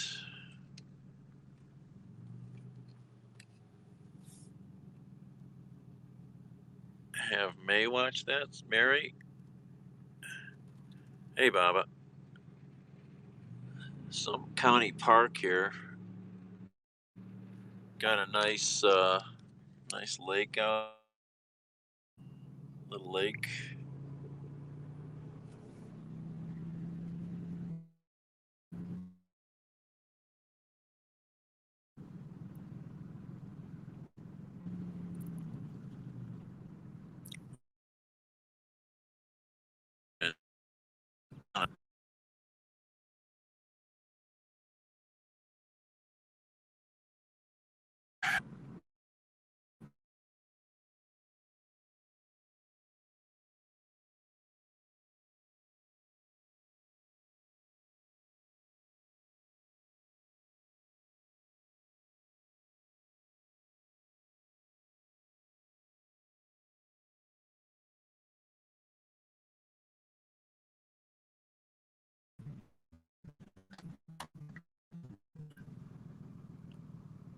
Thought I liked it. I guess that might be some place you can rent, probably.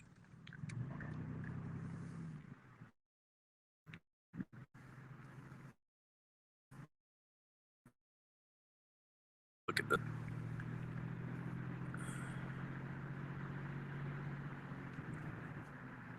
playground for kiddies. Oh, I got a toilet.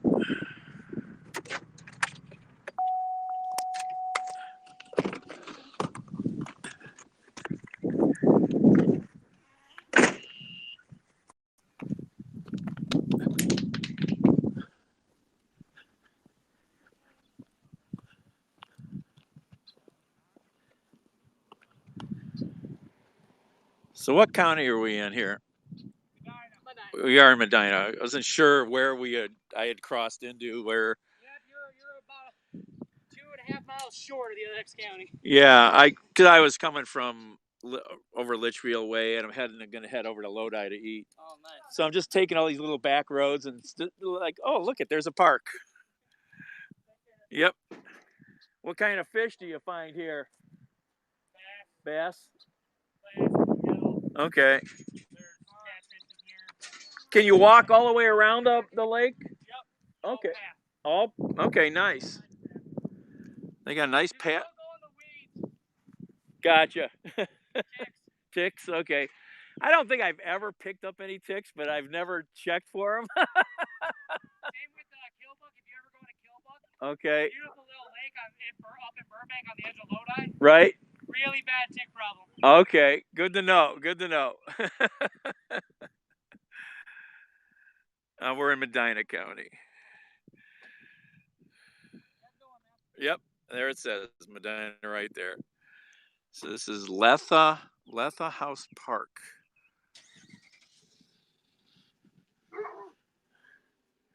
Got some doggies. Doggies getting a little stretch. Hey, big doggies. Donated in the memory of. This is nice. This is a really nice little spot here. Very mellow.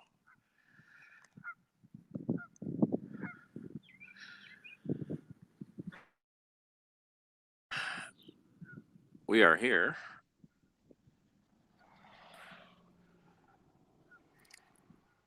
Lake 7 acres, catch and release only. You got wetlands, they got all kinds of trails here. Got the Paw Paw Grove Trail, 1/2 mile. Got the Great Horned Owl Bridle Trail, 1.5 miles. Pretty cool.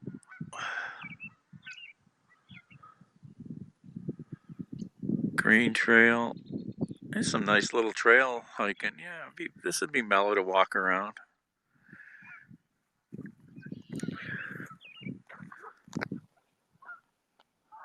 Geese. Well, the doggies are way over there now. They are running. She's giving them some exercise. She's running, they're running.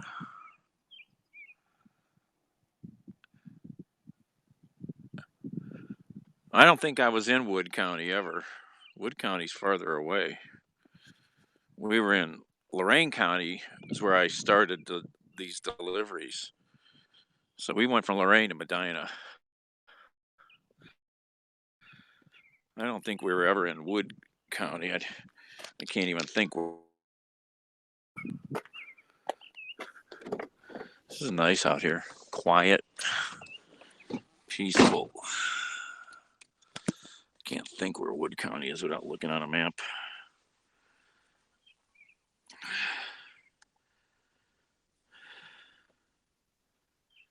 Get out of there.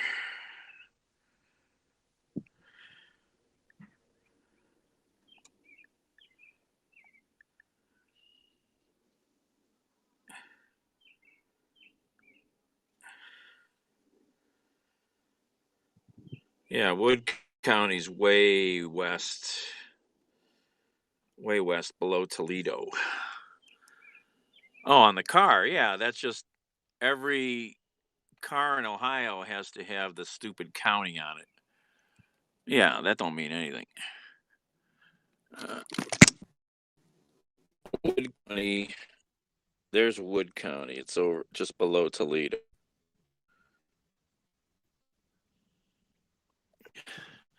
Toledo is Lucas County, right? Yeah. Without thinking hard. All right.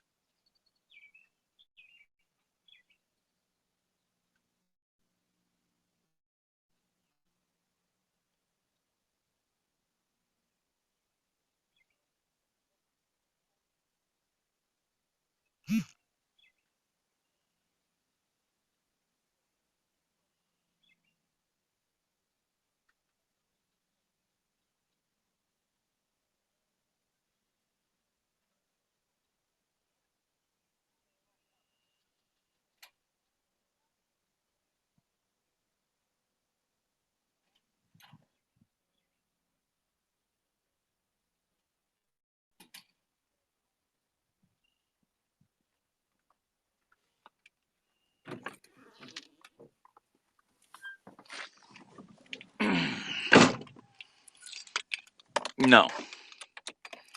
No, I'm hungry. I haven't eaten anything today. So, thought we'd go over to the truck stop and eat since I'm kind of close. And I couldn't eat there the other night. They were closed. How dare them? They close at 10. It's a truck stop.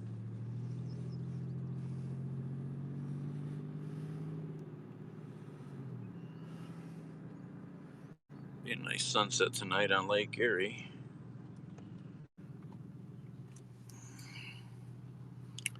How do I keep unplugging you guys?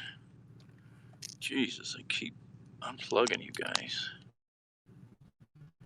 Keep getting power, low power.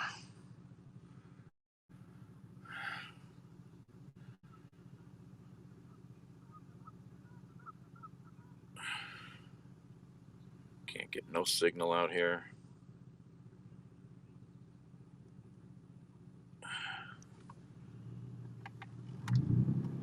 All right.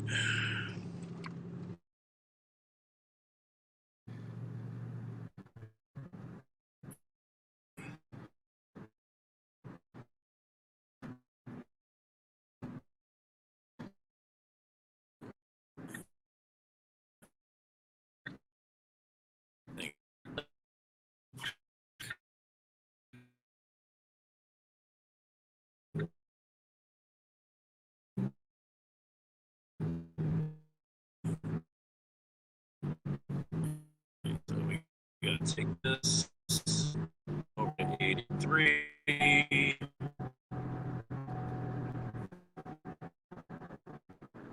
a minute, it doesn't show this road on the map? It doesn't show this road on the map? Really?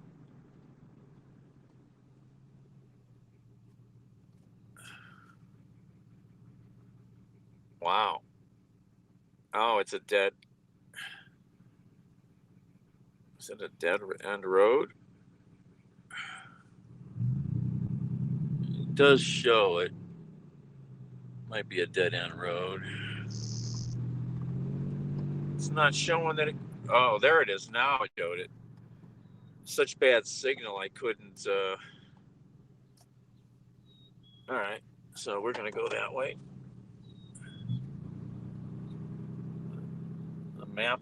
The road wasn't showing up on the map because I got such bad signal out here. I thought it went through from looking before. Well, they should, but I guess because of COVID, this one decided. I used to eat at this one all the time, on and off, and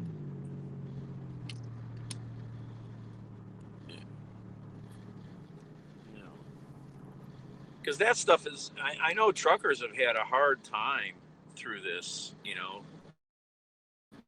delivered food to truckers in their trucks, which is at least now, but when truckers, can only go certain places in their vehicle, and then they try to just go from truck stop to truck stop, and then they can't even get food, that's a pain in the ass, I mean, that's.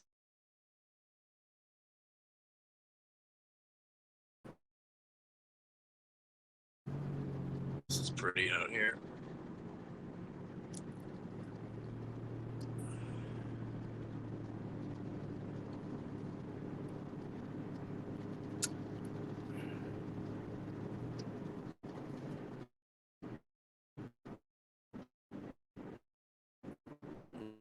Lake behind there. Also, there one.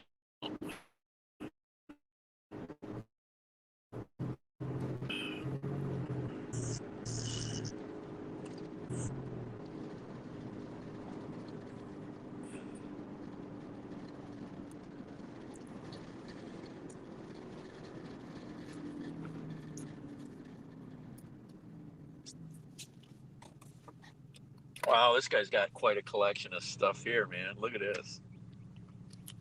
This guy's got a little, got some old farmish equipment here, and some rail and looks like mining equipment. Got a piece of road track there. He's got a weird little tractor there.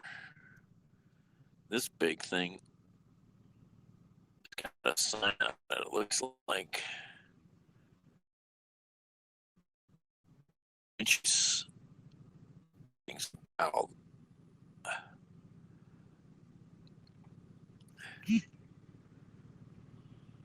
Yeah, maybe an old drill. Yeah, you're right. It's probably an old a well drill, just a well drilling rig. Yeah, think about it. Yep. And we got an old grader here, road grader, and then another weird farm. Oh, it's a trencher. It's an old piece. That's some cool stuff. Guy's got all kinds of equipment back there. All kinds of old stuff back there.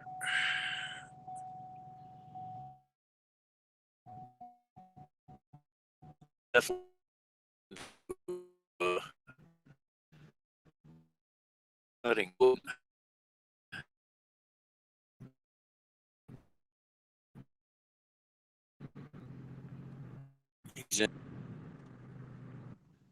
Well drilling your rig, oil, water, whatever.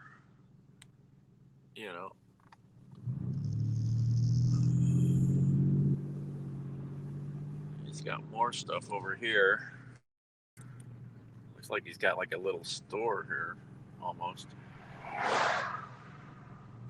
Got all kinds of implements and stuff. Wood for sale. Lots of wood for sale. Yeah, this guy buys and sells all kinds of stuff. Wow.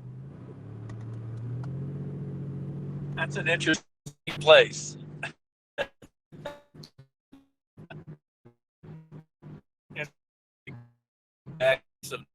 Maybe. Yes. Well, I do too.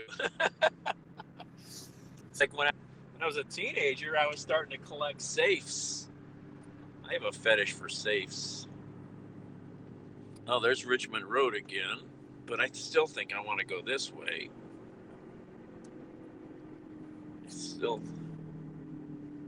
Oh, we could have kept going that way. We should keep going down this Richmond Road. We've been finding some good stuff.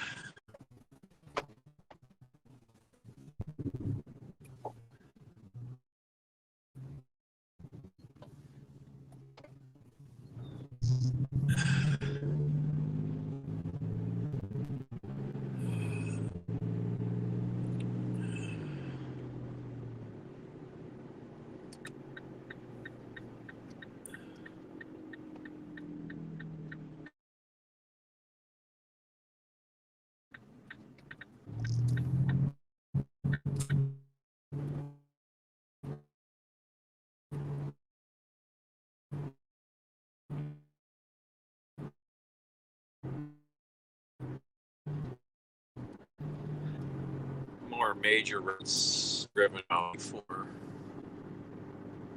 Okay, this keeps going down.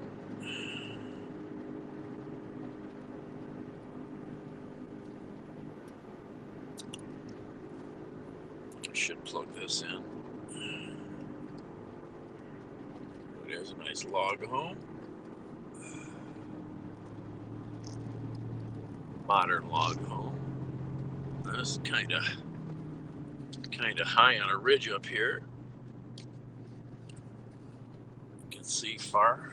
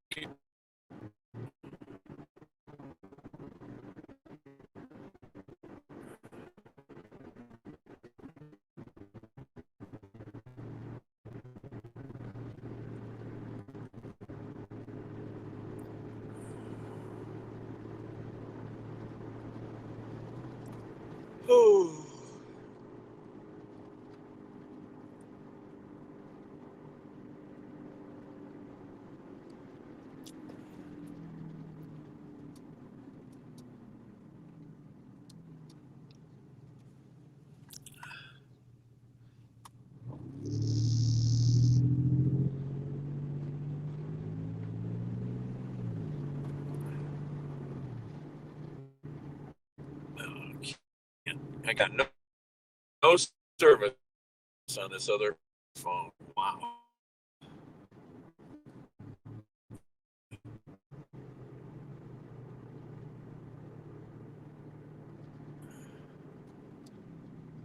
That's interesting.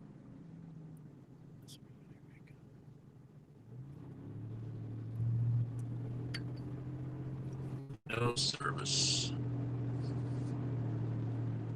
Right there.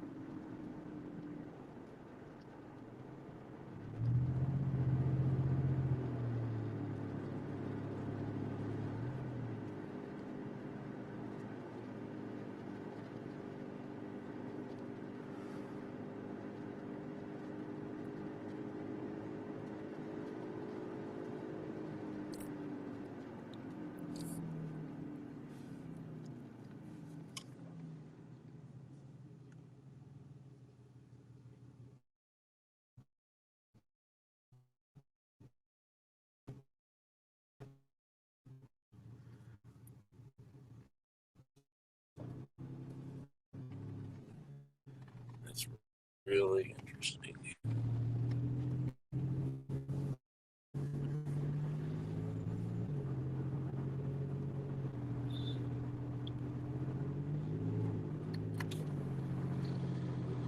Go around.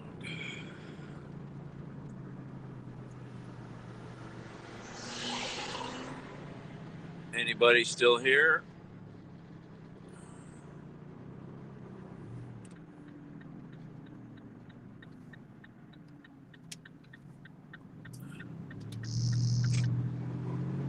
That's really interesting.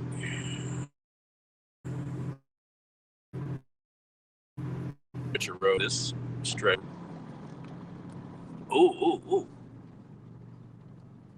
Amish. This is a. Oh no, there was power there. There was power. Maybe. This is. I thought it might be Amish, but I think the house back there did have power. I'm not sure. This house, I guess, has power. Yeah. Yeah, they get the power lines are buried out here. That's unusual.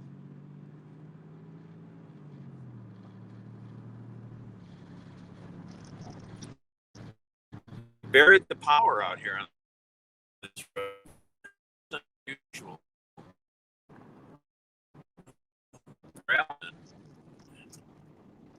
This is an interesting. It's interesting.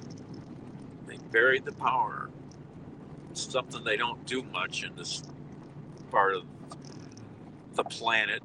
Almost everything's above ground. In Australia, they put most of it underground.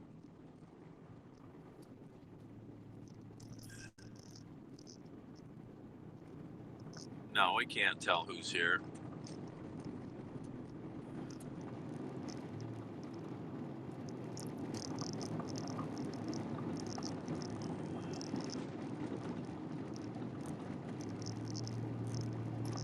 These big fields here. I have no idea what that is. Maybe it's soybeans, which is a big crop.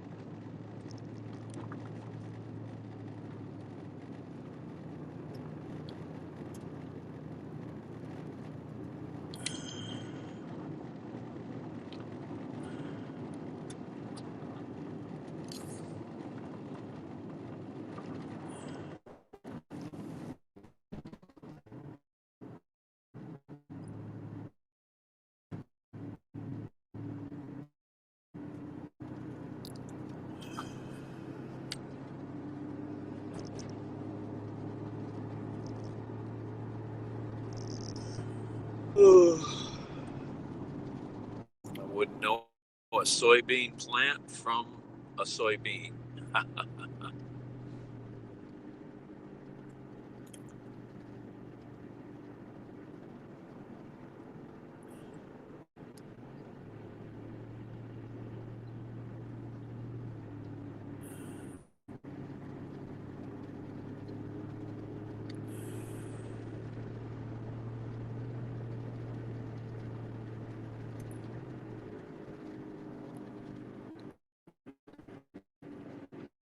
It's like a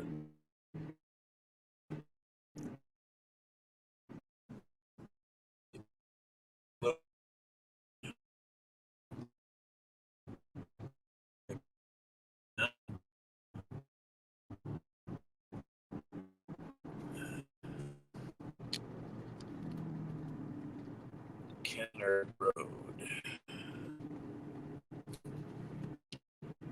This is supposed to intersect with Route 2 up here, State Route 42. If you remember now, looking at the map. No service on this phone before. I got the now.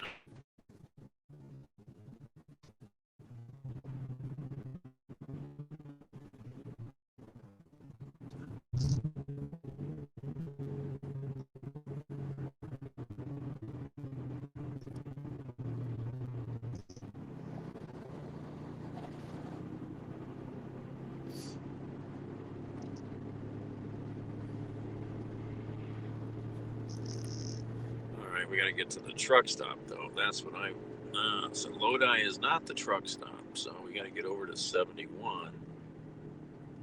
So we gotta go over there. I'm not even thinking where I was looking at. I was thinking wrong there, wasn't I? Oh well, we gotta go to downtown Lodi first. Alright. So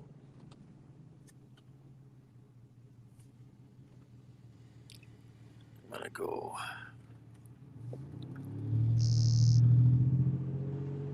up here.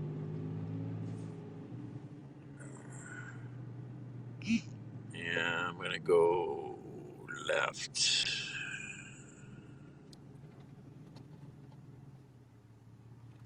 Any other back roads we could take? Yeah, let's go straight ahead.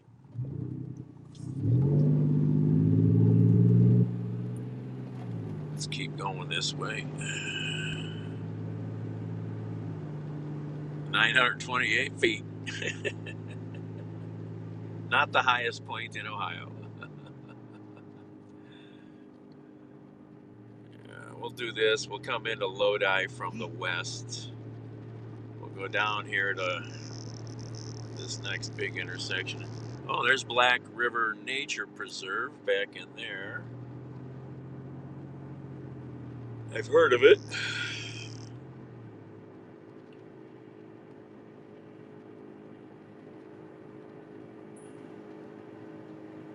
Railroad tracks. There's a big old Lincoln. Those are the Lincolns that are ugly.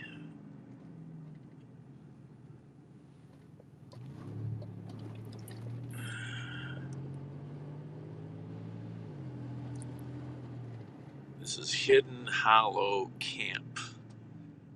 Hidden Hollow County Park District, Medina County Park District, primitive resident camp, open by permit only.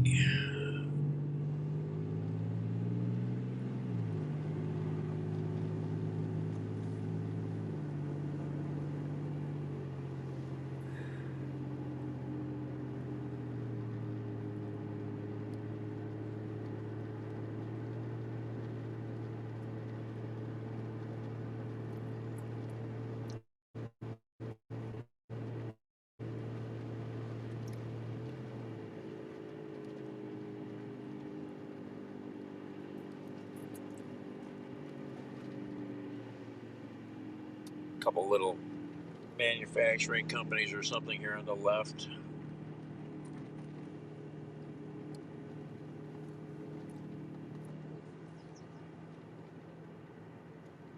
bunch of little factories and businesses here.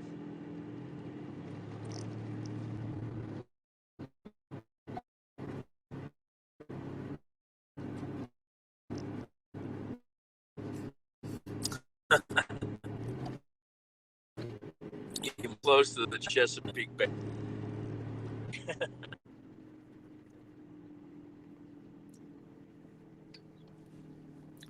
Check out this stone arch bridge here.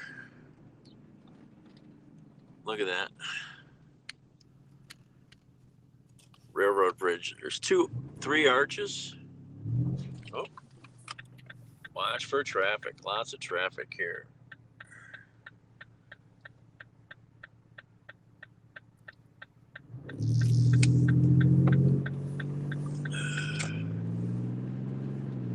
A big Marathon gas station there.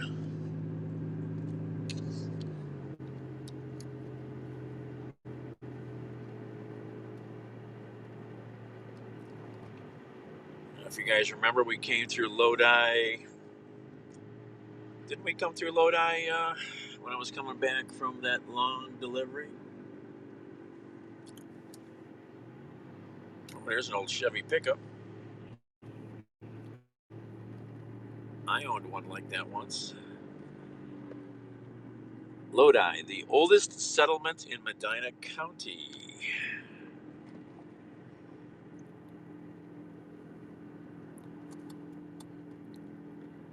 Oh, there's the east of Chicago. Yeah, we came through that Stone Arch Bridge, didn't we? I think I did the other day when we were coming. I think we did, because I remember that east of Chicago pizza place. Yep, here's the Pearls Cafe closed. I've been here before.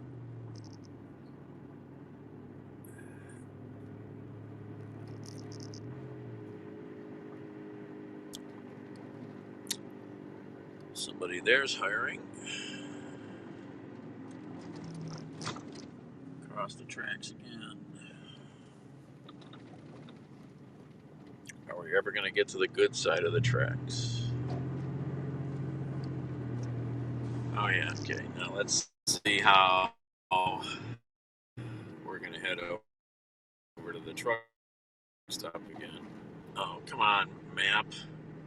Want all the map stuff again. Signal out here. Lodi Town Center.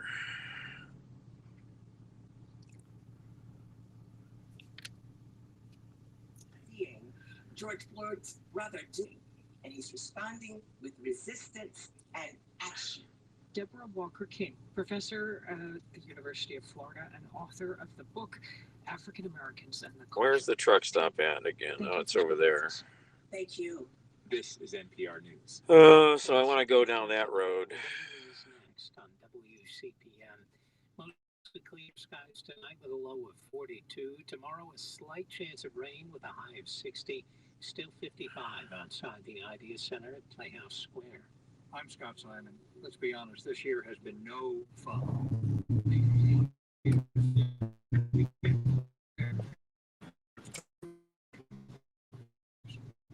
Families, community, trust,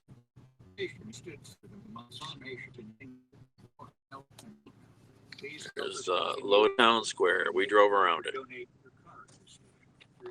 Visit ideastream.org/car donation. Later this morning on the Sound of Ideas, we'll check into the debate over paid versus unpaid internships. It used to be people considered it a way to create industry connections. Now they're saying it's creating socioeconomic rifts when you work all day for nothing. Join us with your thoughts on the matter. Not really sure if I could turn right here, so I'm not gonna.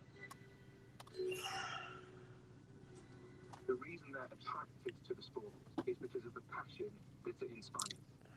It's what makes soccer Hey, Carrie. an incredible global cultural phenomenon. And that's what these owners all, in some way, want to monetize or capitalize.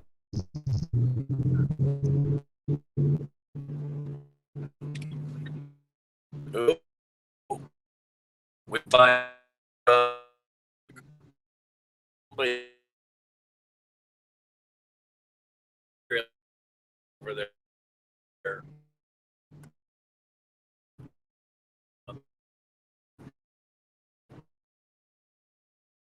Probably. That's your. Oh, yeah.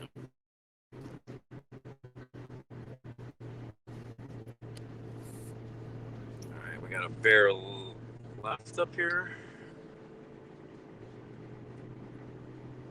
Yep, got a bear left up here.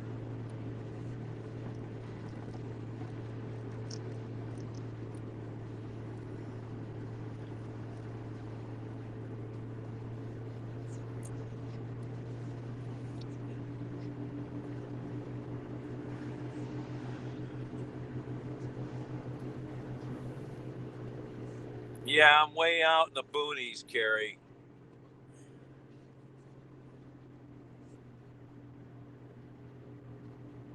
I got a split here somewhere.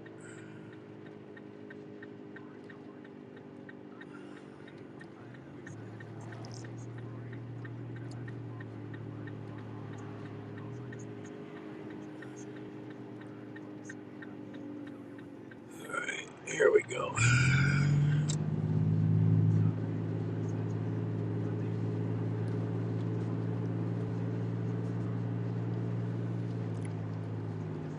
Lodi, Ohio. Lodi. Heading east to the truck stop for dinner.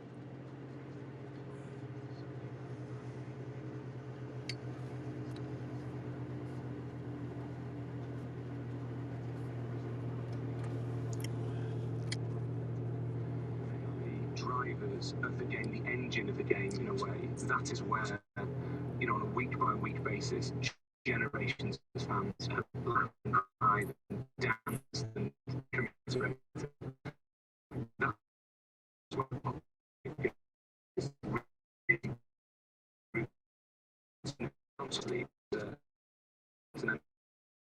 the Champions, which is pan-continental, Europe includes in third and fourth of the domestic leagues every season.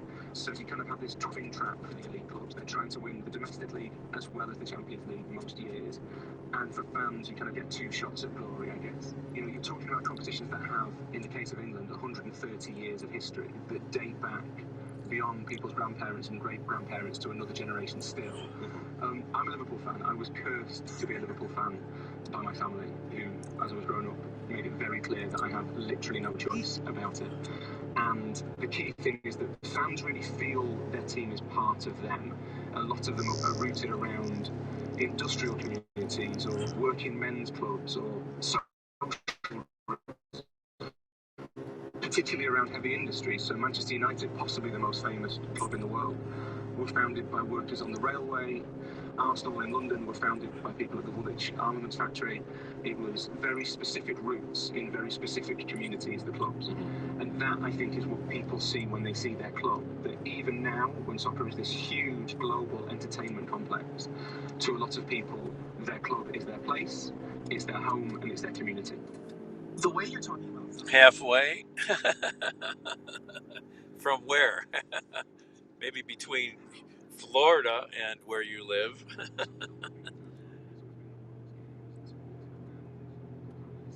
I'm hungry. I'm over hungry. Ugh. I did have that bagel earlier, but that's why.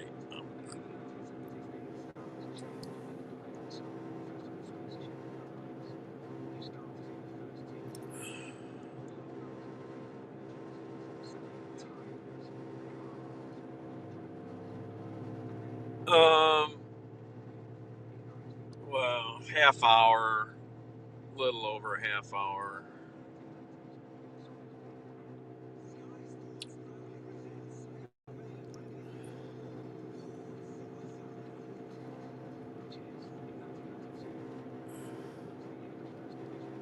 Westfield Farms, expensive houses, Westfield Insurance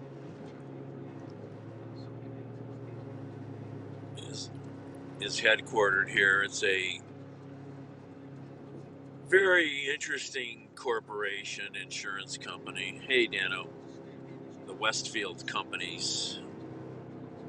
It's a very inbred insurance company.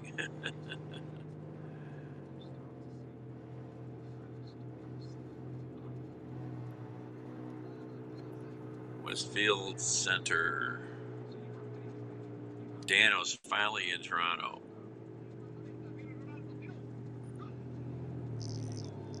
Oh, what was that?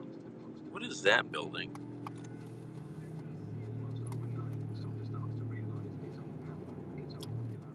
I'm just curious about this little building I just saw. So I want to drive back and just see it for a second. Cute little building there. Somebody's office.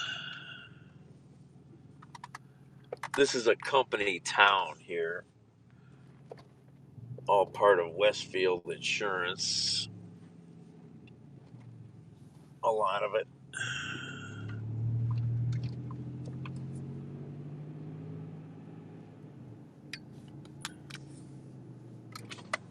I just saw some weird little building here.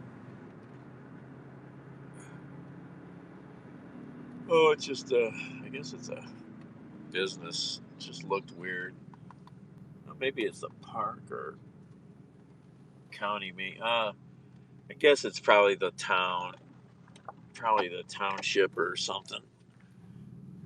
It's probably the township's building. Weird little building.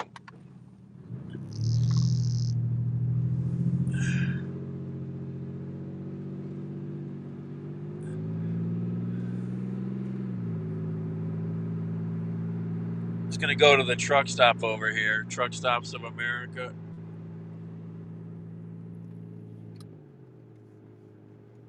Remember I tried to eat there like a month ago? Oh, or whenever that was. Oh.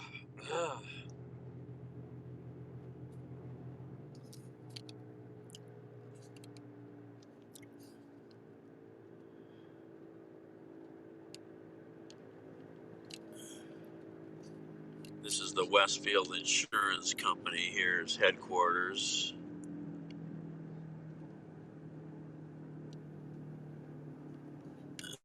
This is Westfield Corners here. Town center. Little traffic circle. They've got quite the complex here. Westfield Bank. Like I said, this is like Stepford. You know, it's a company town.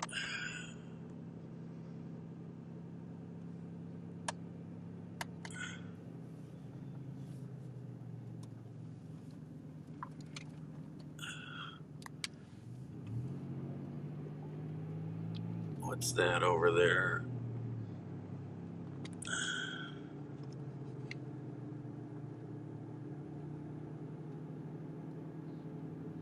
Westfield Center Municipal Building. Very nice.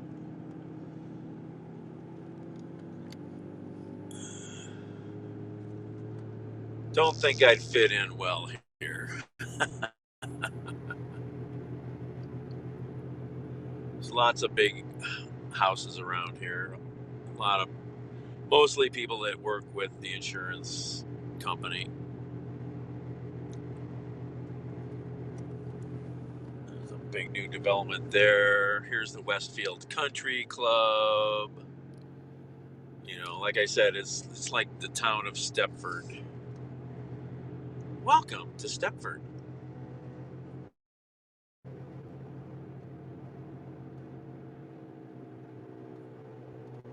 How do golf carts get across? Must be right here is where they cross.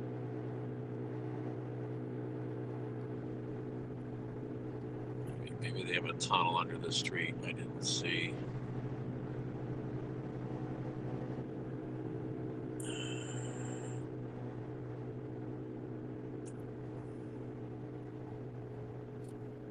All right, we're getting close to the truck stop.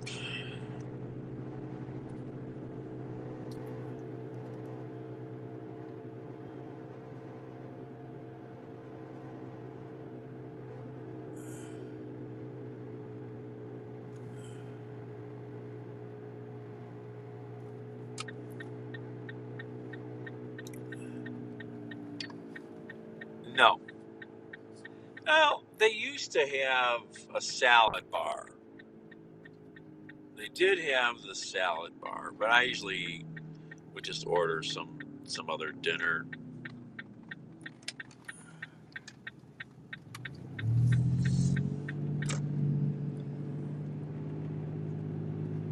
Sometimes I guess, get something that would include the salad bar. There's a sad old building. It's for sale.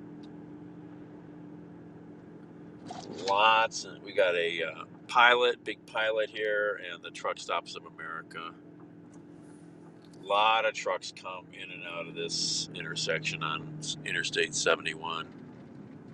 No COVID bar. There's the Blue Beacon Truck Wash. Woo! Zoo, woo, woo. TA's over there. Pilot's on my left.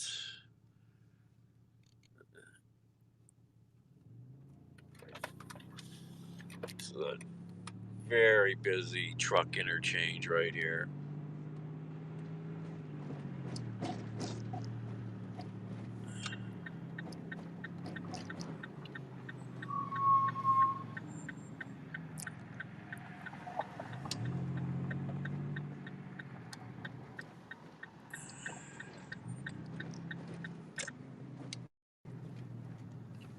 The country.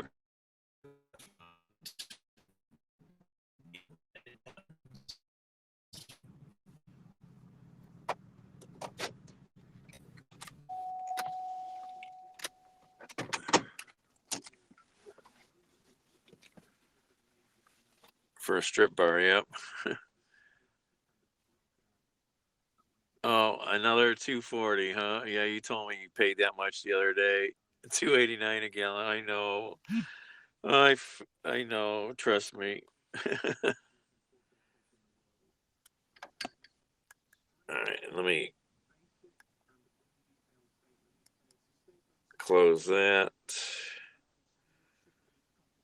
No deliveries out here right now.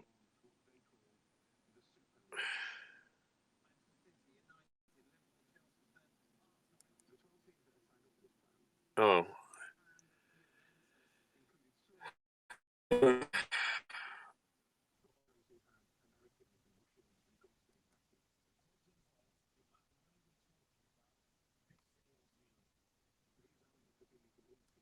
That's right. Today's Friday, isn't it?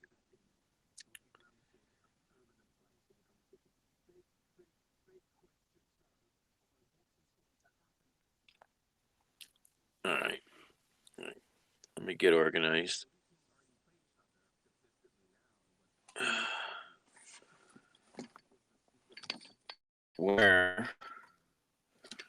Where's my little tripod? Where is my little tripod?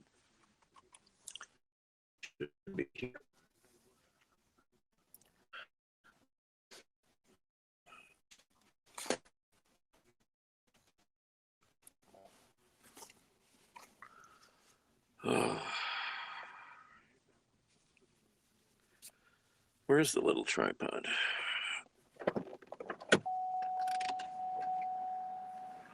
Oh.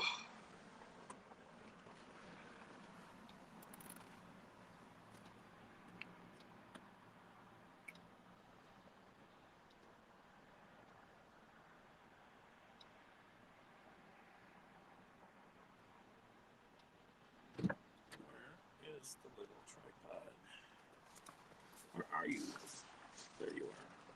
Oh, I found the potato chips I was looking for.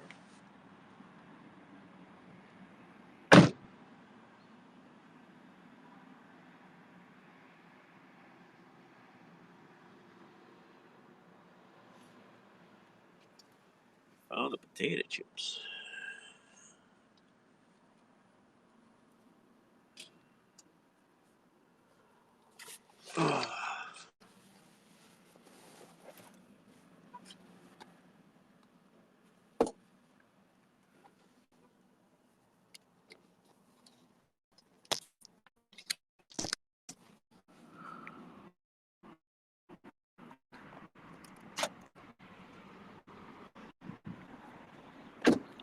That's for where I live. So, the Country Pride Restaurant, the Lodi Travel Center, Popeyes, Burger King, Starbucks, Trucker Goodies, you name it.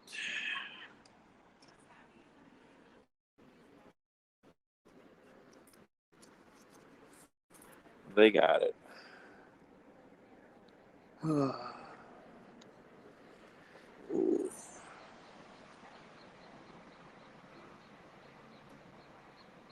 Biscuits and gravy. Ooh, Mother's Day. Strawberry shortcake.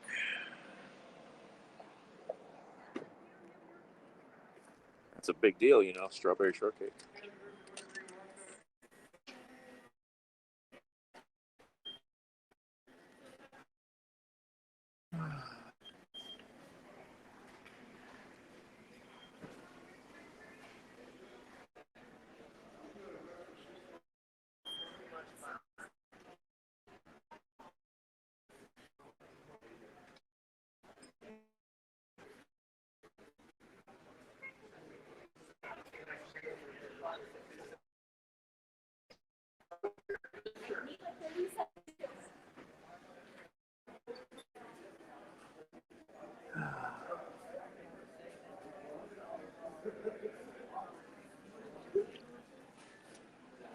Oh, where do I want to sit? I'll sit over here, maybe.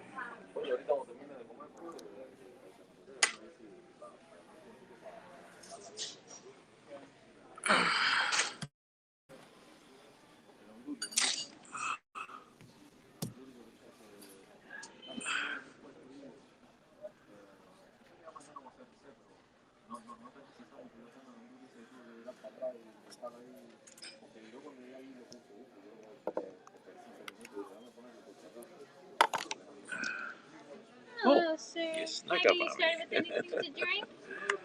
Coffee. Coffee? Alright. Cream and sugar.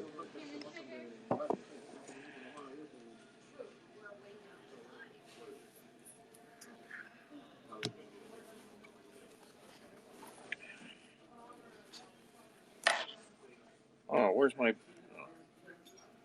wrong pocket?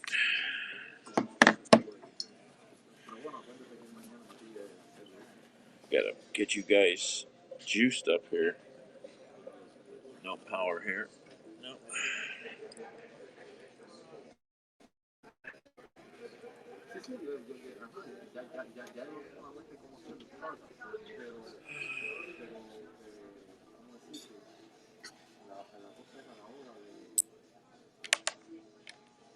Thanks. Oh yeah, we get a little pot. I've been here in so long.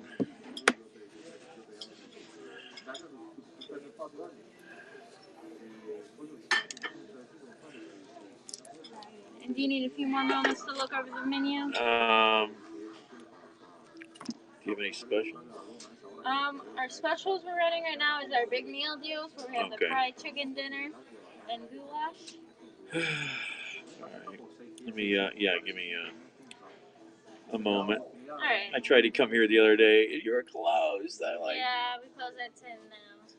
Is that you thinking of when that might change or go back to normal? I don't know. Wow, that's sad. Yeah. All right, thanks.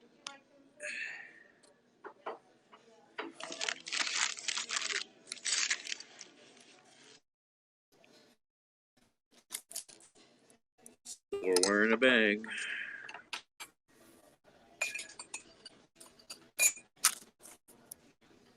Well, I delivered something to Amherst, Ohio. Go look at that. Then I went from Amherst to Wellington, south of there, to deliver 3 different medications. And the one medication brought me a little more this way. Then I decided I'd just come over here and go to dinner here. So that's how I got out here.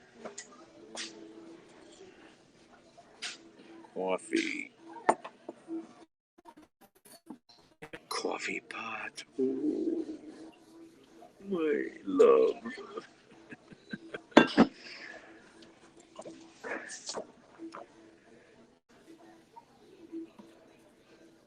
Yeah, no backtracking really. I mean,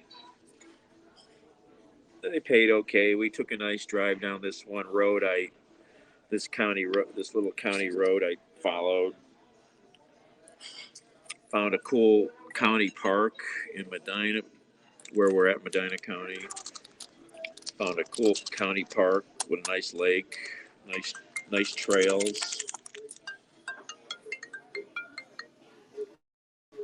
Hello. Yeah, I'm still pretty far away. I'm just gonna grab some grub, and I'm down in Lodi. Okay. Okay. Bye.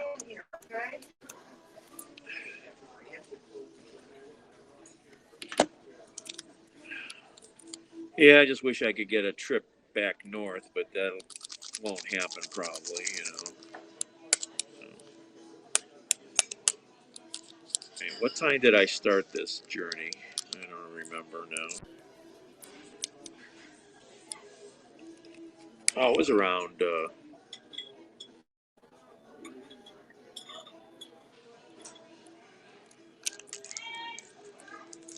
4 o'clock, 3 o'clock, something like that.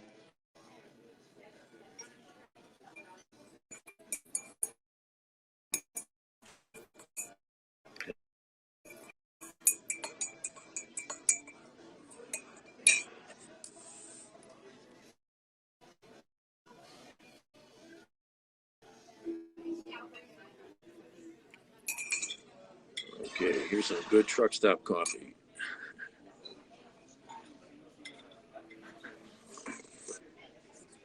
I miss driving back and forth to, just watered down nothing.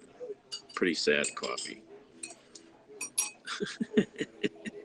Ain't got no flavor to it at all. No, nothing. They passed it over the grounds 5 times for 5 different pots.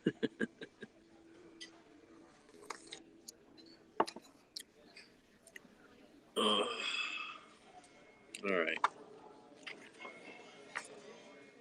The big meal, big deal. Fried chicken, burgundy beef and noodles, and goulash. I don't think so.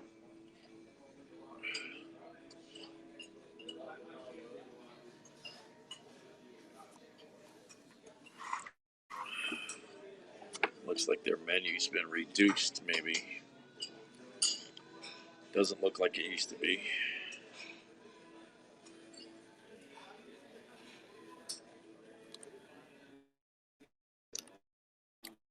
$30. Okay. So, what's it been? 5, barely 5 hours, right? Didn't do bad for 5 hours. Had a little fun.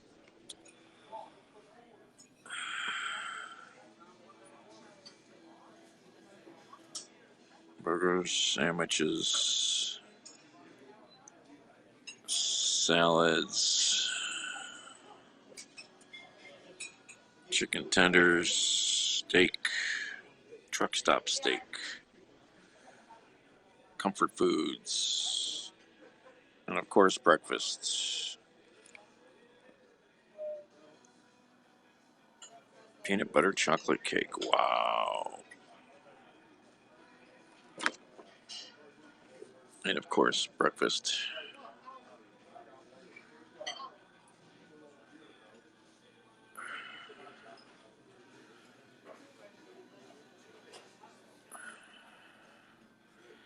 Yeah, and I could have done this even quicker if I wouldn't got stuck in Wellington for so much time, wasting time on that pickup.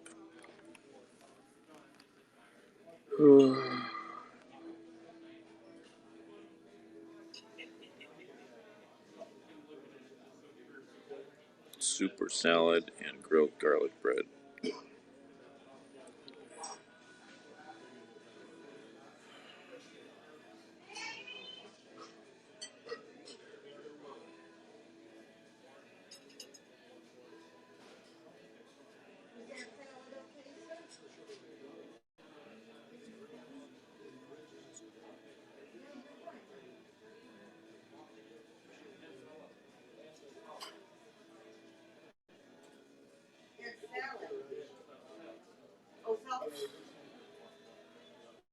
I don't know what to eat now.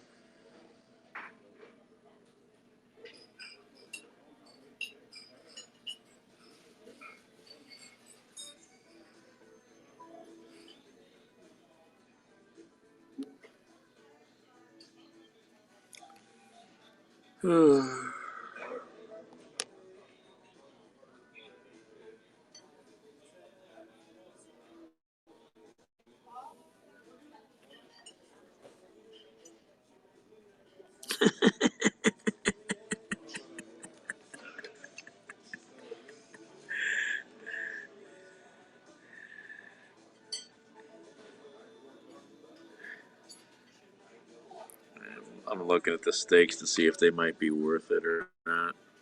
A little pricey. They might be good, but I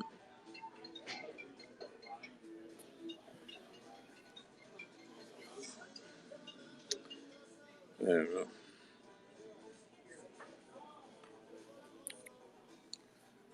Too bad it wasn't closer to Cleveland. I'd go to that diner for that fish dinner they have. I still need to do that on a Friday. All you can eat.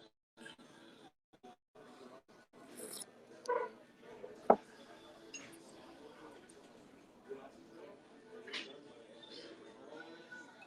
much is this?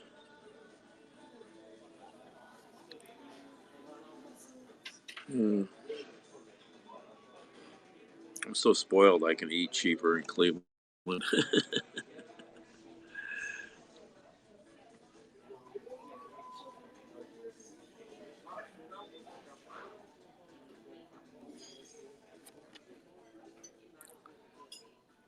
What to get?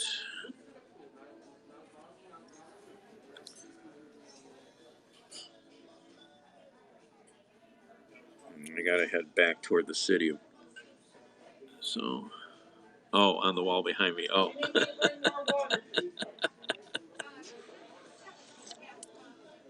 Yeah, there's another slogan in front of me from Roy Rogers.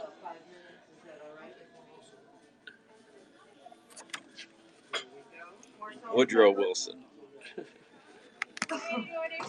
Oh, I'm still kind of figuring it out. Alright, you let me know when you're ready.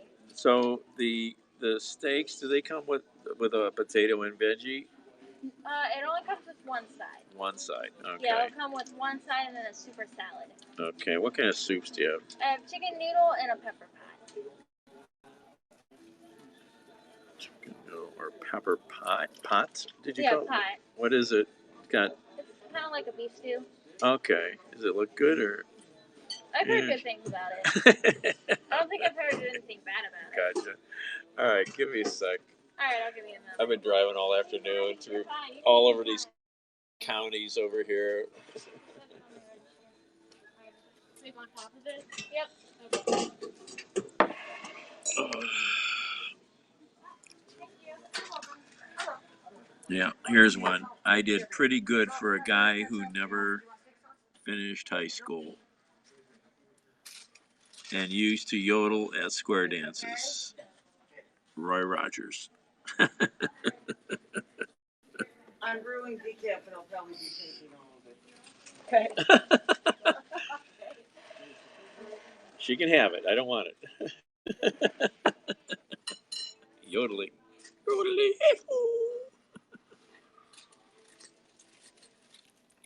Cowboy music, right? I want to go to the cowboy poet thing out in Nevada so bad. Someday.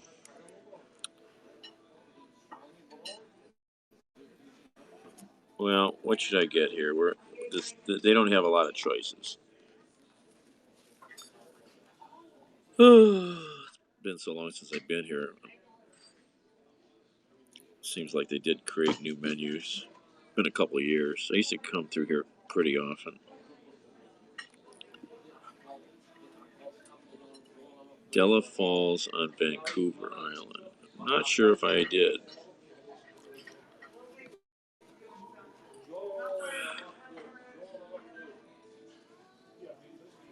I might have.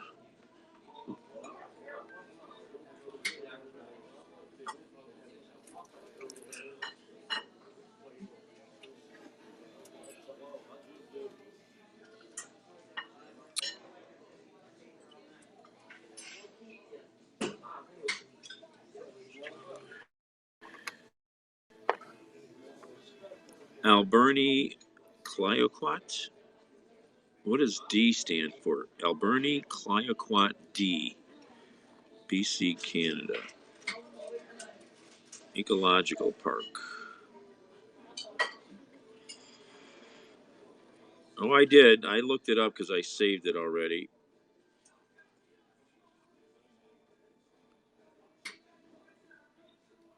It's an Indian name. It's an hour on a logging road. Boat ride across lake and an hour and a half hike up a mountain. So it's an hour and a half on an hour on a logging road. Must be a hell of a road. A boat ride across a lake.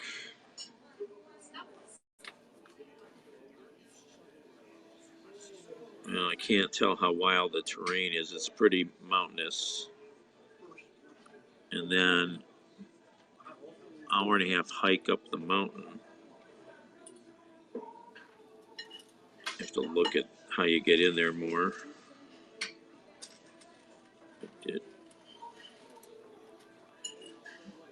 There's the path. Waterfalls in a forested hiking area. You gotta. This is the.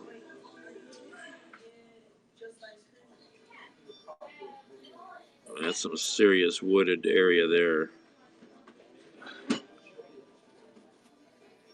Wow, yeah, okay. 1,400 feet? Wow. I did mark it on the map. Thank you, Linda. Coffee. Yeah, and it's $100 ticket to get on the island.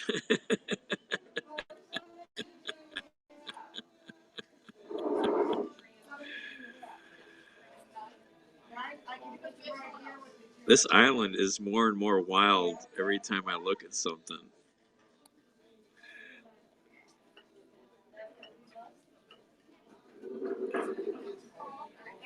I can walk across for $17. That's the cheapest ferry, or that's what a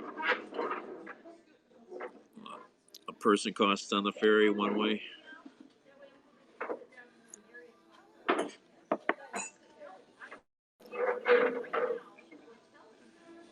Yeah, but it's a big island. You still need a car. You still need a car.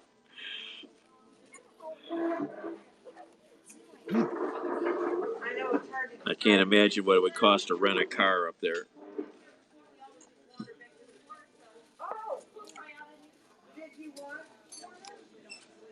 Bring my own, thank you. Hitchhike would be very slow.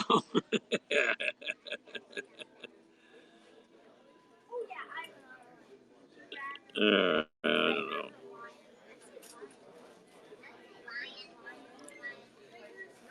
What's beeping? All right.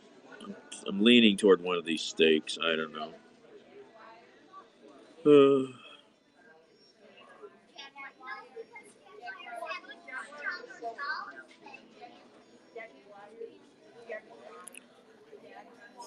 Sirloin.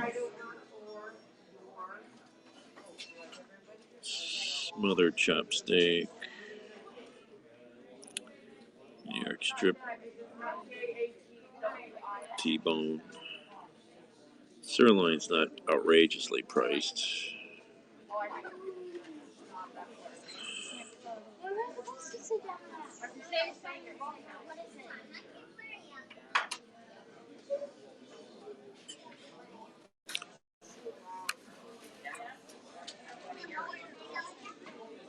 All right, I'm going to do that. All right. What kind of vegetables they got?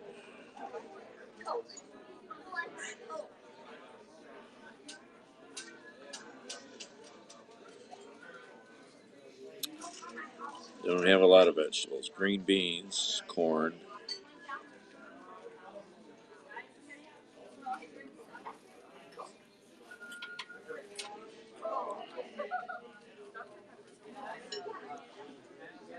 Do you get hitchhikers on the island?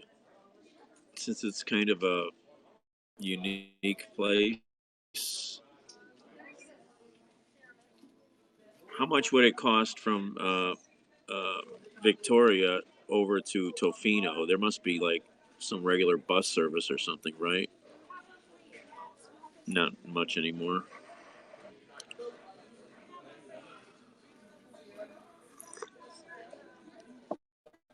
Must be some sort of transit that's taking people from the ferry over to Tofino, since that seems so popular. Probably not too cheap, yeah. I mean, that's a long trip, right? I mean, still a pretty good little trip.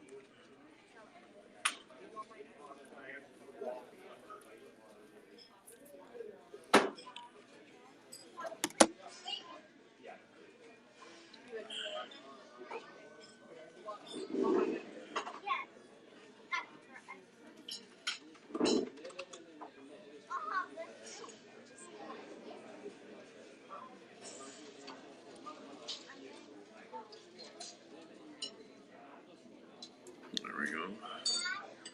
5 hours. Jesus. I'm gonna look here. I was just looking it up on the map.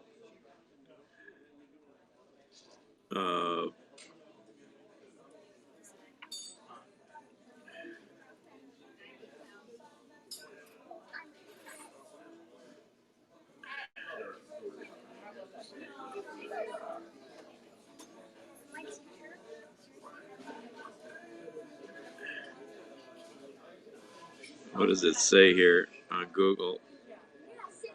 That does not compute. We can't. You can't get there from here. Says 4 hours in a car. Why isn't 4 hours 17 minutes by car? You could take the 7-hour way. That's even crazier.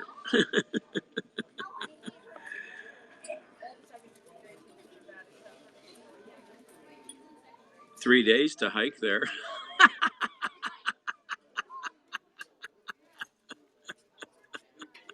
3 days? I don't think so. I think they're dreaming. Logging roads.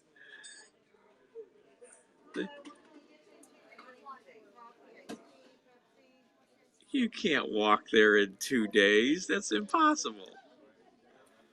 Google's wrong.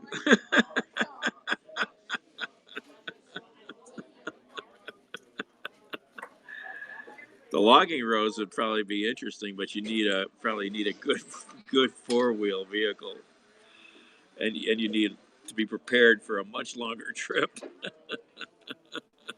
Yeah, I mean that's crazy answers.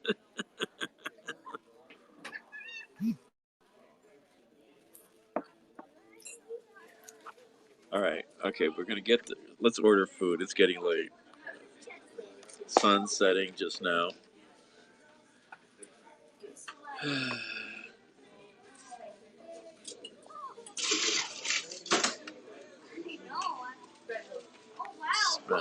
Spend more than I usually do. But it's okay.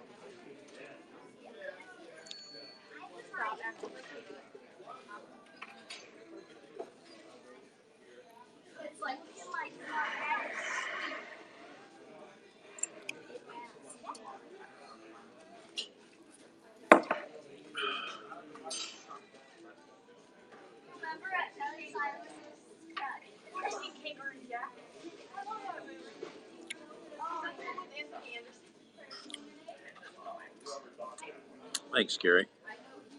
506 is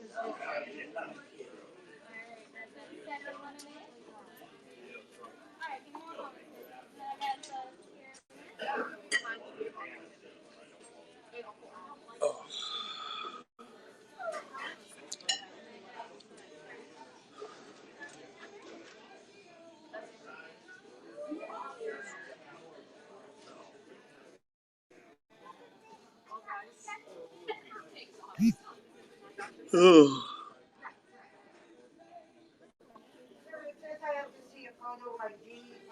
Yeah, I know what you mean.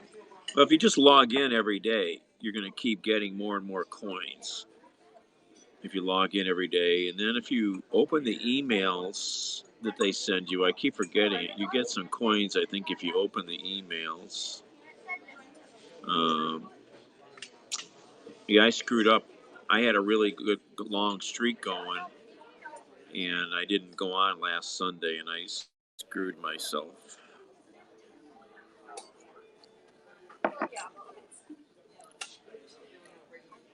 I should have at least done that.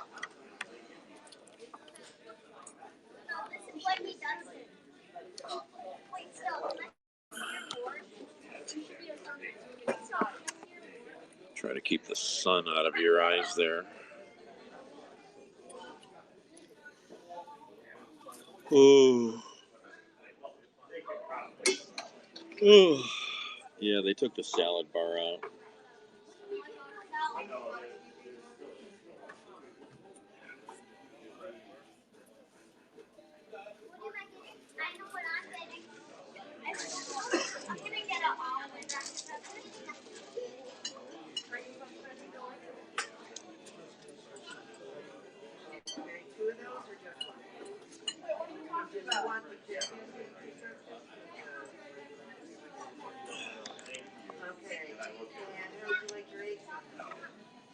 Now I'm going to have to wait to get my server back.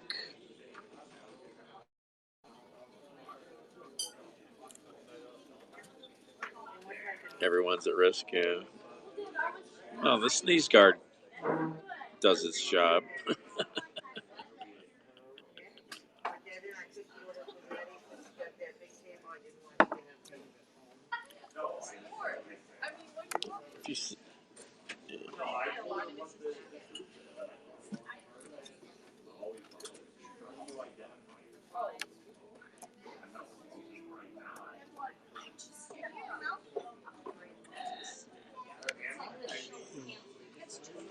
What kind of potato should I get? I guess a baked potato. I haven't had a baked potato in forever. Baked potato, 540 calories. Wow. Should I not get the potato? Have you thought about what you'd like? Oh, yeah, I was going to yell for you to get mad. That's okay. I'm going to take it for her. She's got a party at 9. I see that, yeah. So I want to hurry up and get you in. So I guess I'm going to do the sirloin. How'd you like it cooked? Medium. Do you want to add mushrooms and onions to that? Yeah, sure. And a potato, vegetable, rice.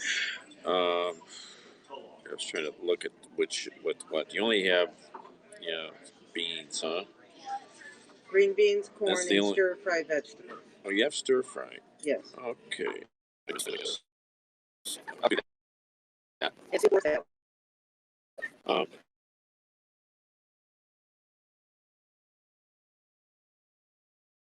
Change that to, so it's watery more, right? It's made with the oil. Yeah, let's go with, what else do you have?